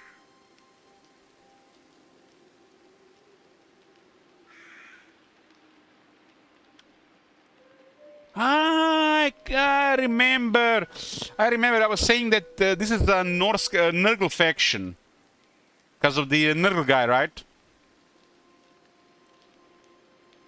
It's come back to me. I didn't remember this second Dirt campaign. We must play more Dirt to remind myself. Borlo Errant, that was Bertonia. I know that we went to Simp for Mummy Inc. Other than that, I don't know. Eagles of Corn 1. What is it? Why is the Eagles of Corn 1 here? Wasn't the Eagles of Corn already on the top? There was 2 Eagles of Corn campaigns, you see? Exiles of Corn.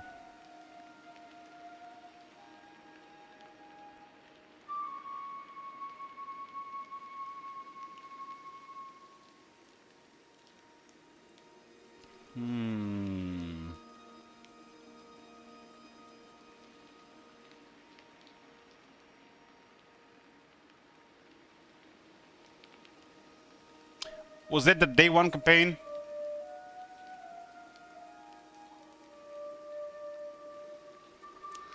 Elok played most of these campaigns, to be fair. I get it. There was a third one, and this was the one in... I said this was the second one. This was the round 1, I think. So that was a mistake here. It was the second one, huh? Because we did one in, what's it called? We did one in... I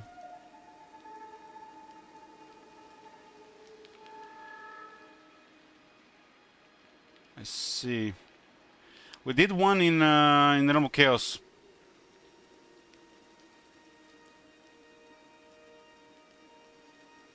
I gotta fix this.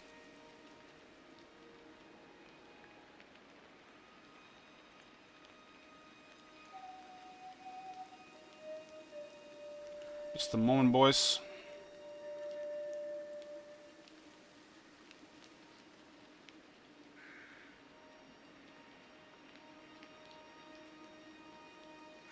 We played the Exiles of Khorne in Immortal Empires. I might remember something from this. Just mindless slaughter. Just like this faction is so stupid strong in melee that my brain doesn't work playing these campaigns.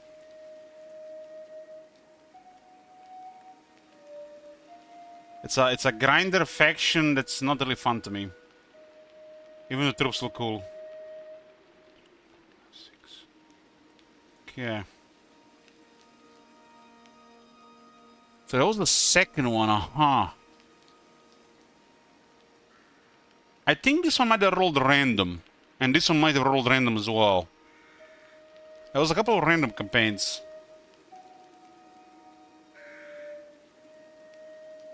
Reichland 2, this was the one we actually played a long campaign, but it corrupted with turns remaining, and then we went into the third one, and people just ended it. That was disappointing. Then we had back and forth campaigns 2. Grimhammer when I got back. Somebody requested this Grimhammer, I think it might have been haha. When we went to go a permanent war against the Chaos Wars.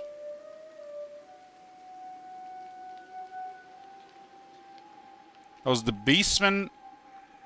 Third Karzakarak. Man, we haven't played Karzakarak all year.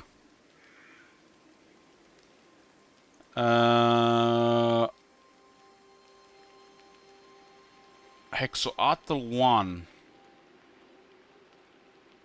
This was the one we played in vanilla. And that was the one with the bugged fat guy. Draika. Why did we play Draika? I don't remember. Was a random campaign. Fourth Reichland campaign.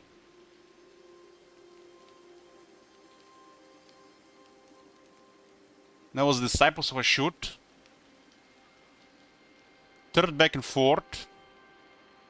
Warherd or the One Eye 2, that was the goal. Then this was one from before, SFO 3, and the Hamry SFO 3 again. And we had a Clan Angrun 2 short one recently.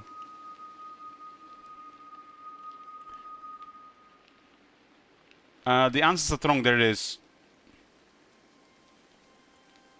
So yeah, 55 campaigns. 55 campaigns in 2 years. Man, I played like 6 campaigns the first year of Warhammer 1.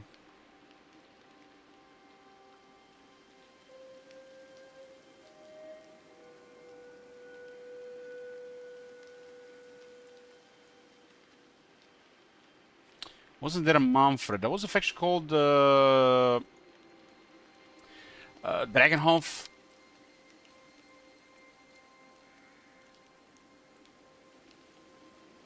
I don't think we played the Dragonhof faction outside back and forth. Yeah, we haven't played the outside back and forth. Back and forth had a lot of campaigns, and we completed about 10 campaigns out of those. So those back and forth days were like over 10 campaigns.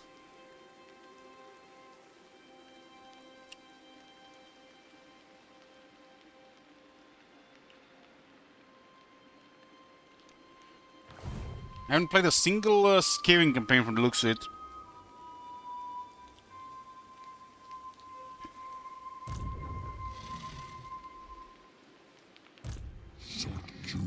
Maybe there was one Skaven campaign there. I think it was back and forth all.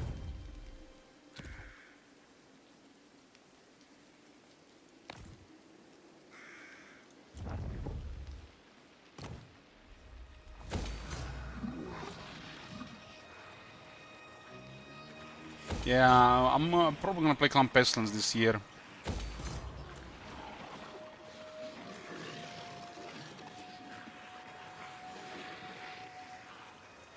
I just don't feel like playing Skaven, to be honest.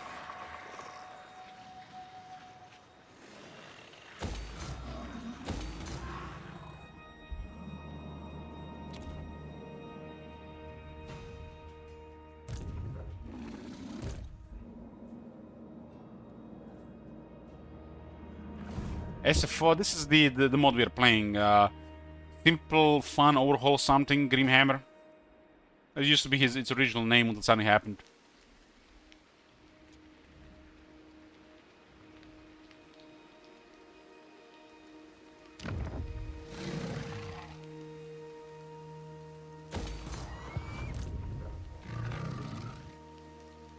Playing Grimhammer. I'm only gonna play Grimhammer campaigns on Zelda quests. It's like I don't care about it otherwise. So exclamation mark 500 is gonna be literally the only time we play Grimhammer. It's not gonna be on a goal ever again otherwise.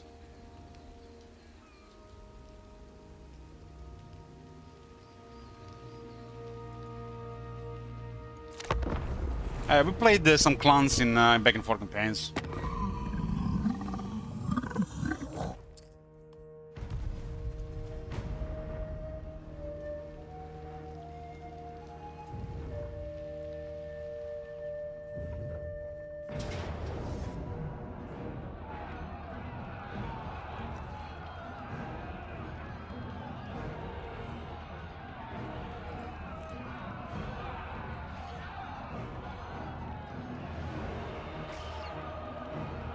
These guys are called Shell of Warriors, so they're wearing reflective armor.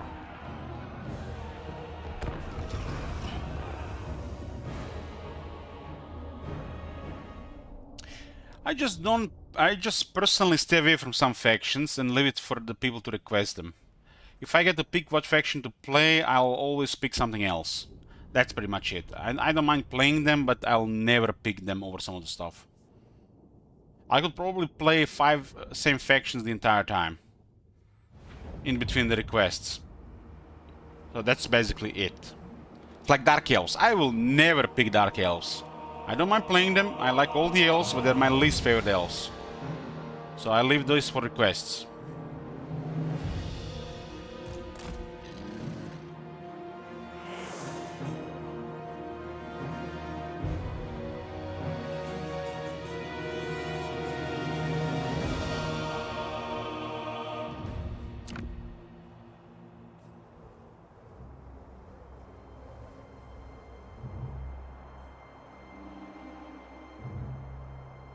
I know you're lying. What do you mean, Jack?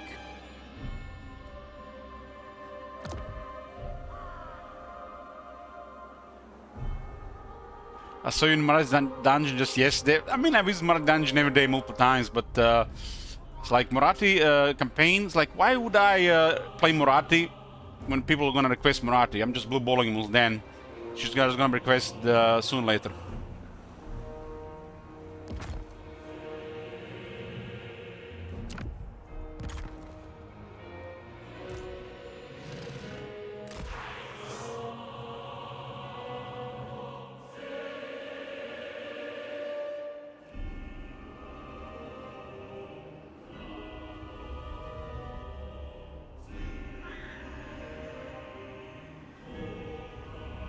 Not sure what we're gonna do with all these characters.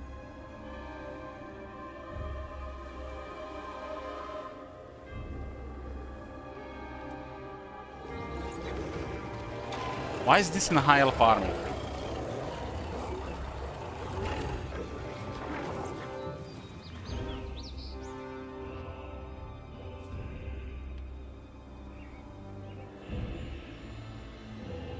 This almost makes sense, these rudimentary towers, the grain silos in this place controlled by the lizardmen. But now imagine it's reversed. It's a Lariel there, oh man. There was a different lord the other time. I'm not sure we might be able to win now this because of the Lariels there. Doesn't look like it. But let's see what happens.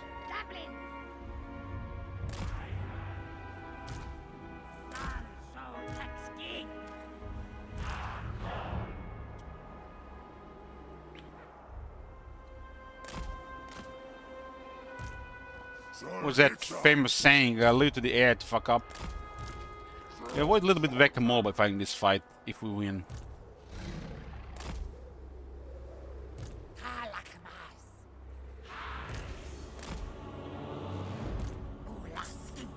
Remember where we had to literally fight battles just to progress, not fall behind and get overwhelmed by a massive AI military? Now literally we fight them just to avoid whack-a-mole.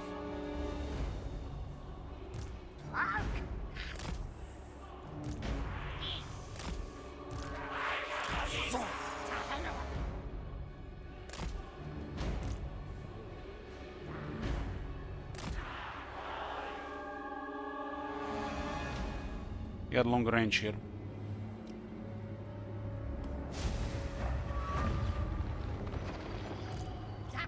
Oh, the Orca Spirit Leech or something. Here's the trait.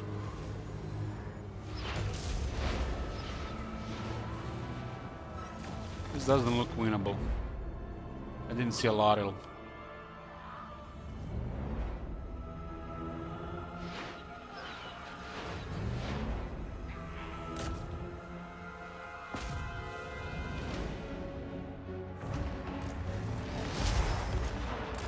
You don't fight the birds on the walls. It's not good.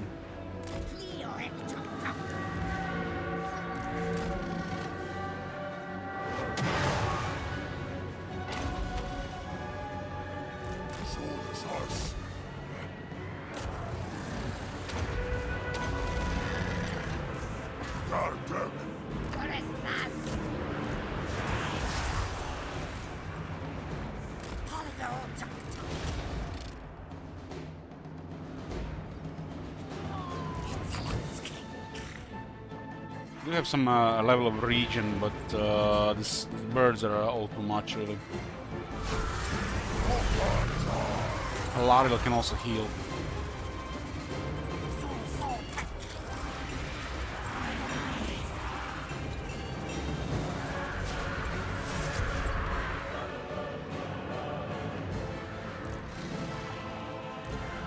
Oh, rubber banding.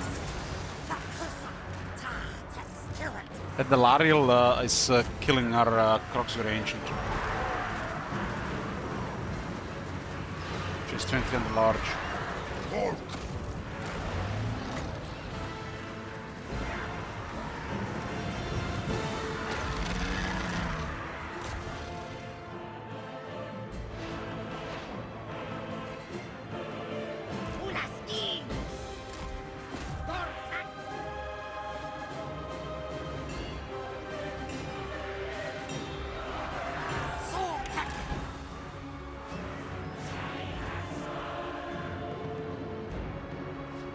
Doors are really hard to break, really hard.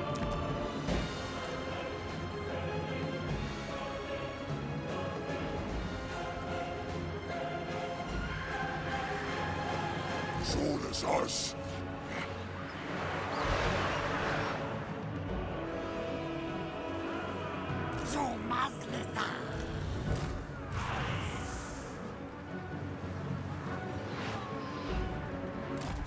Looks like my fine regeneration is seeming to winning this fight.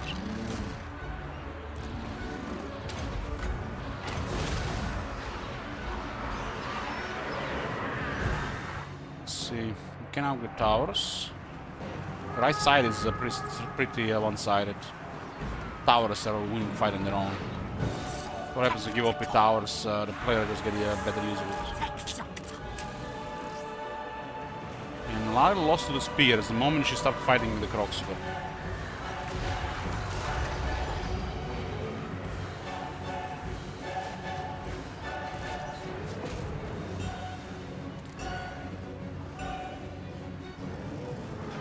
Speed while wounded, huh?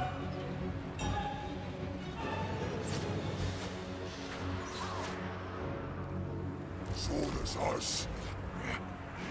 War tracks. Probably doesn't have regrowth. Our regeneration wins here because we have a really stacked.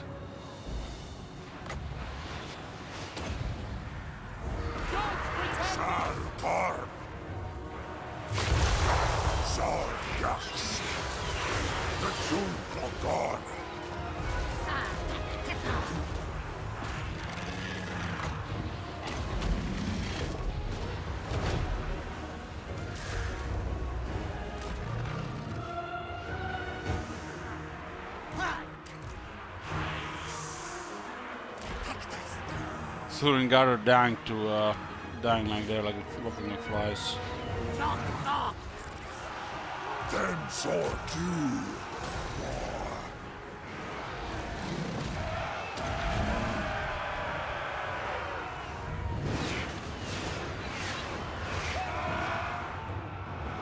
Getting more from the Delario there, but maybe not have the right magics.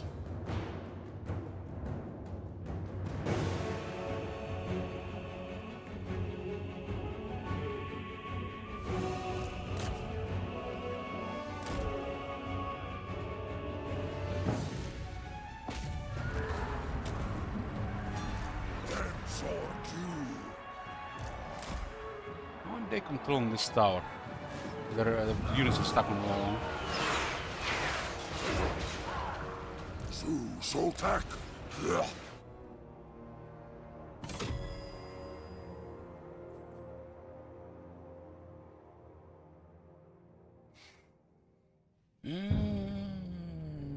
Maybe.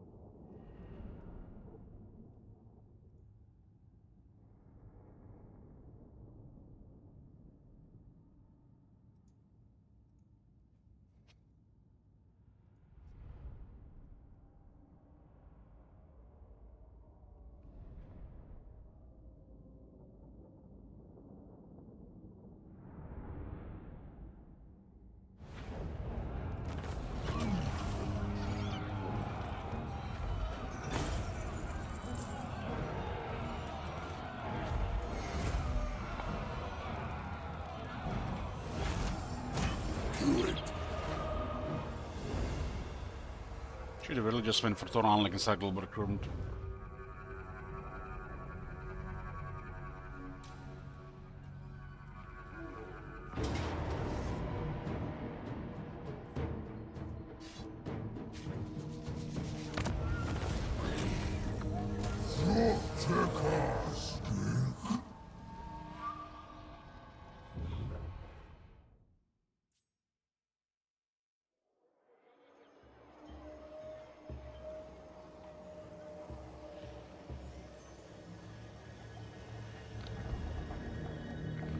So Gneta, how come you don't post your last evil character on in Mario's dungeon?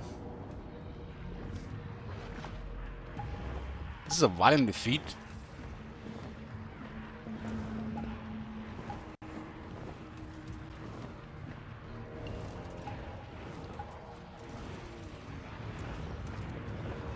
I thought about it. Nobody's gonna judge much.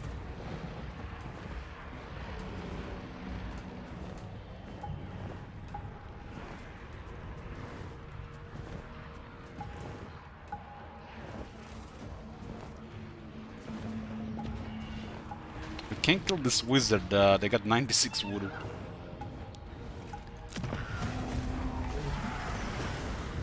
I'll judge him harshly, but kinda doesn't count. Poor guy doesn't know how to use that emote in the channel.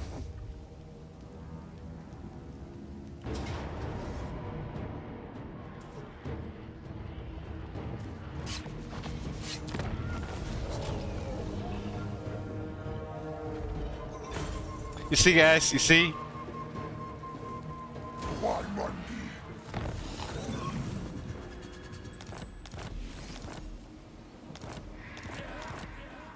Another armor of destiny. Man, our arsenal is kind of crazy.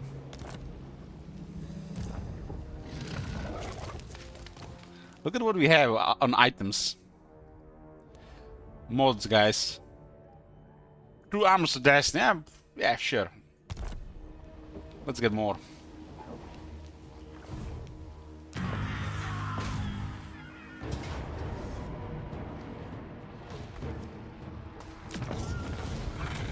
Wow, my God. Turn 122, we had 63 settlements. We need another 48. Is it 48? It looks like 48. Start with front in Lastria. The Clone Pestilence gone, there's gonna be nobody here bothering us.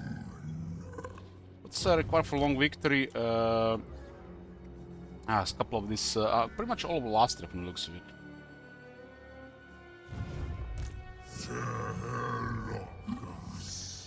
This is the border. Looks like we have at least 3 more Skaven sieges.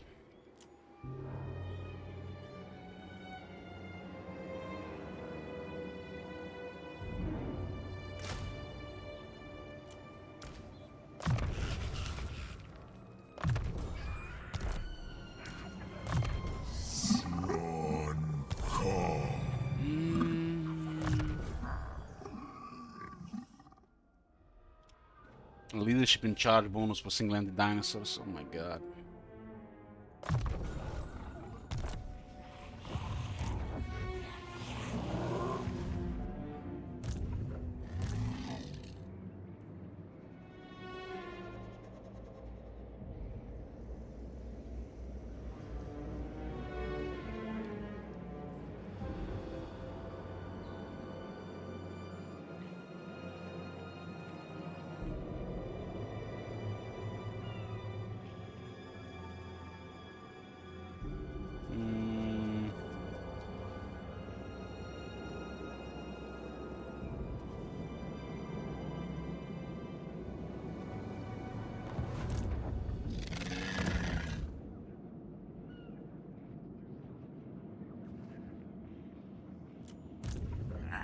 Against council orders!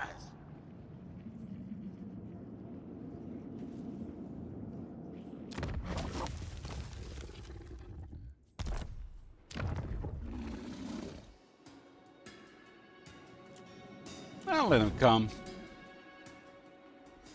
Let them come. Gotta clear Rakar's military here. Hexoatl.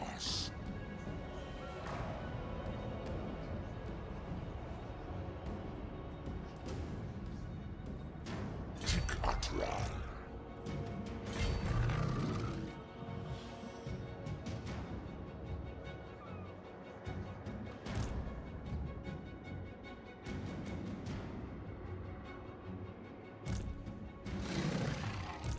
This army can move forward. I want to hide this one.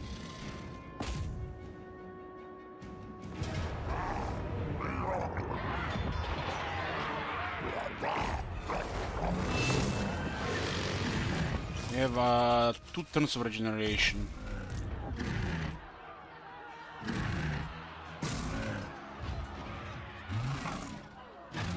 Exotic. Take the awake.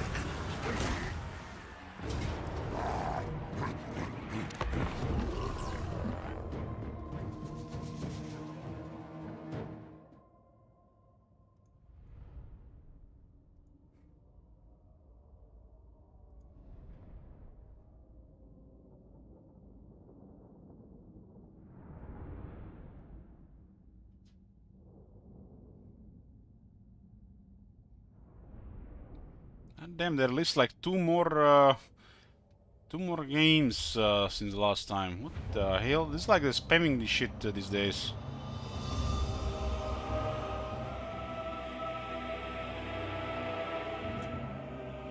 Oh, heal here. There's gonna be many dead skinks here.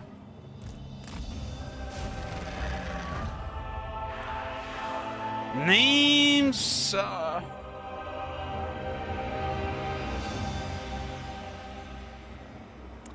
I mean, if you go to Steam and go for sexual content and sort by new, you'll see them.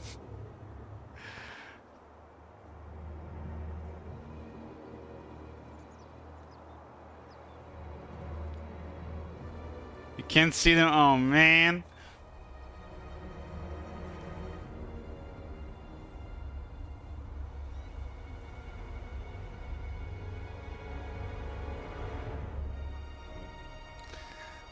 I have this section on my Steam that says recommended based on the games you play. I can see literally new games every couple of days on this list.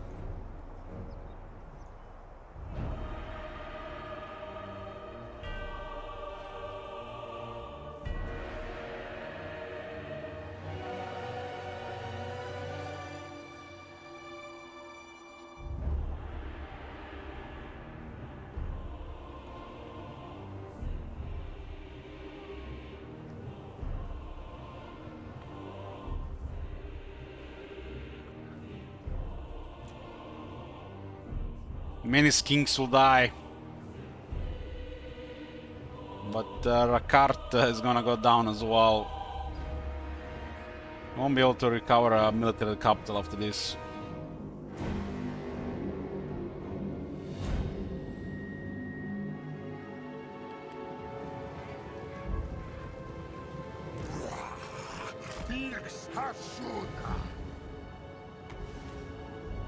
Who cast that? Ah, crystal activated.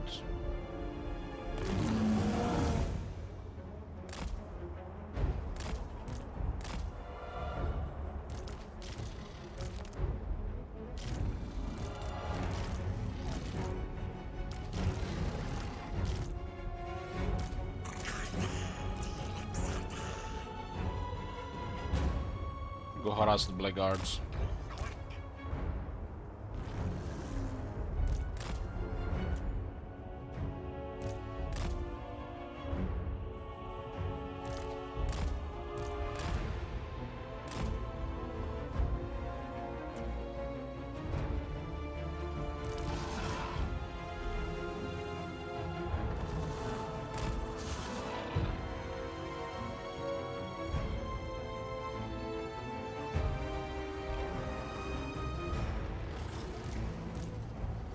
I haven't played Dark Hells in a while, Clay Bones.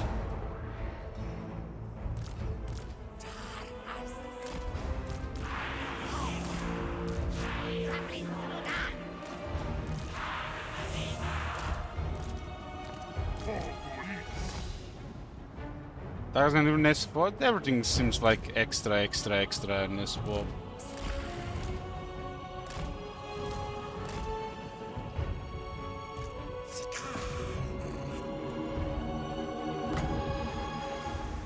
Let's see what happens here. Seems to be a bad spot. They'll go really for it.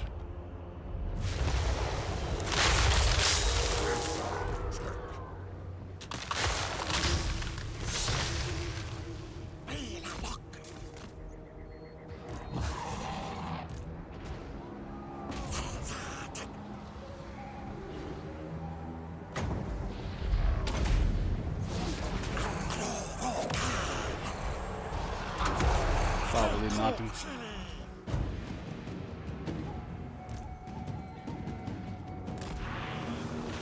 It's like Troglodons can easily devastate one of these elite units.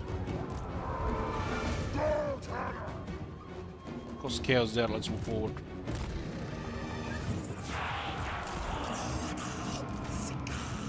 It's an elite unit getting melted by Troglodon poison.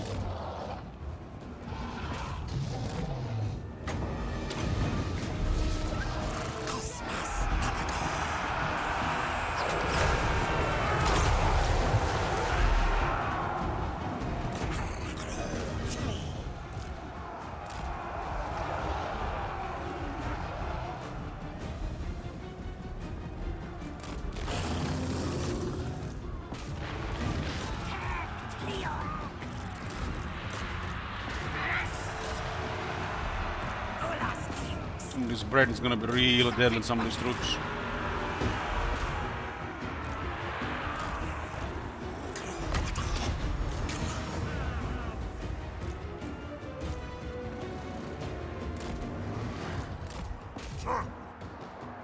Suras is Jokteka.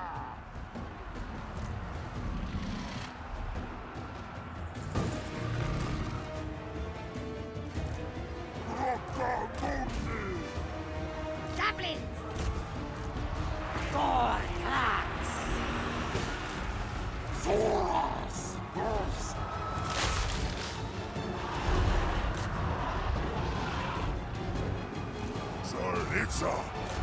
got more men.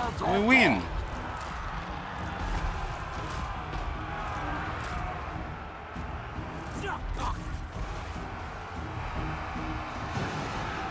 I really dislike how they do it in this, like how they disengage like this and take minimal damage while being chased by a strong cavalry unit. The unit should a little bit melted and shattered within like 20 seconds of that unit hitting. But somehow the AI does it.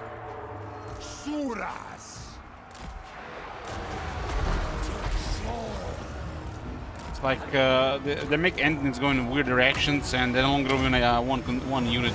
It's like 2 units moving in different directions until you stop chasing because the entity that was going in different direction died.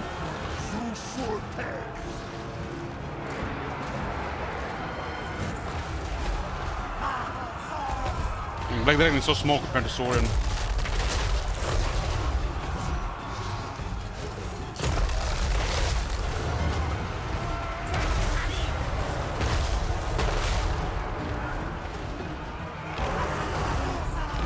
This is Warhammer 2, that Saurian would just bite him and chop into pieces. They stopped doing shit like this. Remember when they used to do that? Small studio has no resource anymore.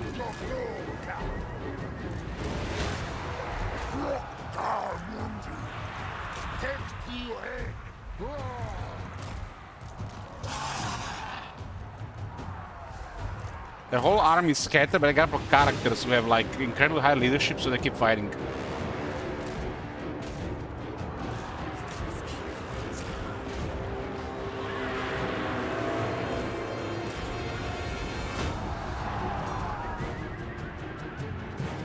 How's the model world compared to vanilla? I feel like more stuff and everything, and more stuff, higher health, more important early units.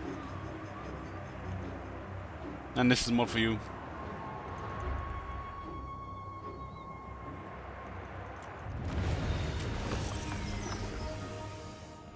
You can customize the settings to for different scenarios as well. Like for example, you can prevent replenishment or lower replenishment, pretty much, for most of the early game. Like one of the settings.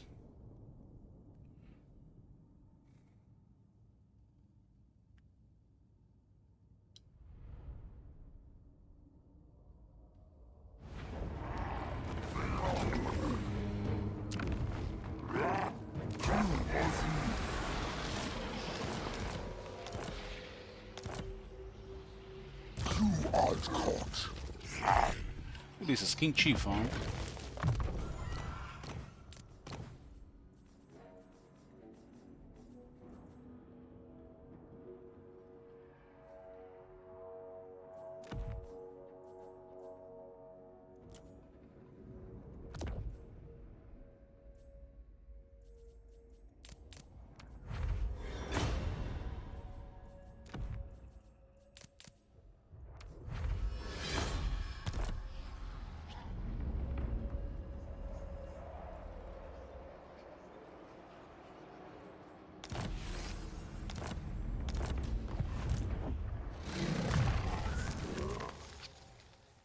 It's, I feel like it's a slightly different experience. Different experience, no, not really special.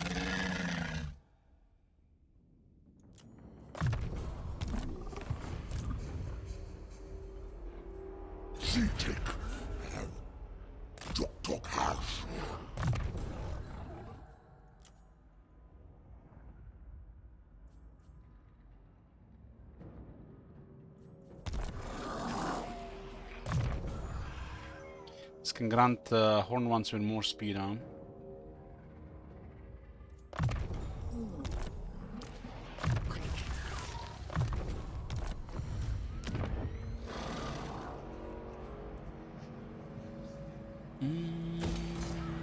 This is a 20-unit garrison.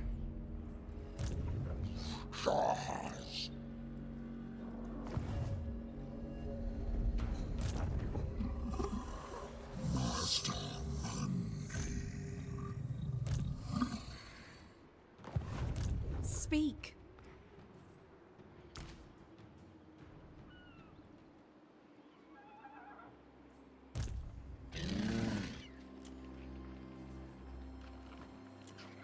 Ulthuan's queen.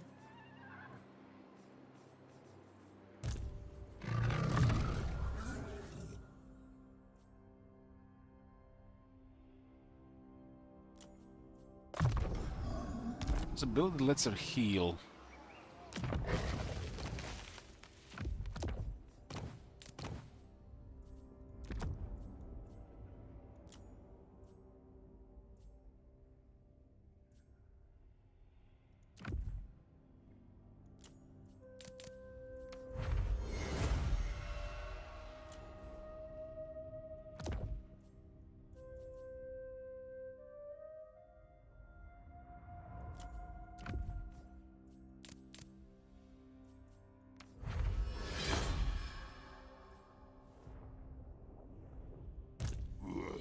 Calquasuras.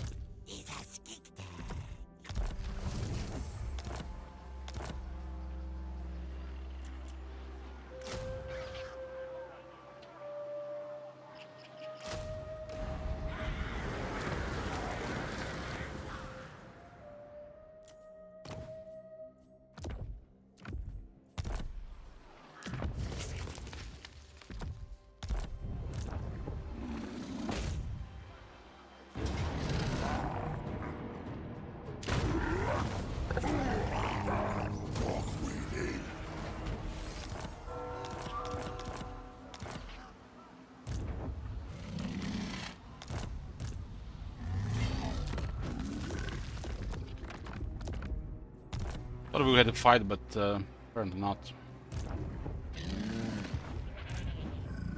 This is the next settlement they have here, and then here. You have to go around, destroy everything we can. This is a tier 4 settlement. I guess we burn that next.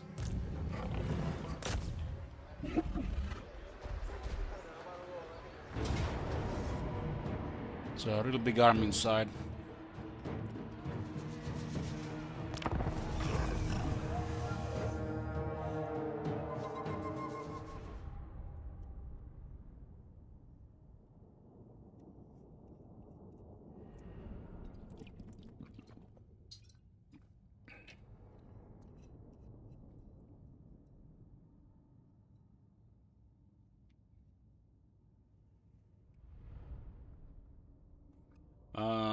Lizardmen and High Elves are natural allies, but this campaign was sabotaged, so I have to grind them.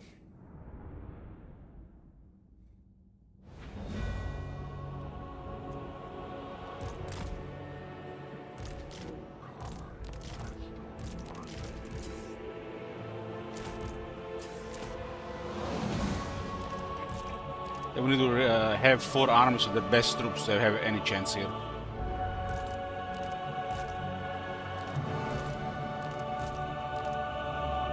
Like this unit here, for example, has about 35,000 health, or barely taking any damage from most stuff.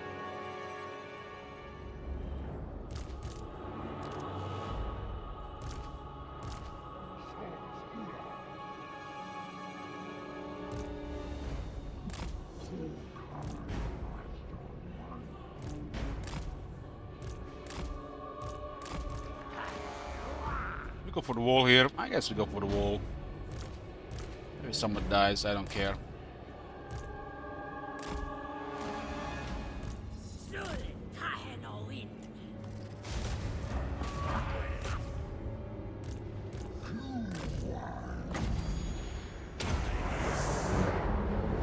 That's how a siege should look like.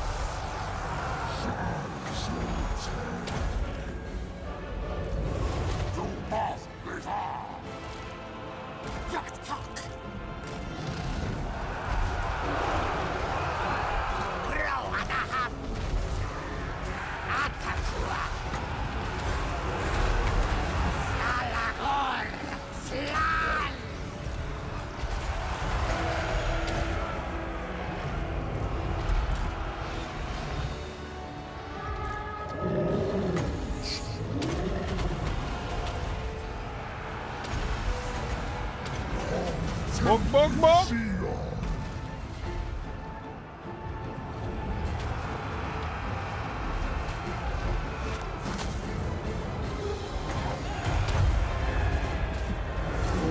Let's go spatial resistance now, huh?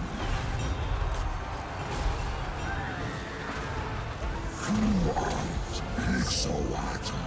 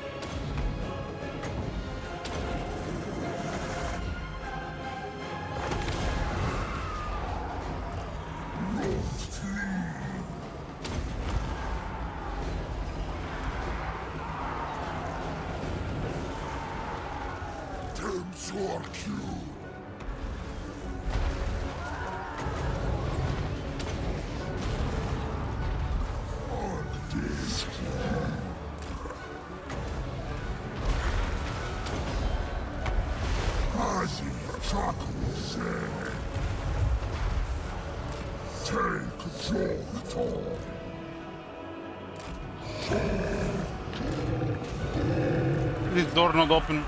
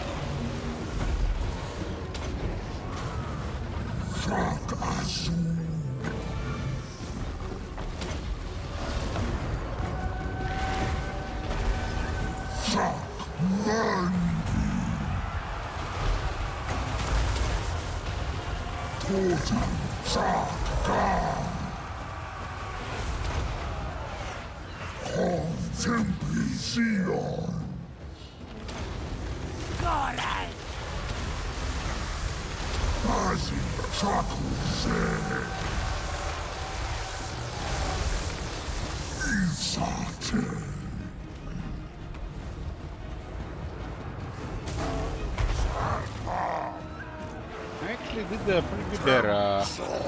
High. This must be the tower.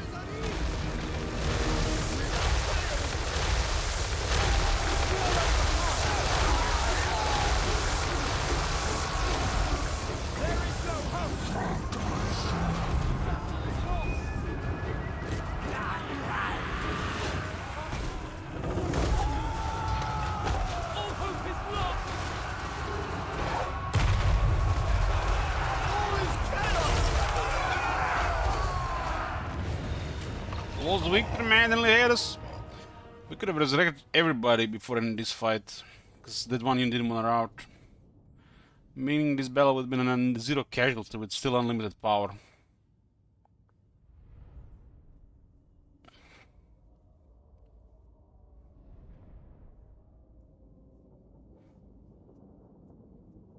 I have max replenishment in this territory, so nobody's gonna touch this army. We are the ones making all the moves. Then we need like 2 trains of 4 armies each to even ever consider attacking this army instead of our minus elements.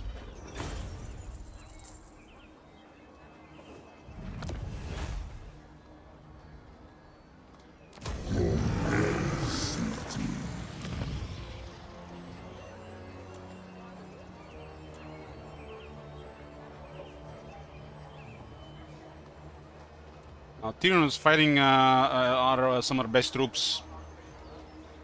And we have really strong support plus healing. The Dread Saurian was on his ass. This thing cannot be killed by regular units. Requires some serious focus.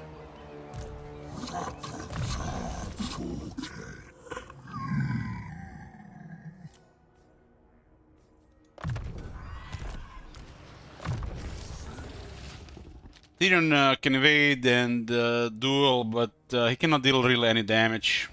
Has to be a really long fight.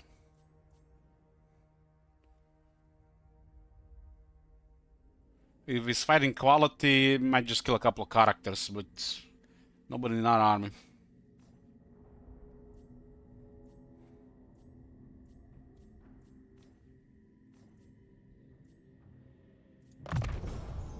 More speed, more.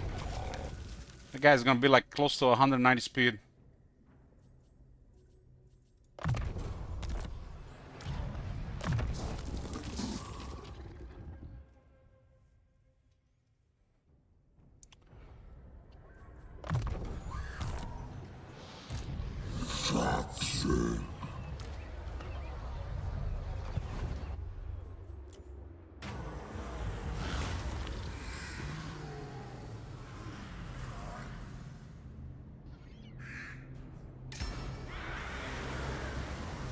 That ult in front?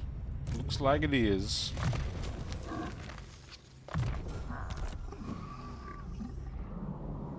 I'm gonna go for those two, but we'll go in the way.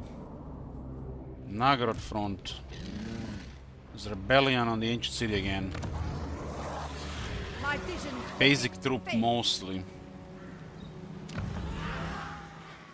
Aslan is ready though.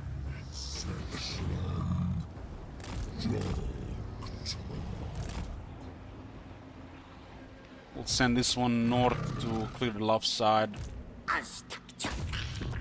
The whack-a-mole is over, now it's the time of expansion.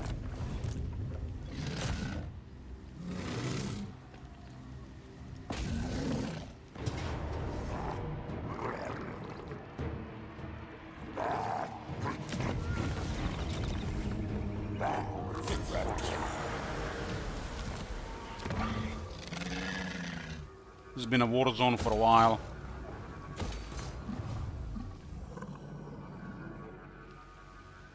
Aquasura.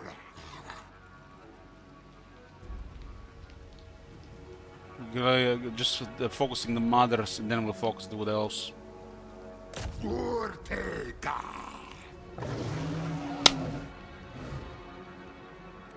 What the fuck, man?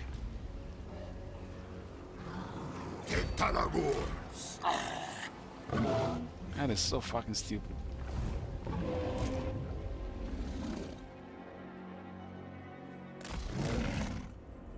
There's a solid enough army in this place. By other regiment around they might never come. Looks like mainly trash here.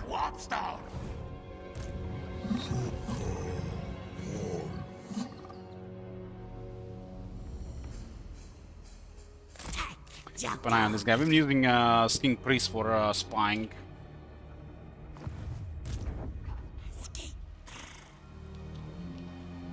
So went all the way around now.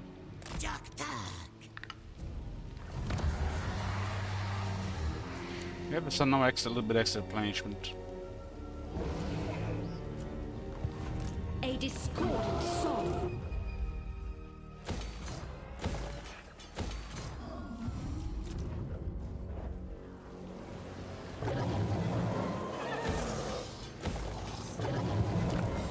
Research available.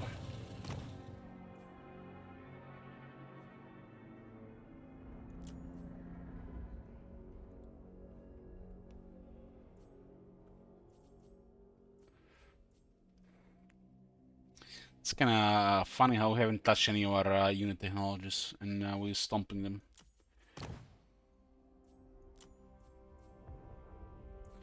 Some really crazy stuff down around this one. We do have favor unlocked, and this is just like one turn takes. Our miscast is already very low. Might as well start unlocking this. Whose ass is loca? Hit Hunter's Jungle. This area is fine for now. I might send a second army to max the old ones. No, Looks like I have to go around though.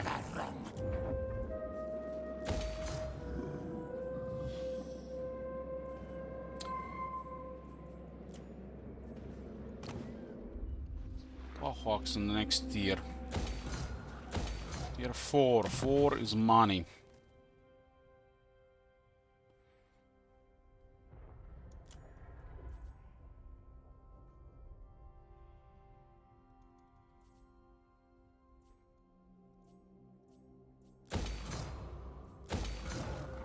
It's money next to Temple Guards. Monument of the Moon. Yeah, this one, they could come after this one, so we'll just keep it walled. I don't think they're gonna leave Ulton anymore. The circle in the drain.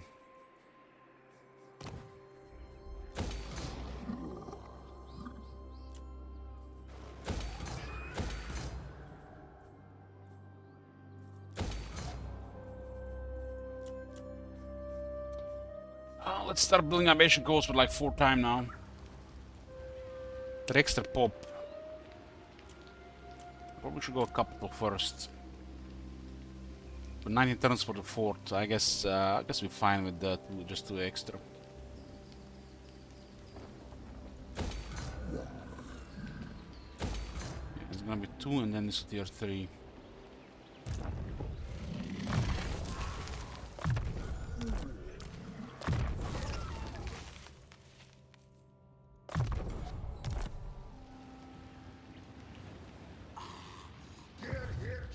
Honestly, guys, when I look at this army, this looks like an AI army, right? This looks like an AI army now that I think about it. I swear I've seen an AI army looking like this in the past. Except, you know, this unit being in the army.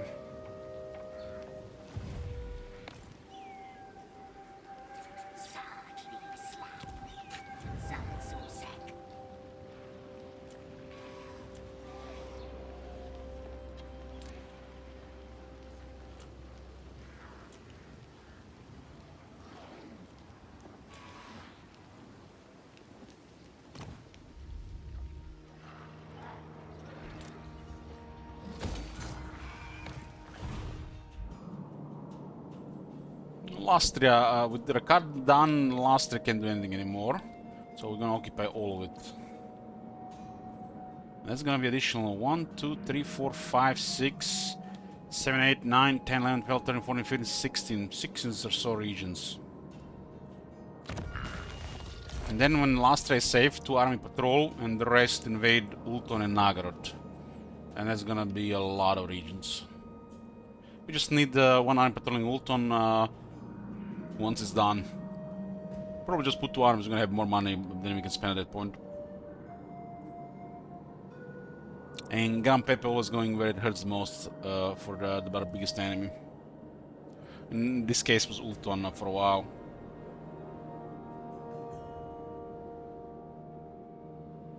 We have to find Nagarot next.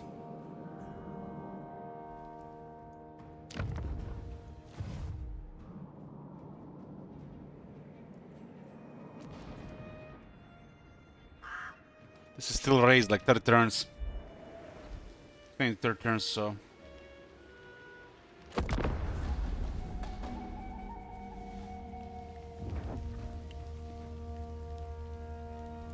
We just target the factions with Legion Lords.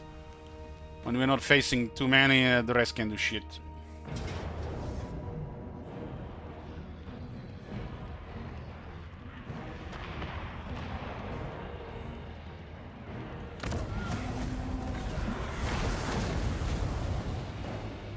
They raised it. But they're gonna occupy it next turn. Yeah, this looks like the end of Rakard. A couple of heroes raised dead.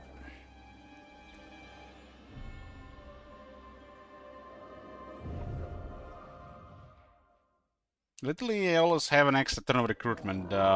Any factions have this mechanic.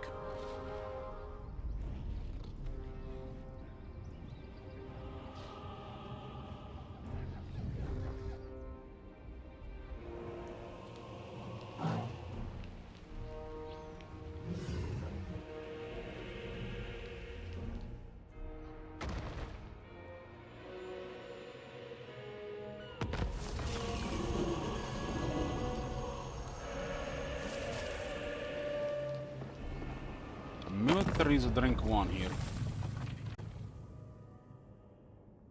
Okay, before we start this turn, I'm just gonna make me some tea. Be back. We're back, boys. Sorry for the wait.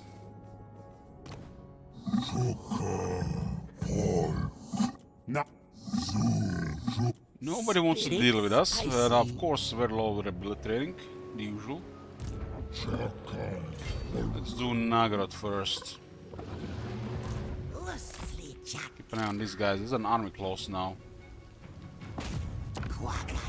Looks like the Lord is bugged. Even the Law Master could not. There's an, we can't click on it. I haven't seen this happen before.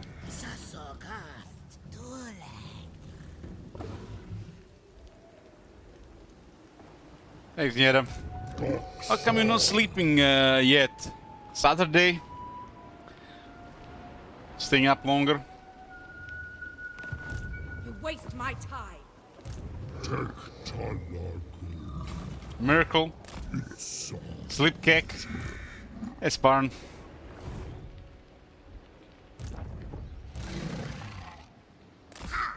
I could sleep.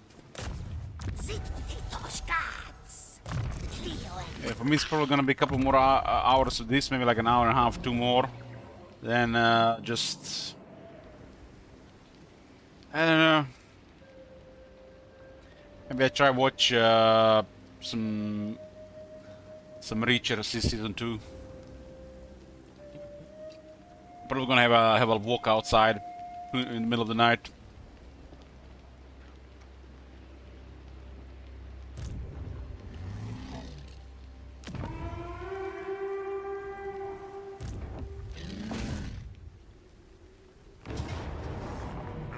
The outer result here is really bad because we're going to lose a lot of health in these units.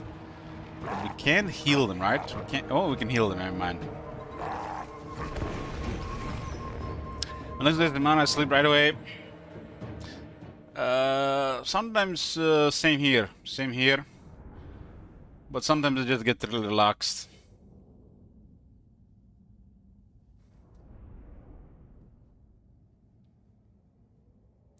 Remember when I started listening to ASMR, it was like about 6 years ago, I think. ASMR Pelagia on YouTube. Put her on, the one with the brushes. I will be sleeping like 15 minutes later, guaranteed. Nowadays, I have to be, I don't know, it's like I just can't fall asleep.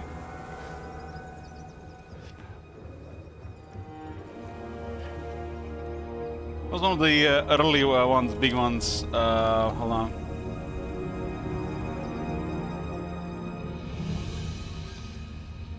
I'm surprised I haven't heard about her. This one.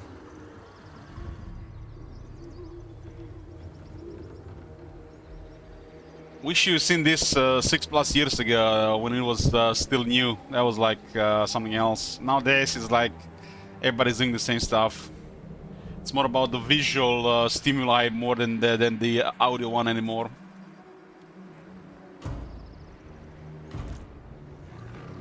For me, it started with Bob Ross. Bob Ross put me to sleep, and then snowstorms, rainstorms, waves, and then it came to ASMR.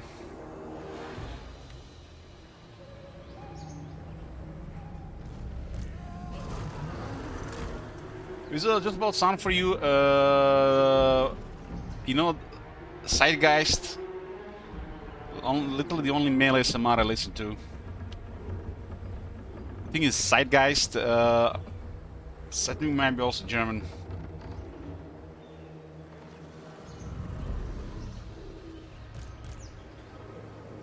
It's like some really impressive sound quality. Also, I think the 2 best ones on YouTube are these 2. Let me one moment. When it comes to like quality,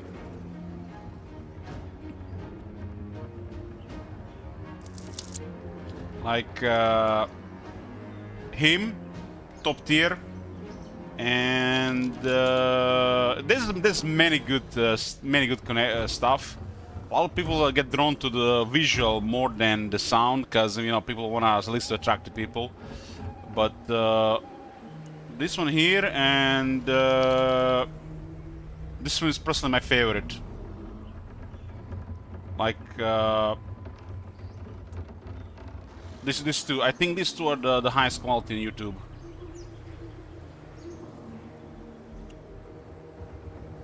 These two. If you check their videos, they have some like really good stuff. There's a couple of them that stopped doing content, but they also have some really good stuff. Like I said, there's like 20 of them that are really like top tier, but everybody has their own preferences. Marcano says, if you want to give me your number, I'll sing you a lullaby every night to put you to sleep. Can you send me a sample, Marconos, on Discord, sample of your singing? Then I'll tell you if I want it or not.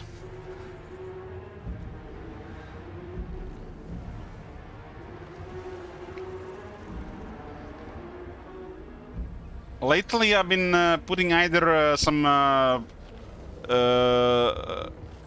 I've been either putting some snowstorm or white noise. I have saved on my downloads on YouTube 10 hours of white noise.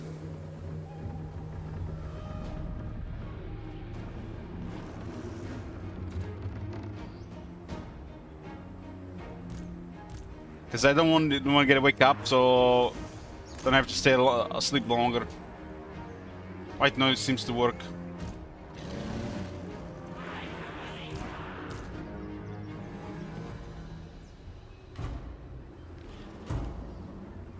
I always had trouble with this because I have ring in my left ear since I had a car accident, and if it's too quiet, I get focused on it, and it.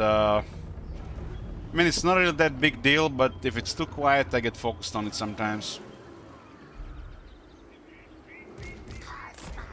So I need some sounds when I go to sleep.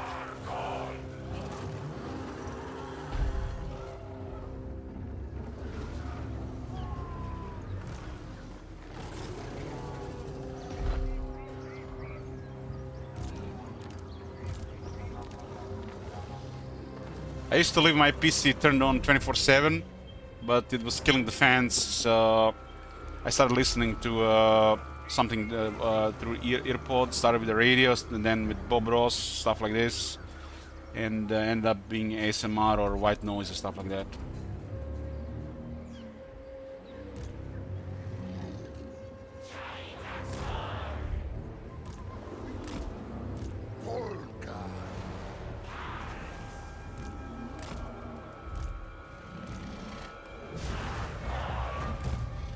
I don't live alone, so sometimes when I sleep weird hours, they wake me up as well. That's also irritating, frustrating, so best to have something in my ears, earbuds. I think it would have been a little bit easier for us living alone, especially in the weird hours.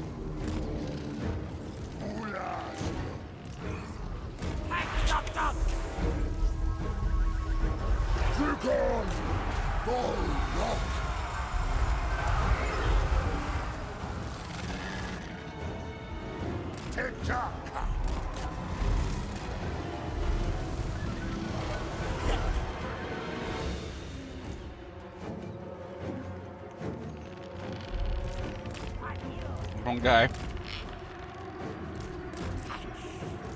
How does all the single anti-dinosaurs have dropped to very low health?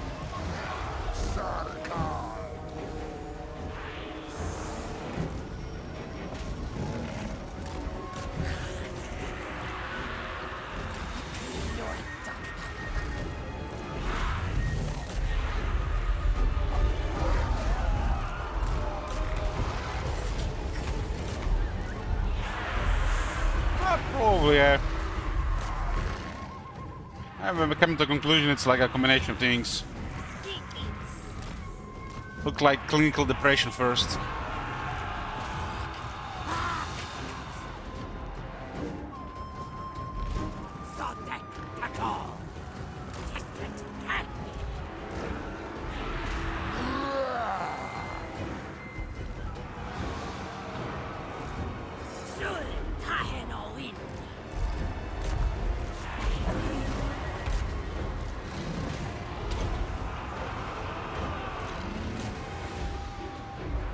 This guy's really crazy quality, the Valdraris in this mode.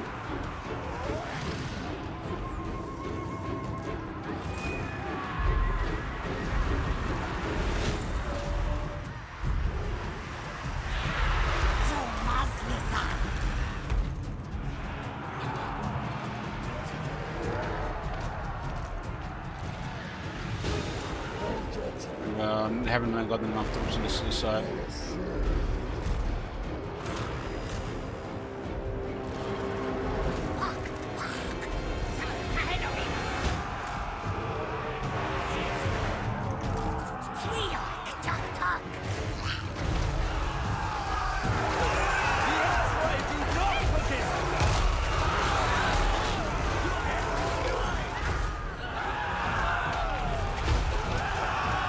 Freeman has terrified the Croxgors.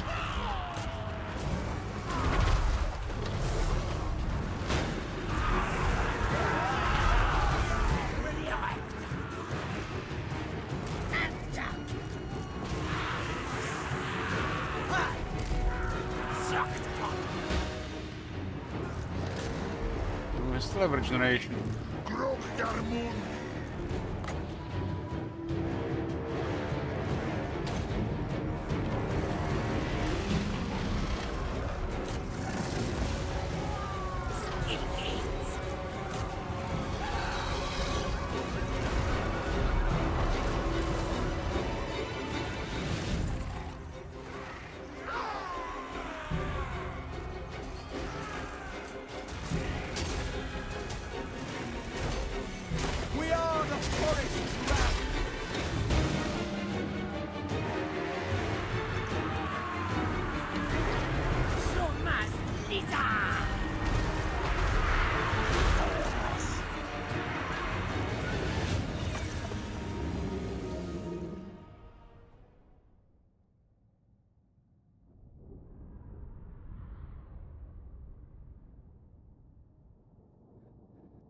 Give me what I desire in the Mars dungeon.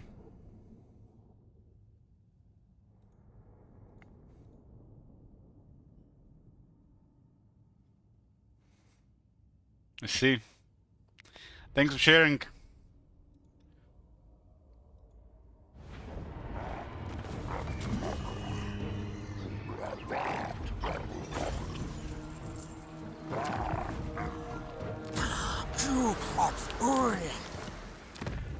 I haven't got these province back.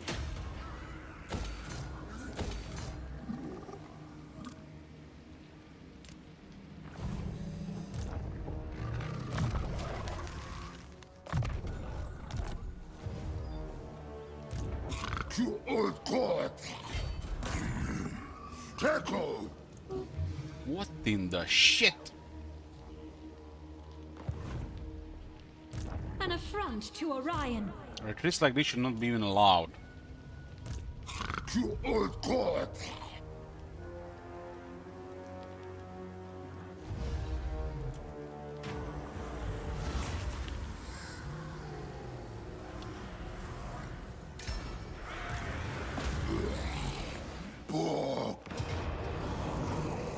Mother again. This looks like a grinder.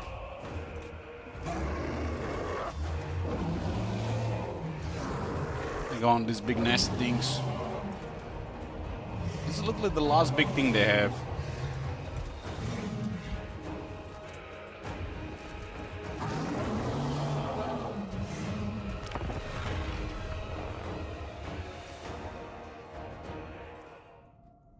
Like the keeps the pre-battle music.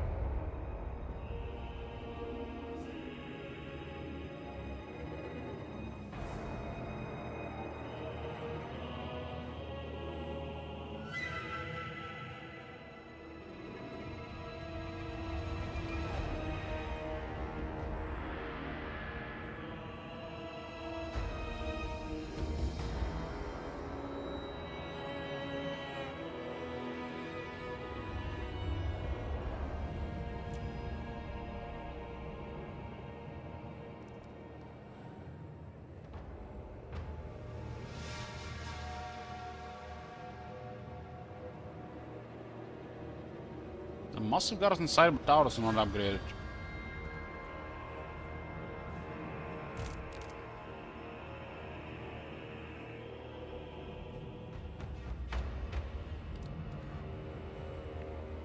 Doesn't seem like healthy going here against Kislev troops. Especially not with this this stuff.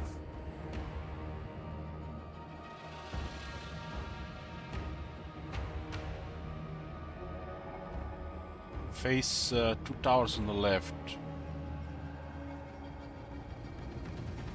Seems like a good area for this.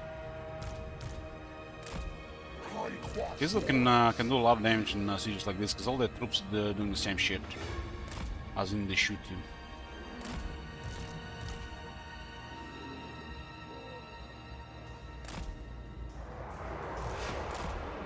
This army is not big on healing or distracting magic right now.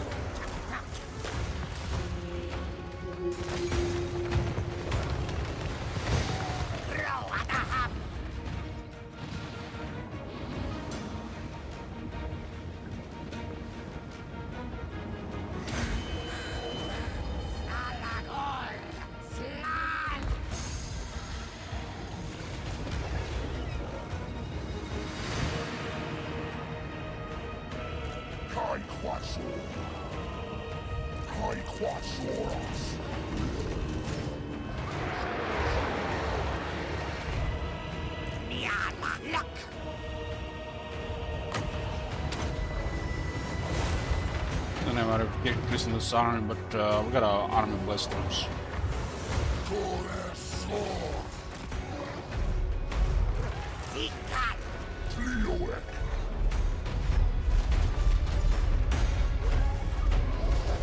Why is it so? It must be a mod thing. Climbing ladders is so slow in SFO. Like they want you to use, towers and shit.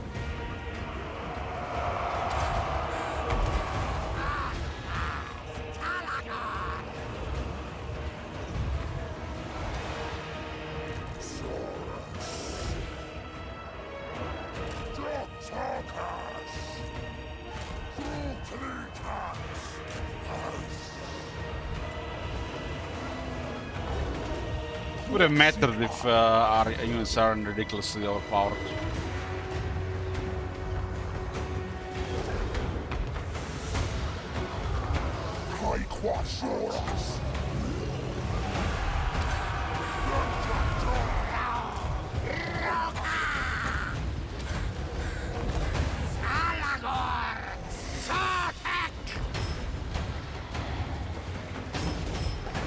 He was really popular for a couple of years, and yet we sometimes didn't have like really watch streams on Twitch, but I'm not sure what happened. Maybe she just didn't need to do it anymore.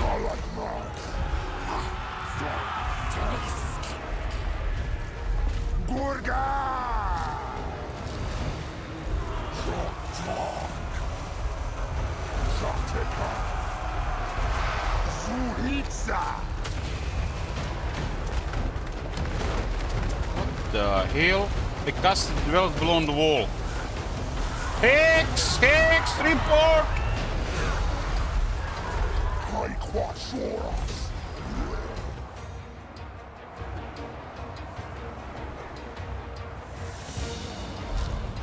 I don't think you can compare it to Mamie. Mamie does the loot content. I don't think Polai ever did anything like that. How the hell did the cast dwells below the wall? Teach me these tricks.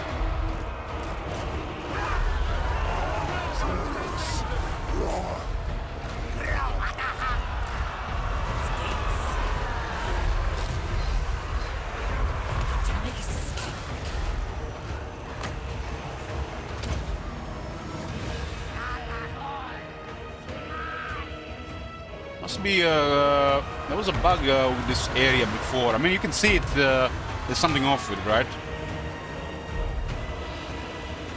You see the where the deployment thing is? Something must be a bug with this. The thing is allowed.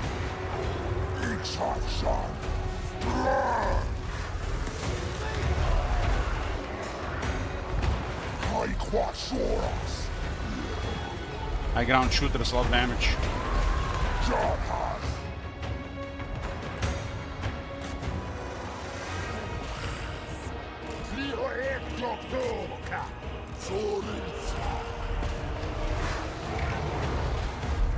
This thing is not very destructive, huh?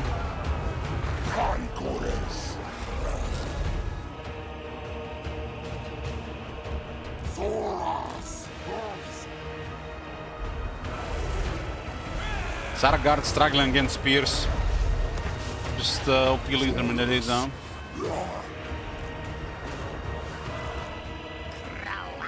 Forgot about the bound opponent.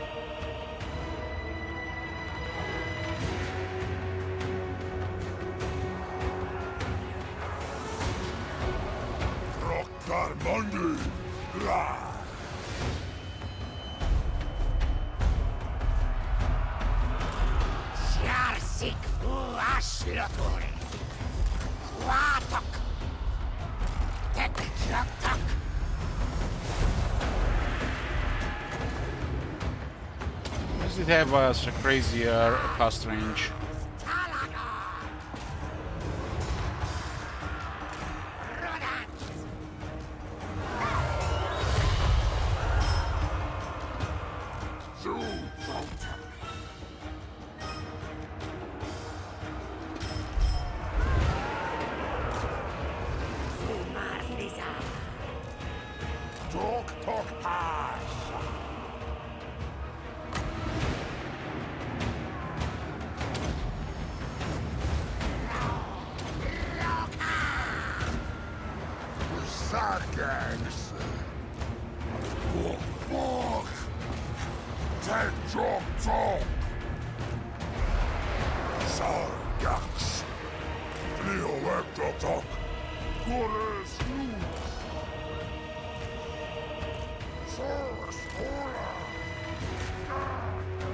Elves are helping them shooting here.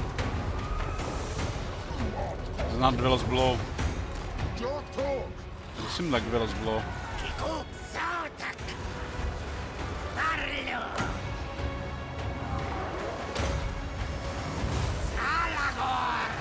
We're gonna kill our Oracle if we leave him here.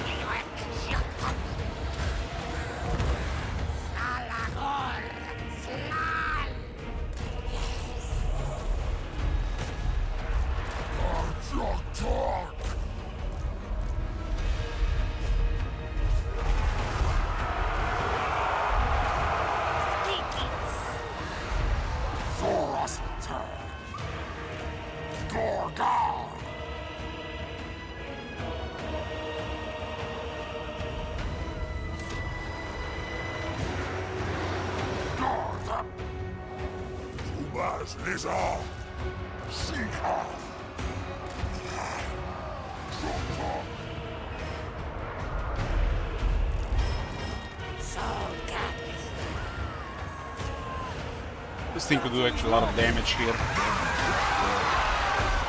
20 seconds.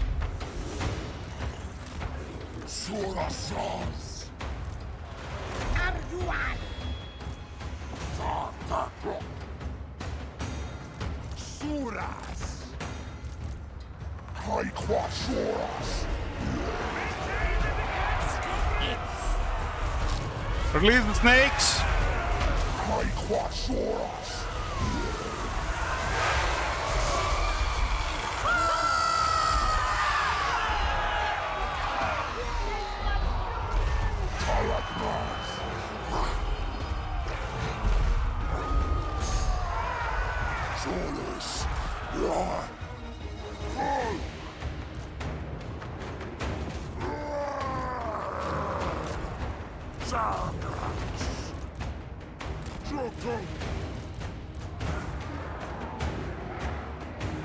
stop chasing and for a second and they shoot you to death.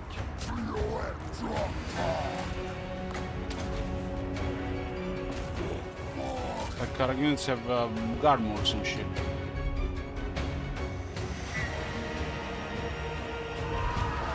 Solus. Yeah. Tired, talk. Yeah. Nice job. Yeah. Talk.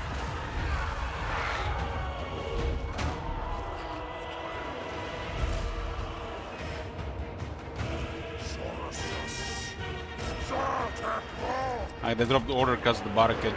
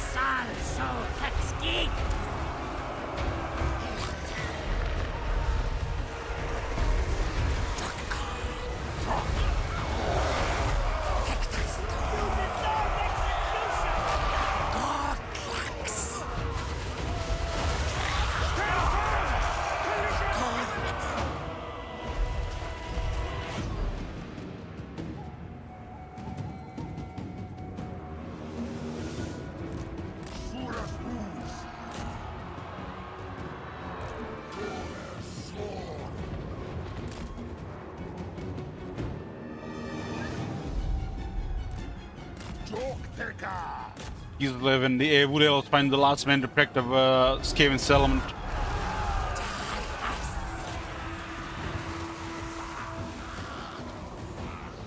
There's a lot of shooters here.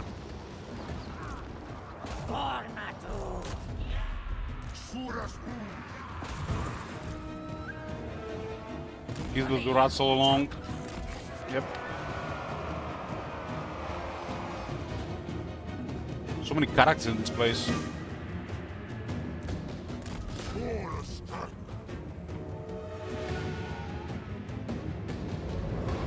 But even more shooters.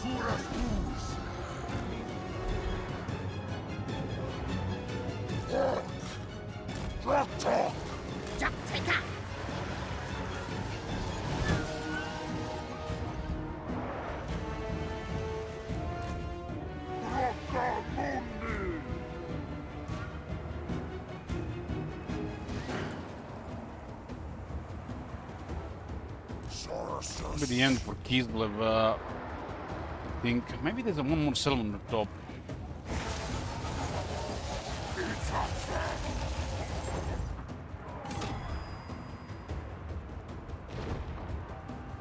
So many characters, they don't even care about army losses.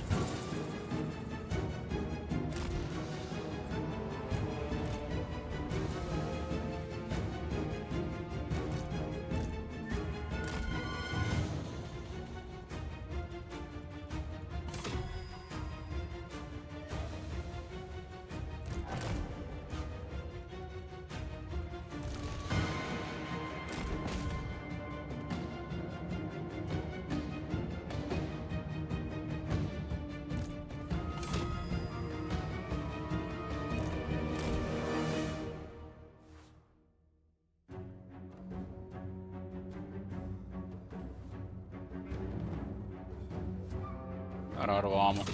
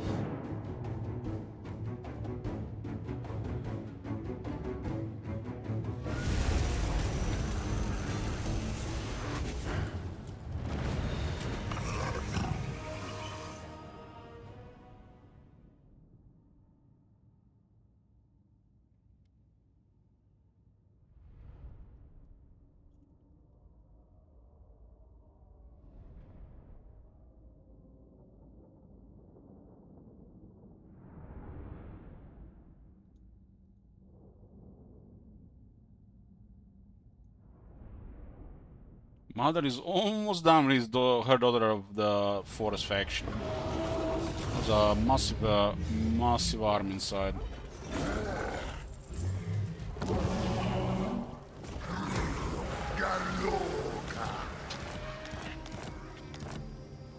Flame Spider is the last region, and Wood Elves don't have much left. Now we have multiple armies coming this direction. The rest will be easy to clear. Reduc us quasur.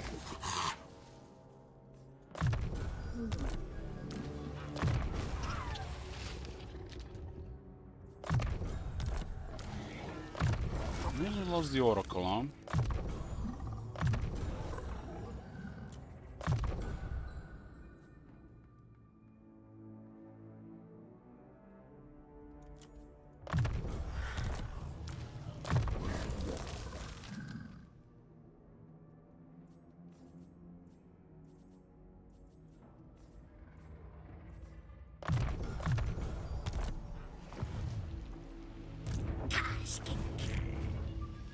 How's Nagarot front? I'll freeze off your fingers. Nagarot might start coming here. Also, that army looks bugged.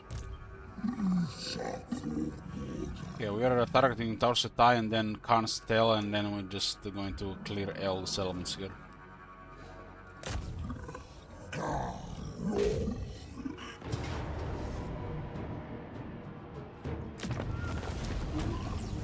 You will never hold us.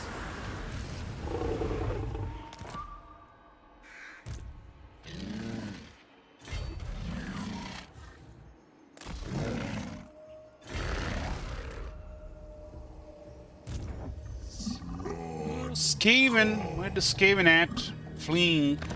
No military. Beaten.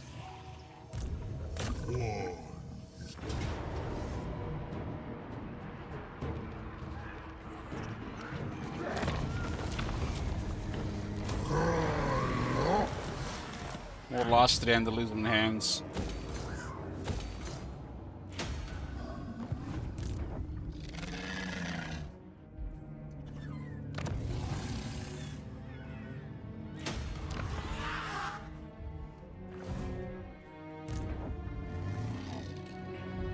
That's it for them, right? We just cleared this and the city has nothing. Denied. Kai quasur.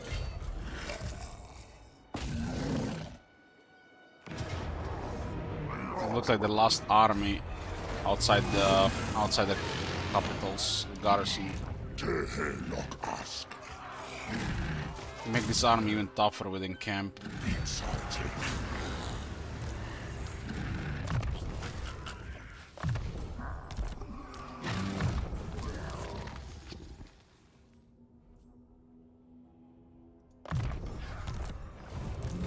They have Golden Ziggurat and Greater I am Isle. your bet. And that's it, this is just big garrison here. We deal with the Deserters of Katep. This is all wiped out, they have no military, this guy's a weak military. These two are literally just AFK. And it's gonna be all of Lastria. Then we can send another army to Ultuan and make sure we occupy all of it. Nagarad is gonna be easy after this point because we have 3 armies going in various directions. And we should probably put another army just to make sure that we fully intimidate all their movements.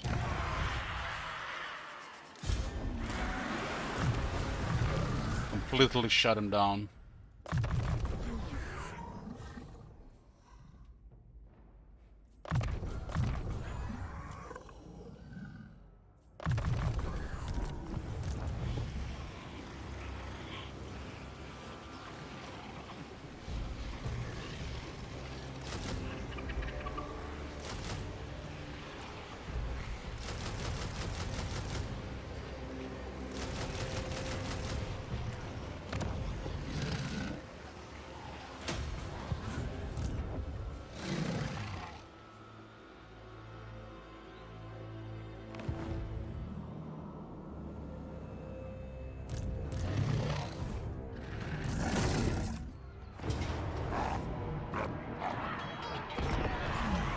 Rakard is on his way out, Pestilence on his way out, Mother Ostanka is on her way out.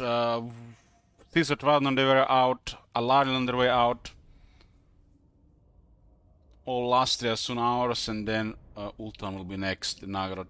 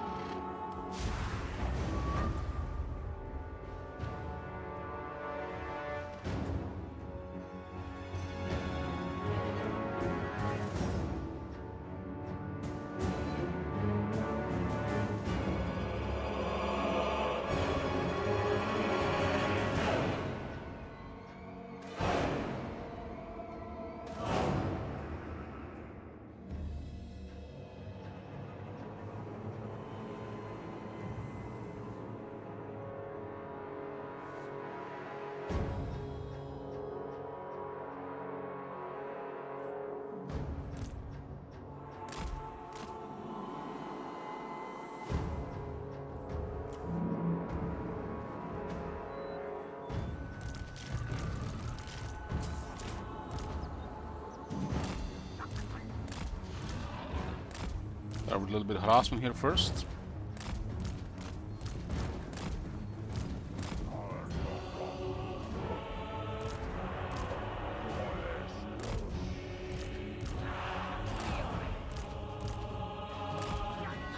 Still have regeneration, at least for 1 or 2 turns, I think.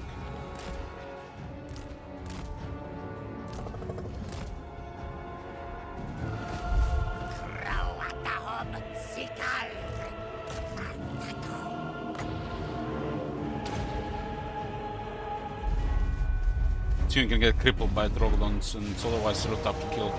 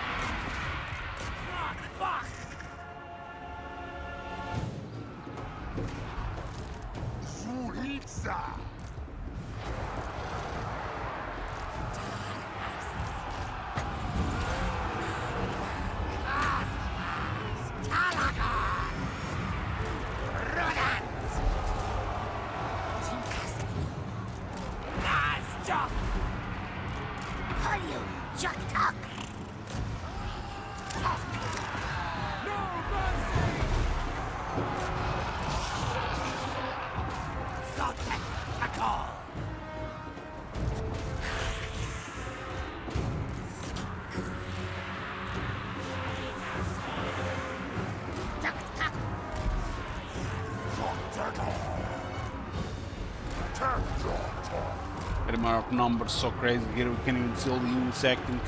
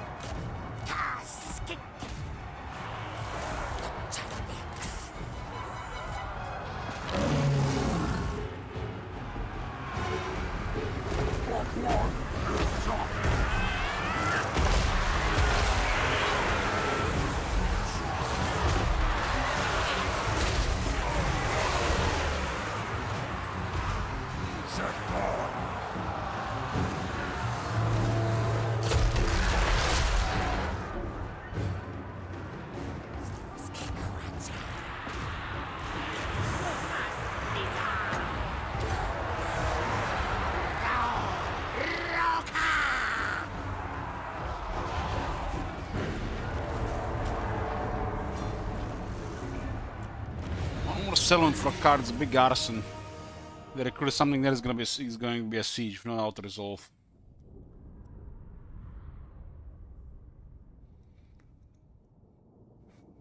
At least they're not gonna spend any more of those crazy armies.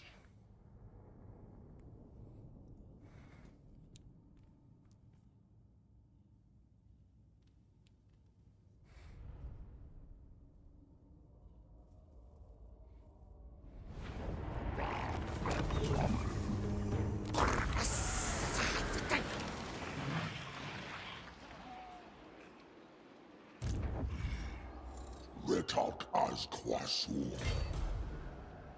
Gorash. It's the last settlement.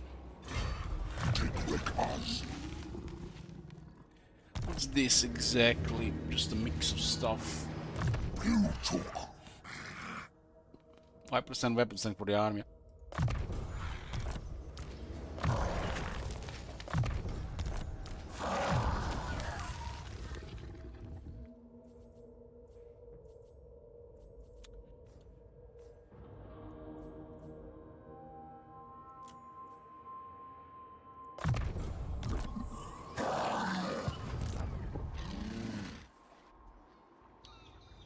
Seems like there's an army here.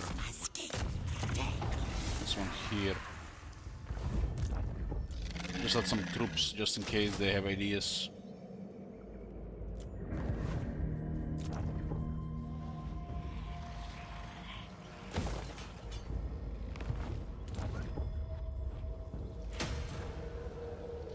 There's plenty of dogs, this one here.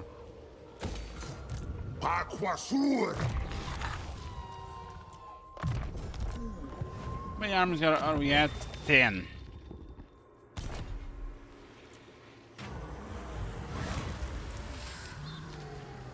Replenishment, huh?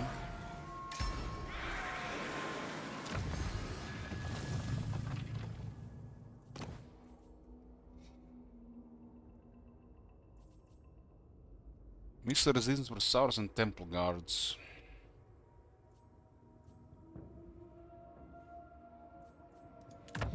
Why not? Treasury is depleted and everything is moved. Let's go next turn.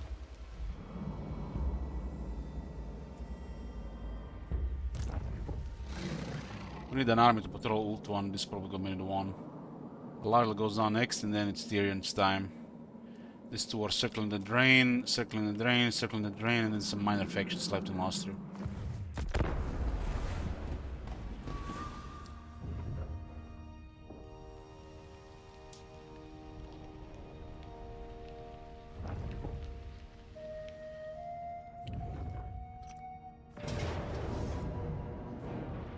Wolf's army attacking by Nagarite. This is the army we couldn't click on. Nagarite is coming now as well. Maybe they confederate with Tyrion, who knows?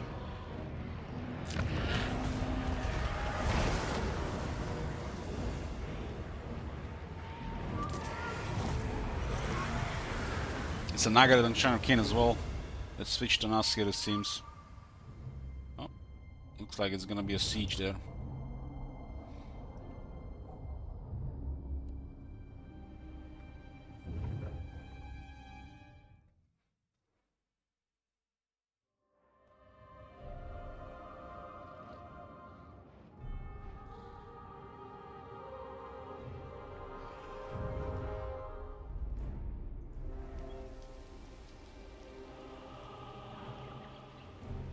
They had to have like a big army in the area. I'm not sure what happened to them.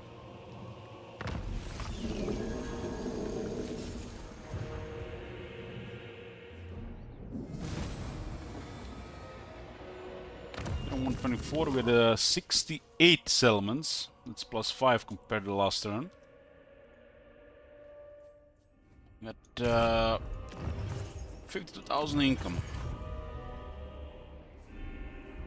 We had rank 1 on the military.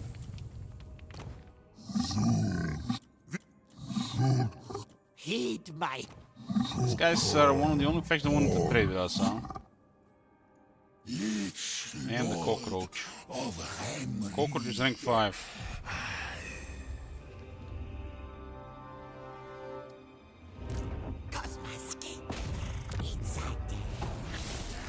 We have a tier 4 here. Think me fool, fool?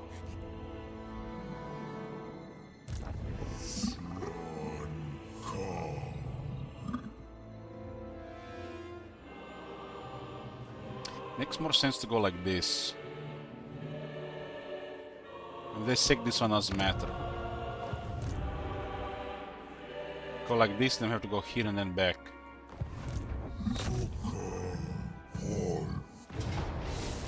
It's just the garrison now.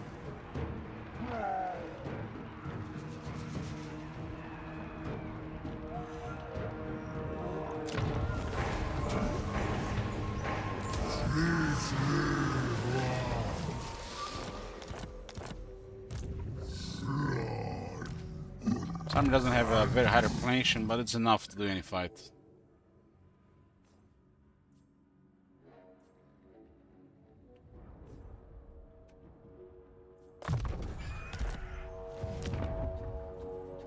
Regeneration!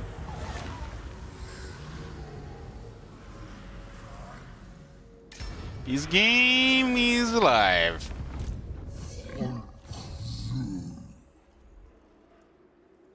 What is this foolishness?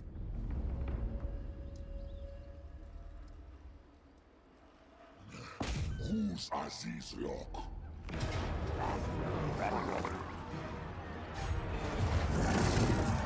This will fail. Siege No. after siege after siege after siege after siege after siege. I think we just besiege these guys and threaten with military. The goddess forbids it. You art caught.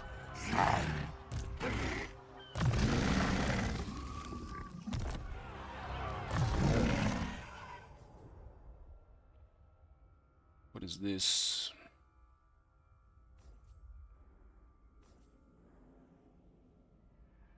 This is a pretty potent buff.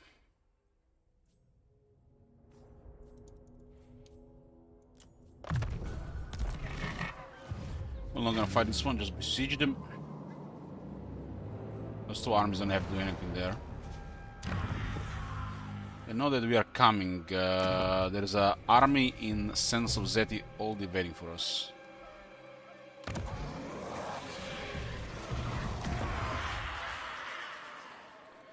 How do I know this? It's a single region owned by the deserters of Kateb that has 20 military presence. So there's at least 20 units in the city, but possibly another one outside. We'll take our chances with this.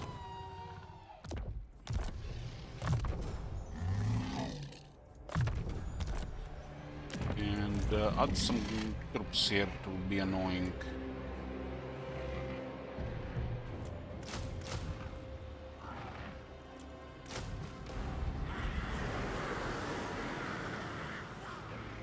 It's gonna have to be a manual fight no matter what. So make sure that we can actually win.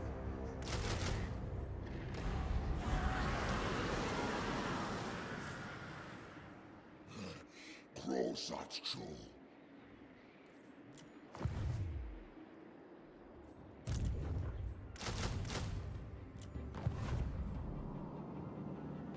Okay, that's it for that side. On this other side of Austria, we've taken kayaks. We're gonna get a little bit more troops here, so they don't go north, and we'll clear the corner here. It's gonna be all over Austria R soon. We won't be attacking these guys as long as they respect trade. They'll live. The dwarves, though, One rug. looks like we'll leave them alone too.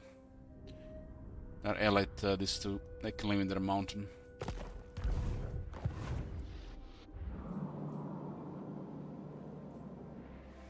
You Was it waste my 16 time. units, huh?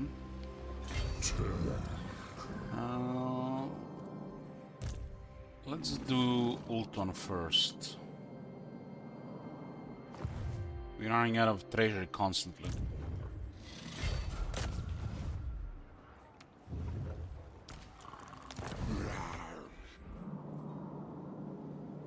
Still have to deal with three high elf factions. It doesn't look like it's ever gonna be peace. At least Be'lakor is doing something there.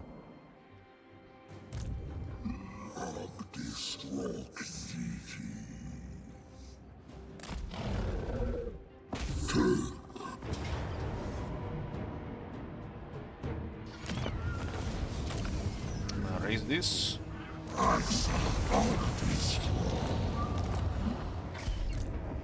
And this is the last settlement.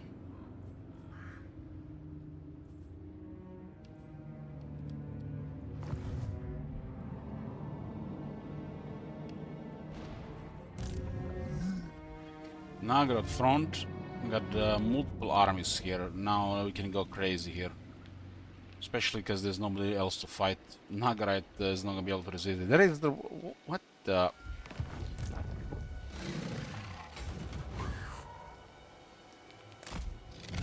Degro army is already too much in a regular fight. Looks like just a settlement here.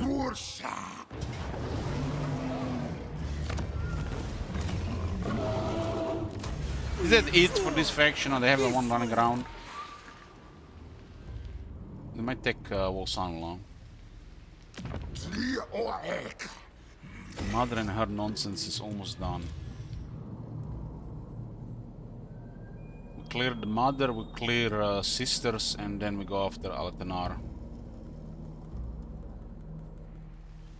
What pieces are blocked here again? We have no peaks with Irtain, Nagarite, Itza, Folus, Nagash. Okay, so we can't make any diplomacy with Nagarite and Irtain, we have destroyed them.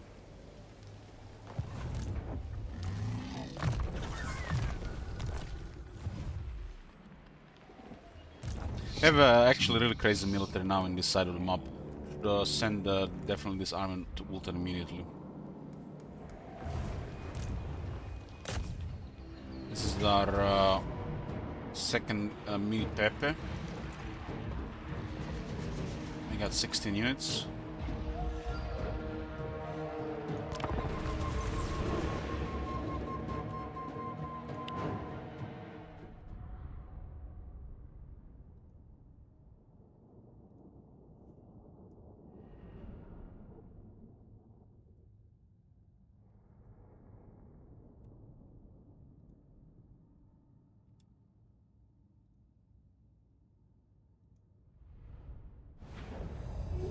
Haven't seen the Productals in this one yet. They look really crazy. And then again, we have crazy buffs. The Productals shred things already.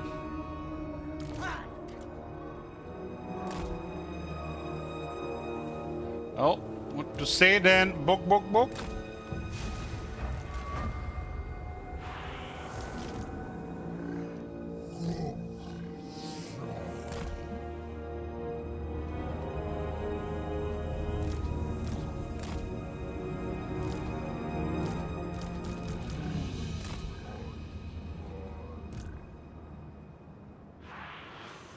Why did they put it like this initially and then immediately just go to other directions here?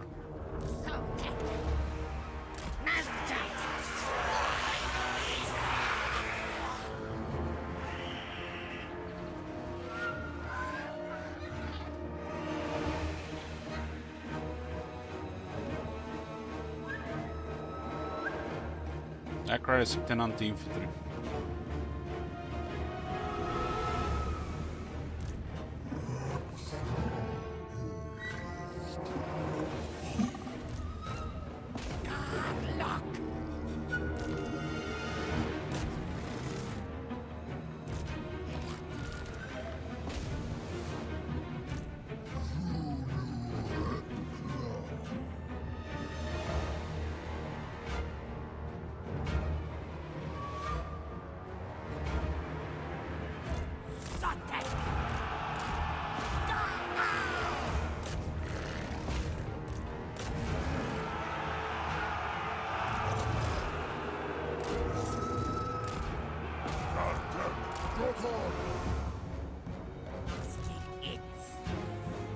A lot of Dark Riders.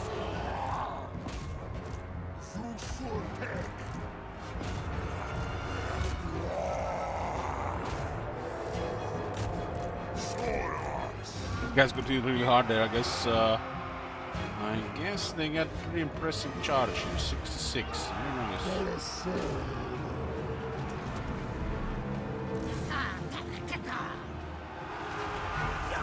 Not much for the productors to do here. We'll pin their spears first.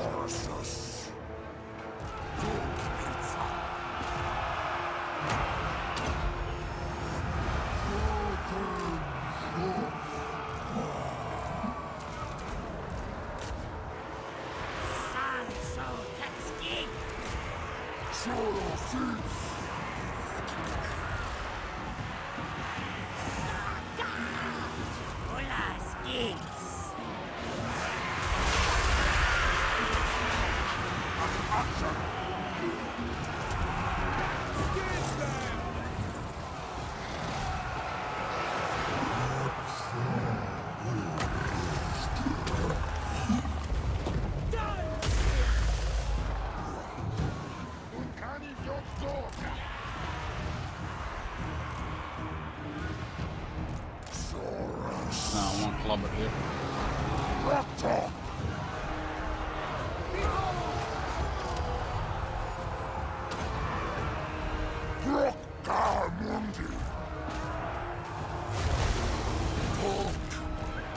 Good eye!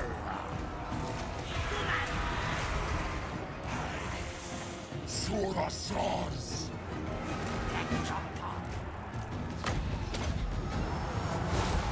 Sargax!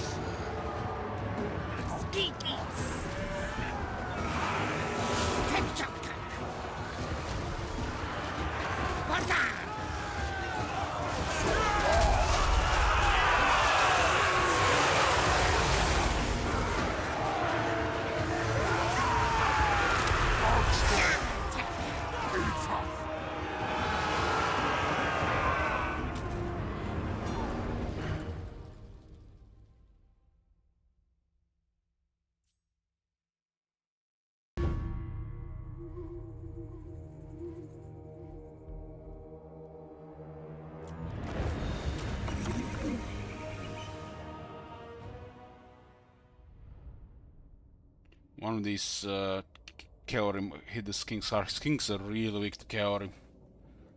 So especially if they countercharge. Lord of Destin dead. What do you mean, cookies? Hey there.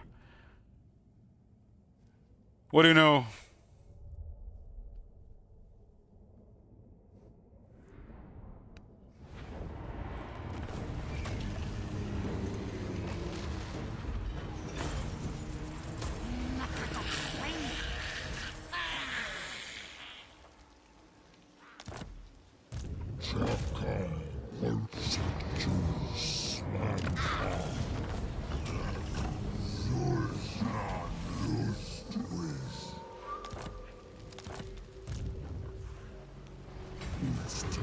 Should be okay now.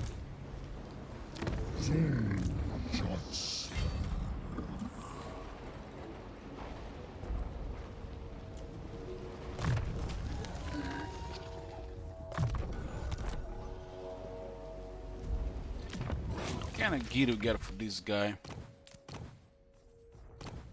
Replenishment.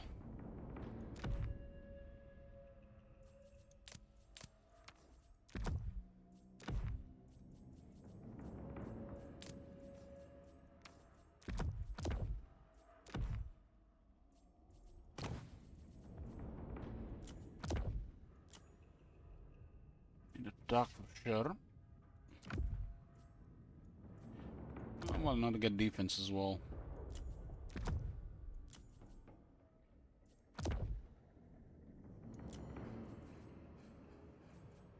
Forbidden Road.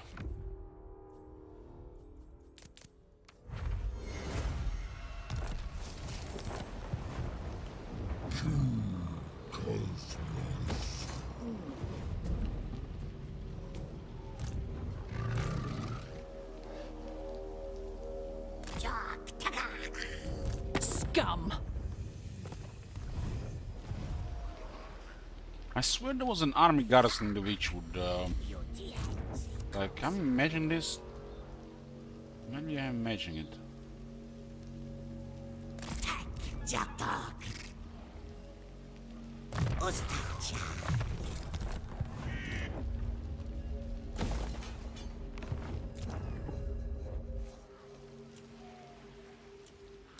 Imminent rebellion here.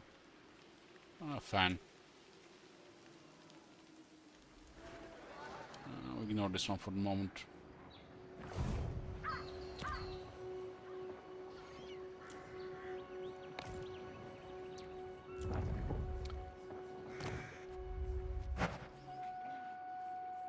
We can tax this one now.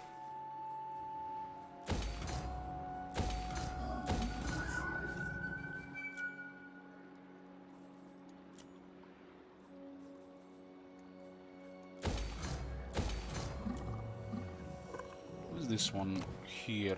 Use this landmark.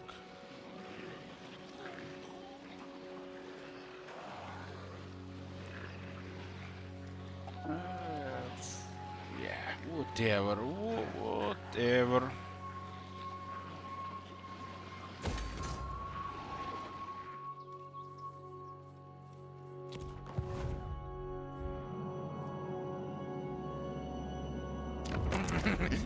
Six elements will become pestilence next to no military. I did see a one skin slave army moving around. They don't even count.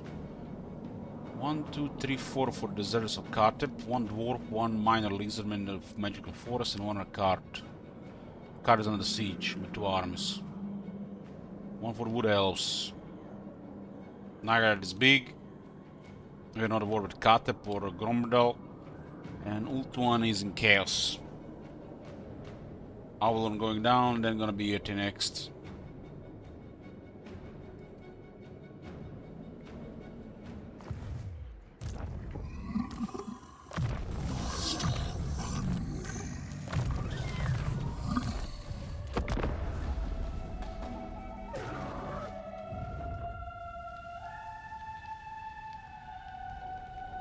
When the rebels gonna attack them? Where the fuck did this army come from? Like, what is this shit? Where's this army? What the fuck is going on? Who's attacking us? Invisible army. Was this some juju by the AI or Nagarite, or is it this bug? We're being attacked by invisible army, what the fuck?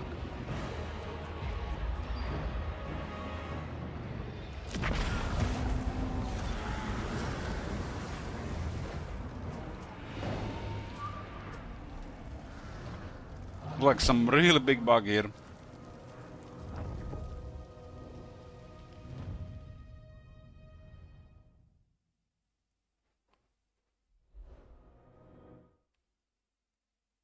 There's an invisible army the campaign map we can interact with, and they're attacking us. It's like Changeling version 2.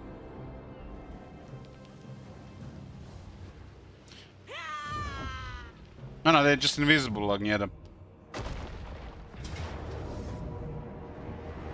I had a feeling this would have been happening.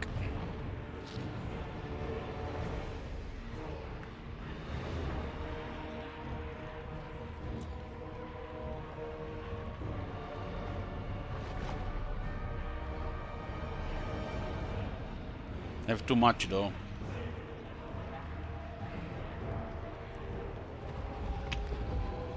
Too much. Doesn't look like we can win this.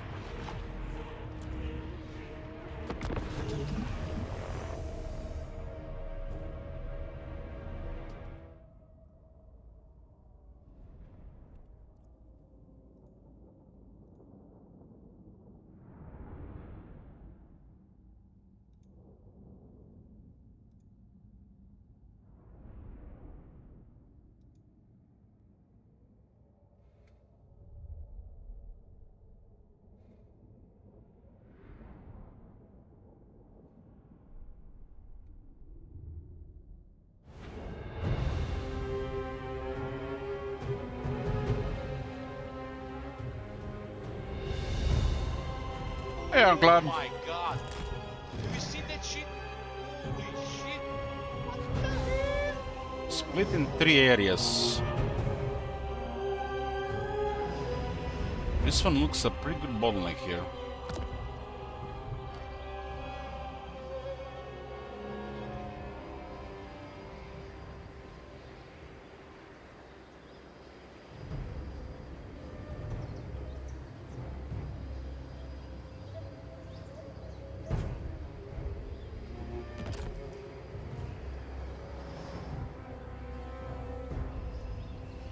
There's a Hemmerian War Sphinx there. That's lovely.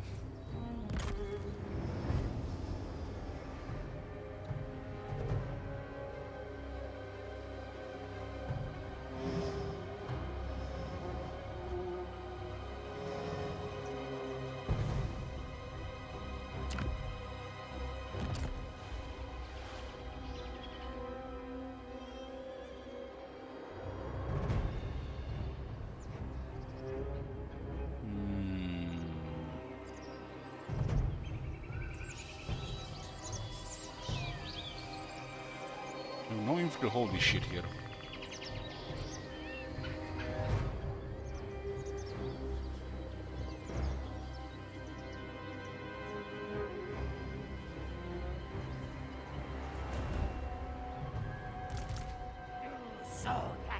We could try to shoot this. I mean, there's actually an archer there.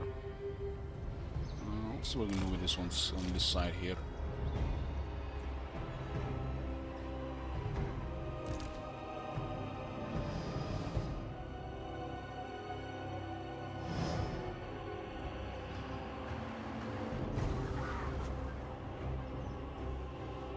Chariots still suck against Croxigors. I don't think we need like 3 of them here, but what the fuck we else gonna tank with?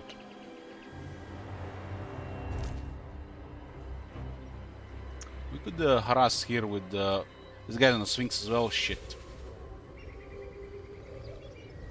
Try to just harass with these guys.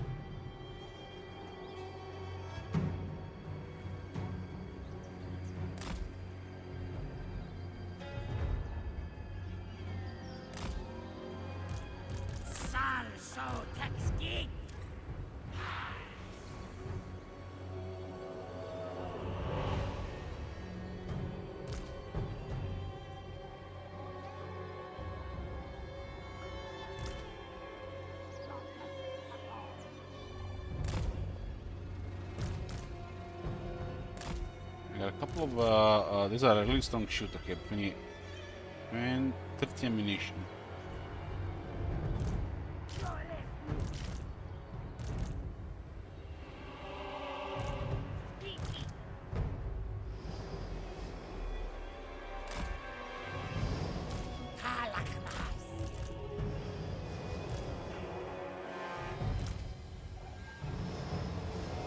Oxygors could use this.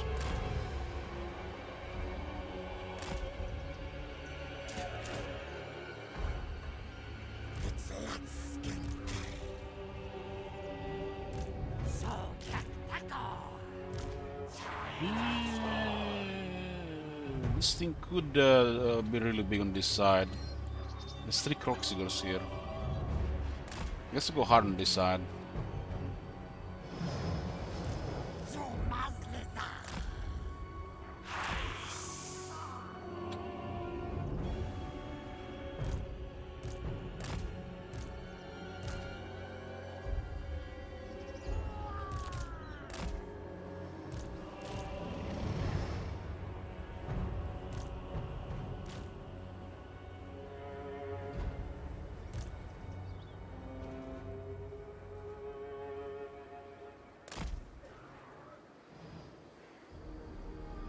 This area it looks like the weakest, but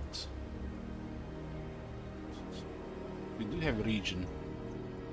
Temple Garden 3 in 3 minutes.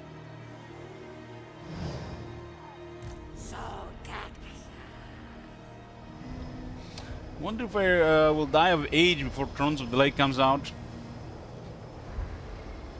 Can't be that old, Protrax. It's coming like in 3 months, under 2-3 months now. I guess like late April, early May. Ski. Just three things can really harass this one if they go after him.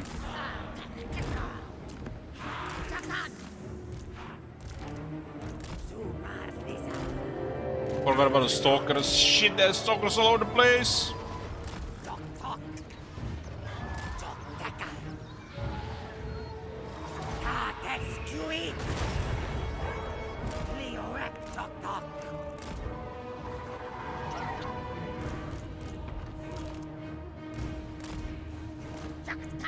Stalkers will try to use primarily the range attack, which makes them kinda handicapped.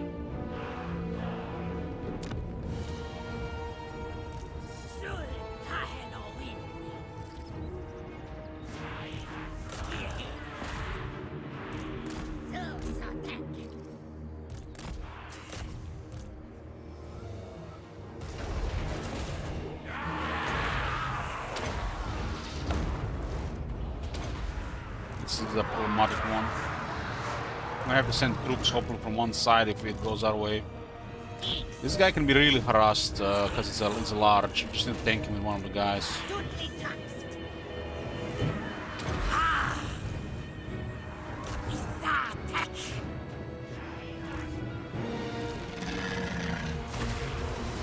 It seems okay for the moment.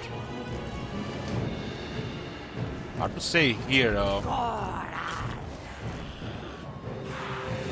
I think three Chameleon's Kings will deal with the Lord. Just need to share damage. This guy's not gonna have any attack here. Yeah, it might be fine here. It might be fine. I need to start shooting stuff here.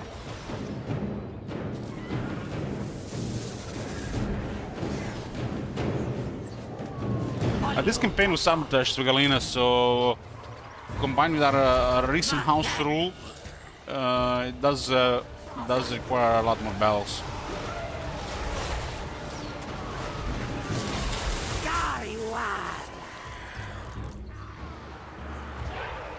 We have this rule active, Svetlina.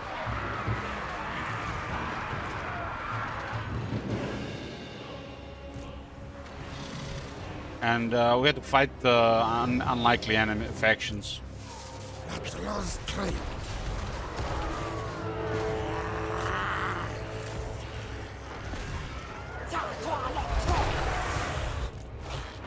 this is fine.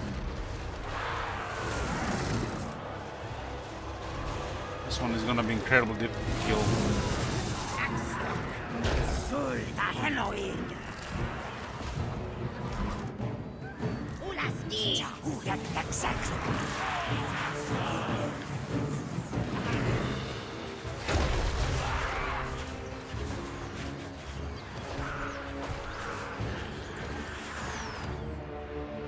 I think we even out the units pretty well.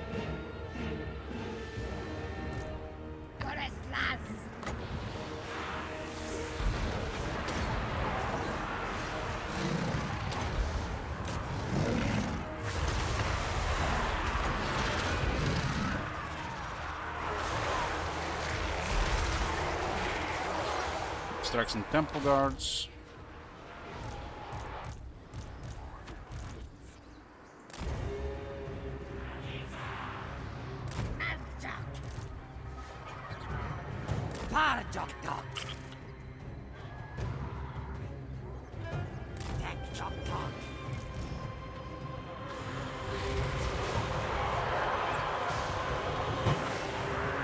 These guys did really well.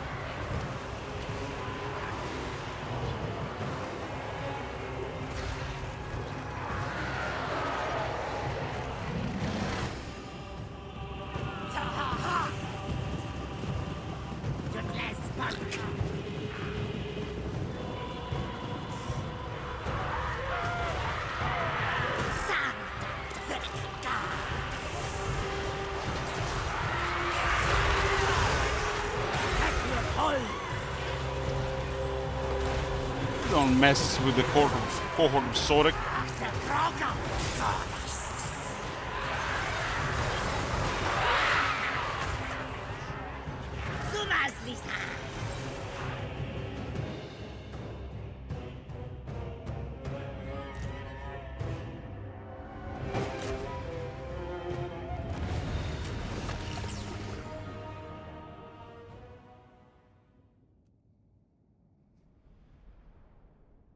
We want to play Nurgle, but he's so ace. I'm holding off for the Southern campaign.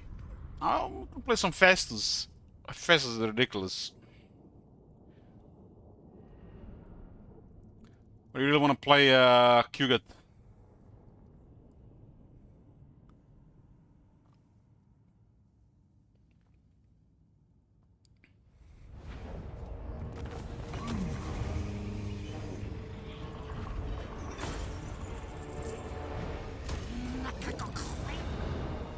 This is the best army.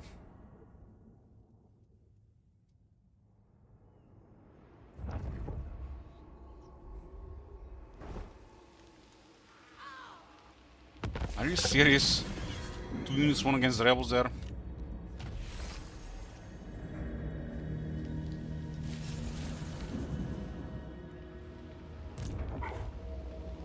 Zero casualties. Must be because of that bugged army nearby. Those fuckers.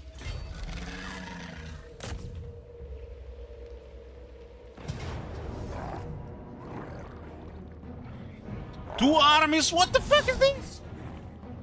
You guys seen this shit? Nobody told them there'd be 2. That was a 1 bugged army. Now we done it.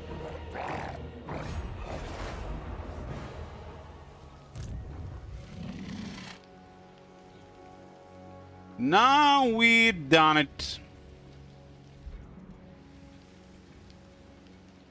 How much money can we get this turn? That army is toasted if we don't add some more troops in this area. There's a bug here, they have invisible armies.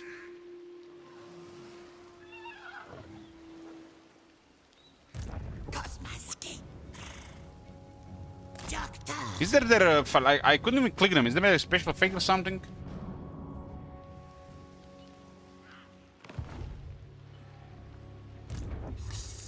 Irksashun.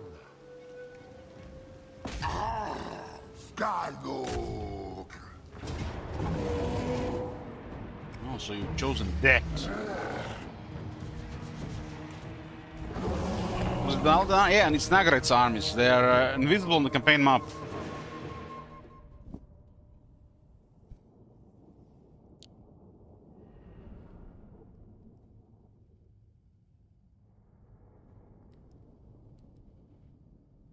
We'll get more troops there. We have a settlement nearby. It's a big mistake they haven't occupied that settlement.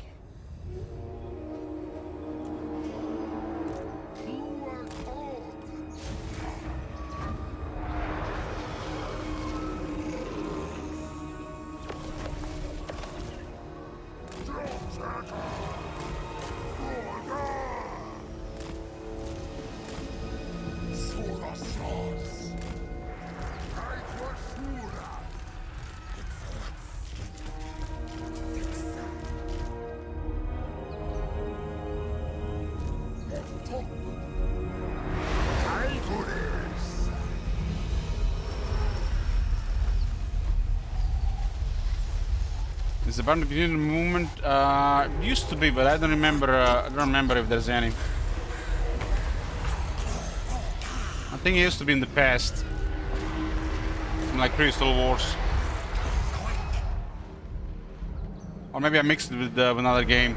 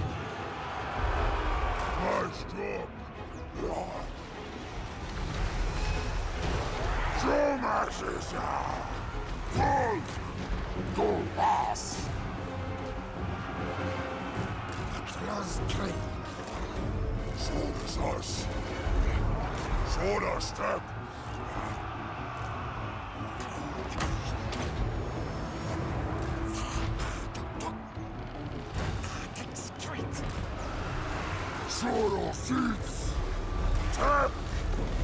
Goles was. This thing here. This thing is not even supposed to be here. This is a dark elf building in a wood elf settlement. They really half that siege reward.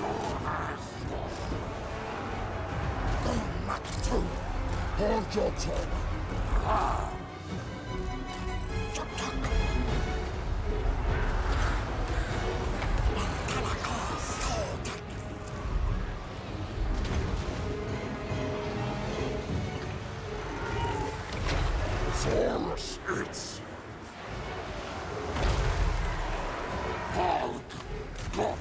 We have surrounded the 3 men, but we are the ones being attacked in the rear, not the 3 men.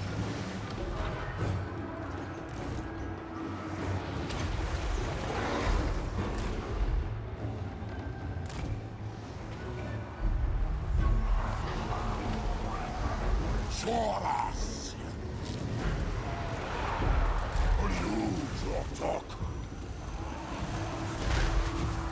This thing that with visible armies, this is either bugged or a more thing. There's no such thing.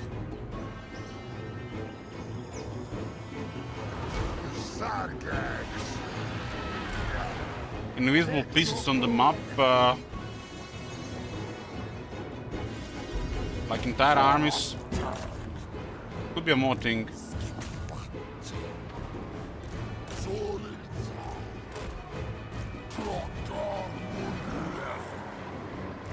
Something. Your tongue. Bog. Bog. Kaikwasuras.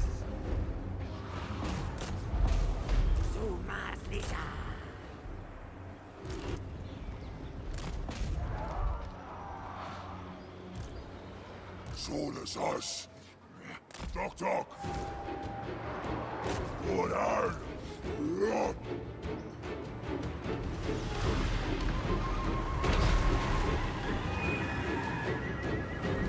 Goles luz. Salkal.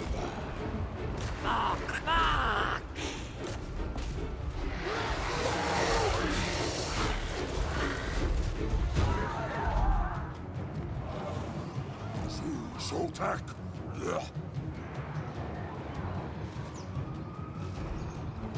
Thoras it's.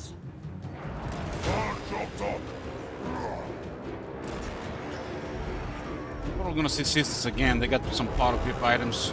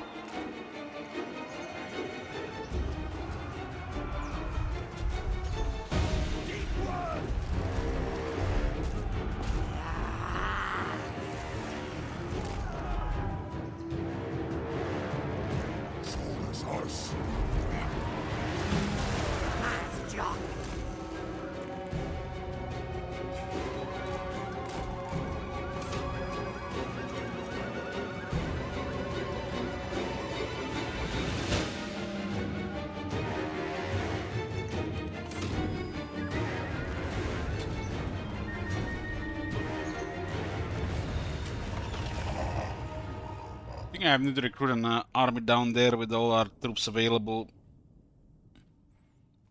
Thought there was a one army there, but there are 2 armies there, and they're both invisible. Looks like a recipe for frustration when you're moving a single army around.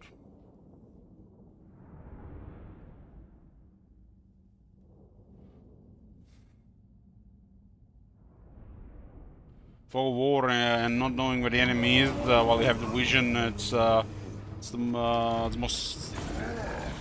It's things that mess up the most in the game.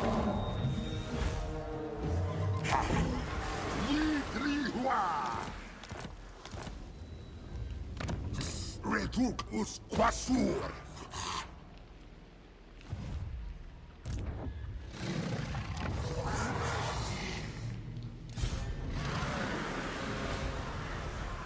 Well, well, well. Click, click, click, click, click, click. Click. Who wants to play? This army is nothing special. We need extra troops.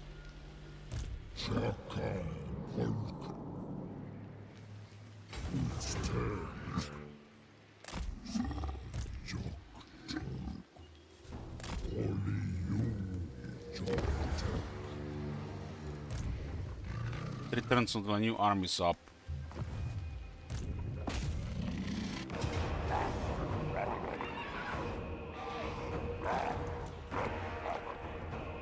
Two armies of Nagarite out of nowhere. Like, what the shit? How did they do this? What is this new theory?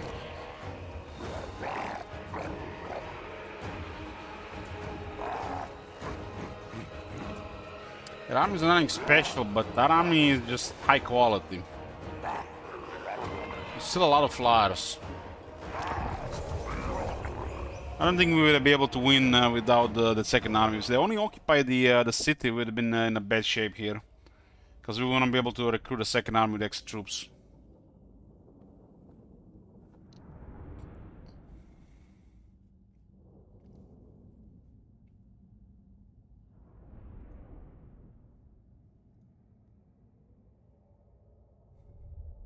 Why didn't they not occupy? They had two armies. It like makes no sense.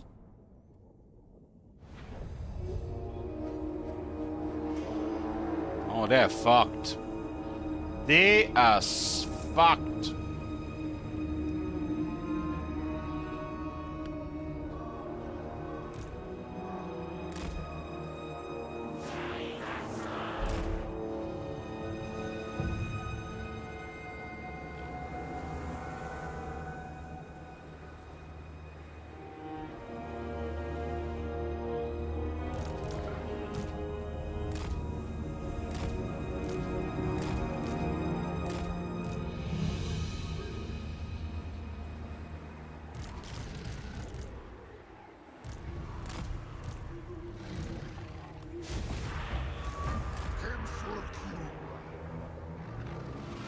They delay our reinforcements to 5 minutes? What the hell?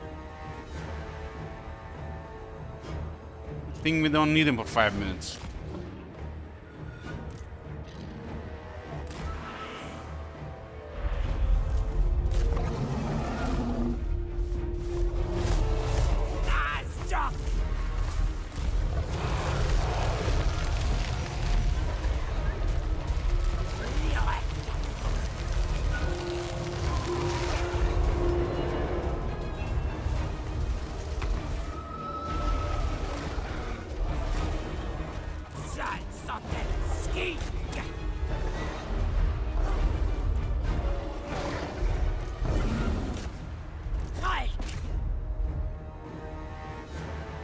Don't worry, high elves, we are coming.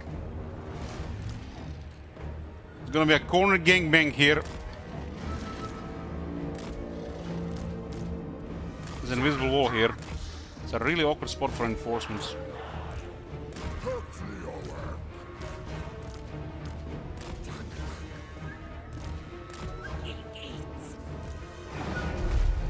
Eat the bears, boys, eat the bears.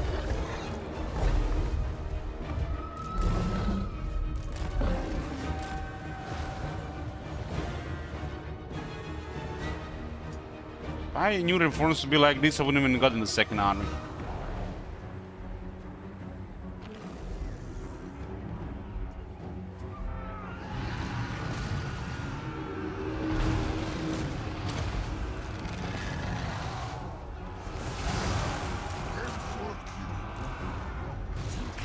This is a really weird bug part of the map.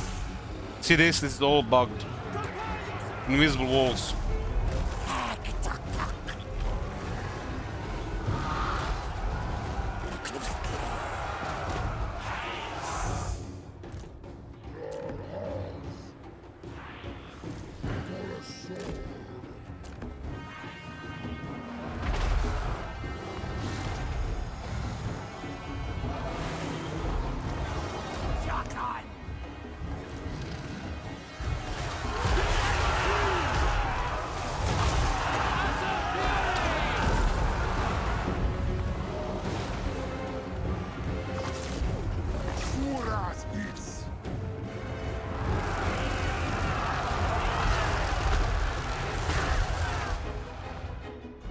with all those eagles.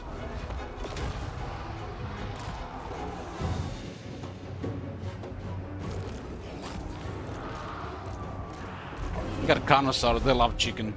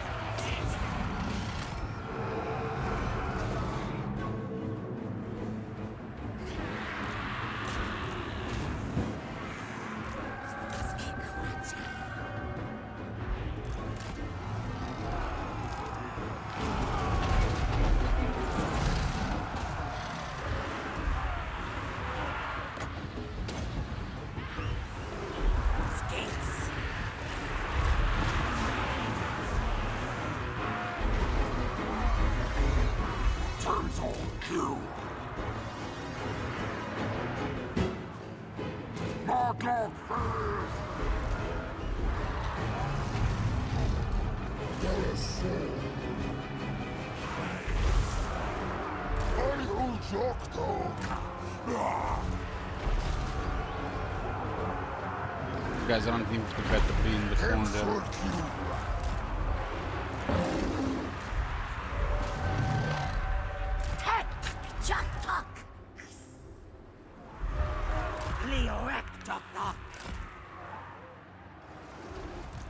No rubber banding, boys. No rubber banding. Take Doctor! Dokon! Doctor Pass!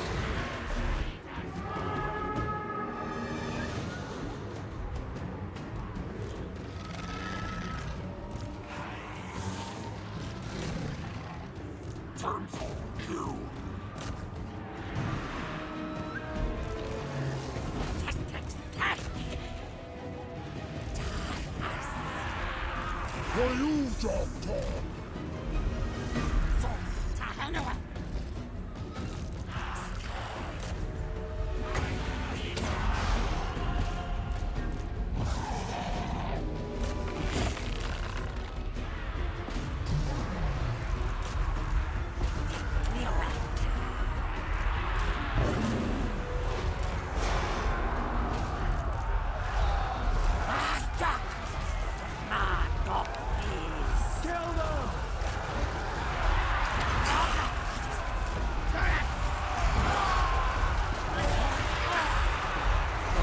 Where the hell is the flyer? There he is. I thought that was a Terran unit for bombs. What a waste of money on these items now.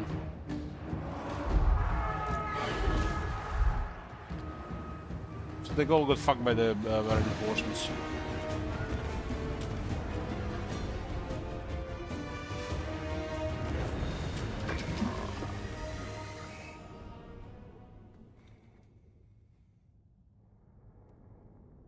Because we don't even know where the army are. We can't see them in the campaign map.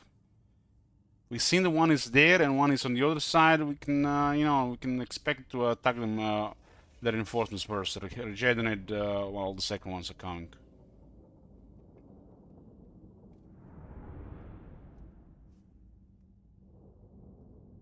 This is the end of Daughters of the Forest. Looks like it. So like, what the fuck are we doing? Like where the fuck are they? Where the fuck are they? What is this shit? What? They're scaling this game, and like, why not Skaven have this? What, like, what is this? This has gotta be bugged.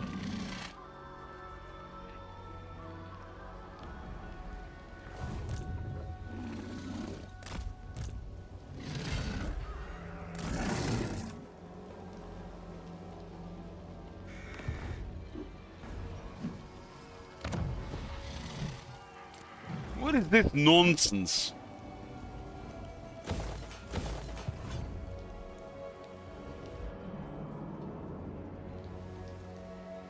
Approach me if you must. Where's your military, man? One arm is an Ultron. They're fleeing from Grand Pepe the entire time.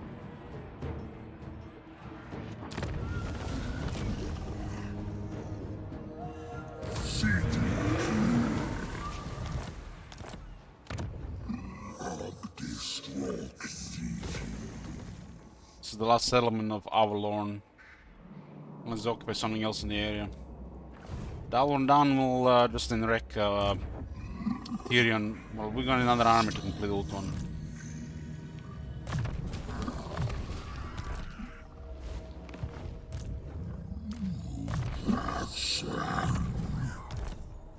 The Red Saurian moving at 93 speed. Yeah, who cares? What do we have here?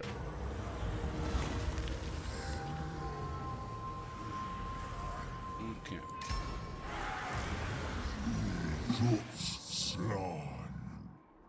The Reds have an army somewhere. This army is taking a beating in the outer zone.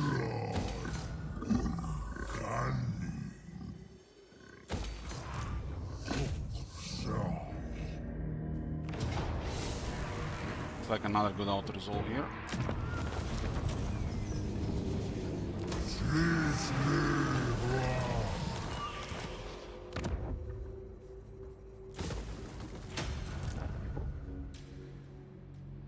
I have nothing left here really. This one will be a battle, and this one gonna be a battle of the 10 cities.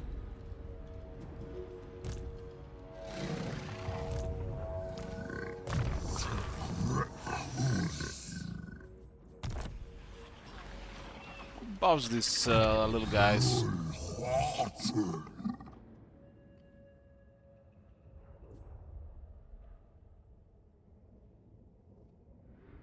Soulbound.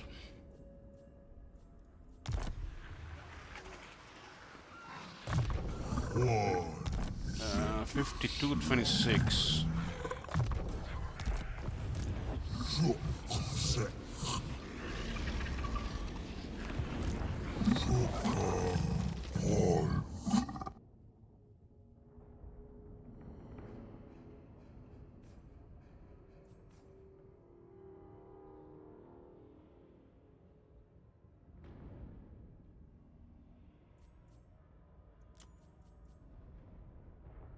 It looks like they don't work anything on the battle skills. The cold ones, but they don't get benefit from the skill.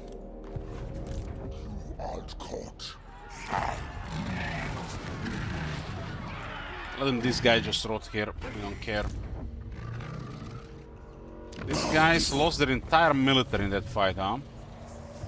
Well, well, well.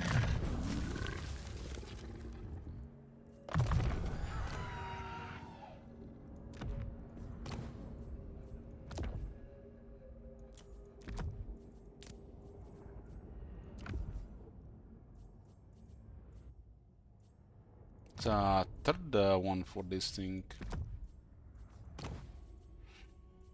Anything with defense here.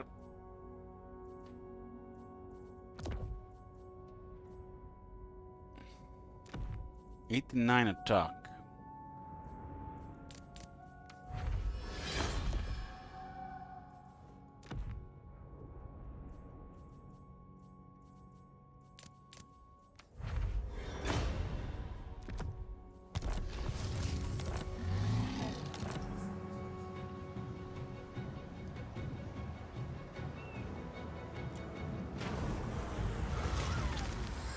Same shit again, huh?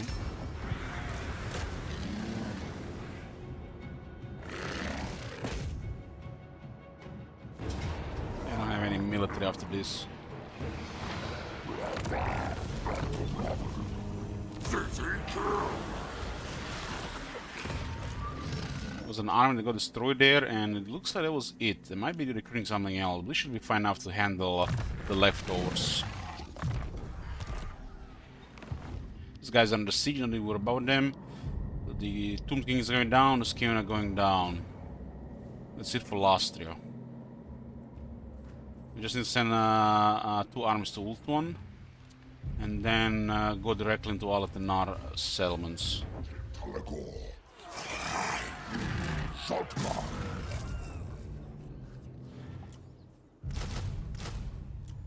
Probably eyeballing us here. Where's that hero? We'll send him to investigate.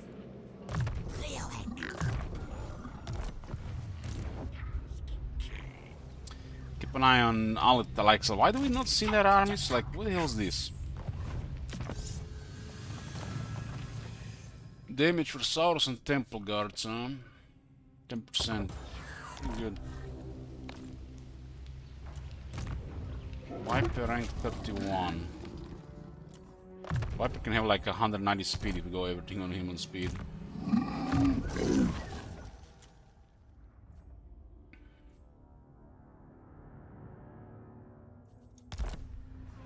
Replenishment is bugged here, huh?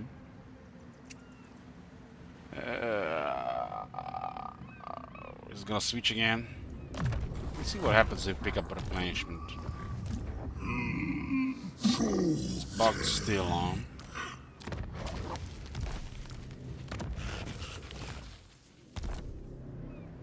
$22.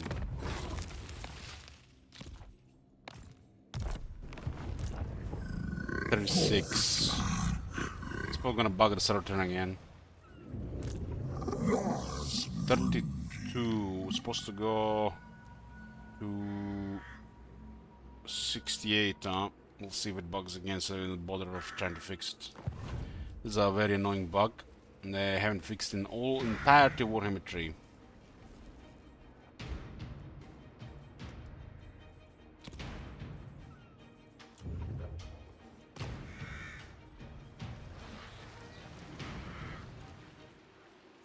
I'm only expecting them to come here in a bit.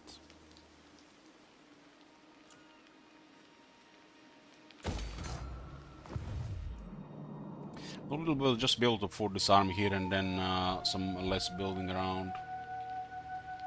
Speak quick. This guy's down to a single settlement. We might go down next turn now. We don't build a garrison, we just click them.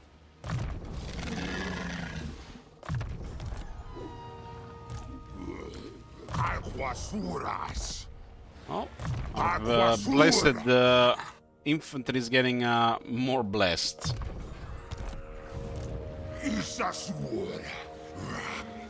Don't even have technology for them, we're just getting it for the first. Like, we ignored the basic unit technology this entire campaign.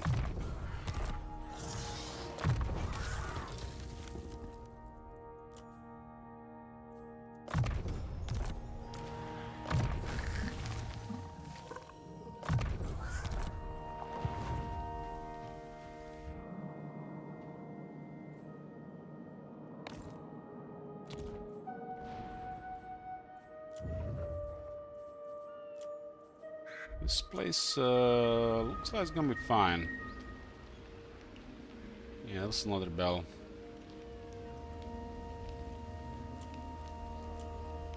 We go like this, we'll rebel.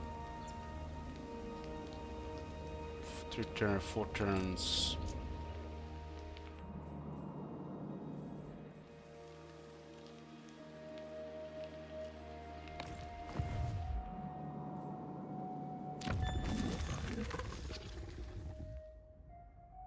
At 43 turns of enact the great plan.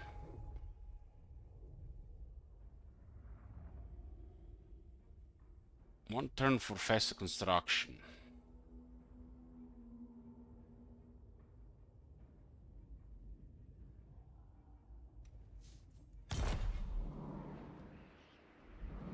Ulton is destabilized, we just need to send another army or 2 and it's all gonna be ours. All. And last race done. Couple battles against Skaven and that's it. You waste my time. The goddess forbids it. We don't even have to fight this. These 2 armies are gonna be staying in Austria. by the time they arrive in this area, they're gonna be needed anymore. It doesn't matter if we take this while waiting or doing it later, because they're gonna be moving around. So we just save some time not doing that siege. It's gonna be an hour more on this turns, or next couple of turns, or hour more 10 turns later for the same thing.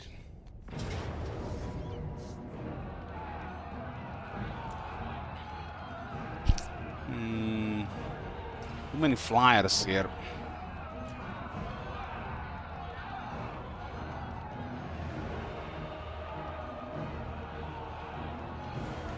This one is another one, dragon, huh? It's not a dragon. This is a dragon. Looks like a red eagle to me. Too fast for a dragon. They can have the gate. Well, like, look at this. Like, again, invisible enemies. There must be something with Nagaret, huh?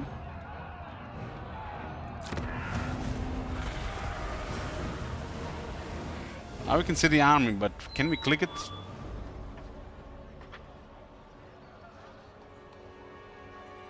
We didn't see them coming to Shrine of Cain, and we didn't see them coming to Phoenix Gate.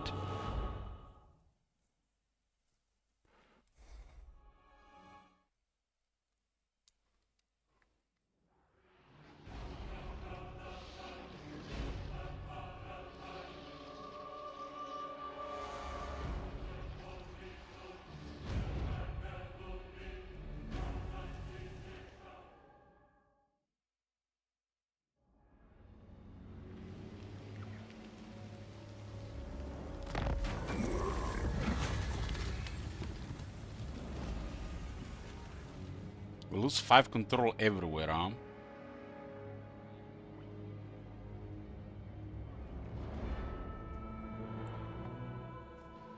That extra control is actually a lot of income.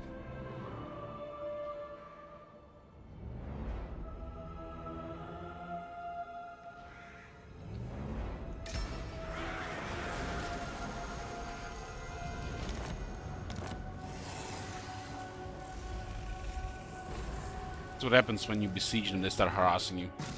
My visions predict fate. Tells you that C intended for this to take 3+ turns always, and not just click battle, click battle, click battle, click battle, click battle. Spending always over 95% of the time only one turn in a hostile region.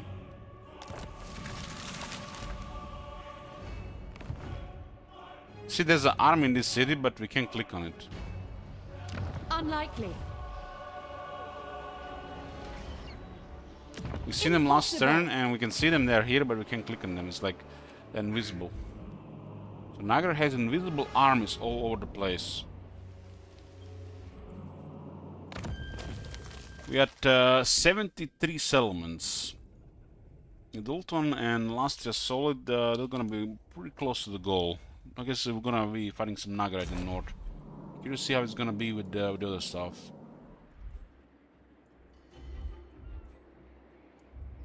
There's Gran Pepe. It's a battle.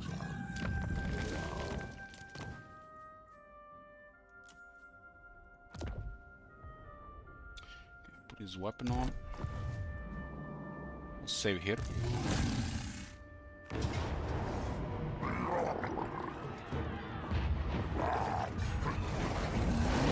Let's see the reflection effect on this.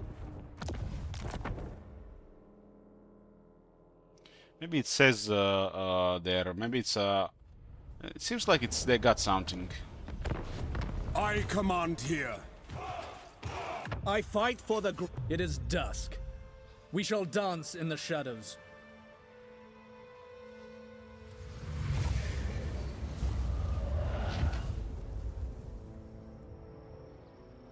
There's nothing here. Maybe they got some special thing.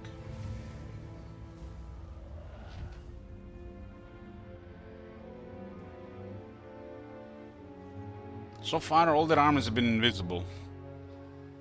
They're on the campaign map, but we can't see them.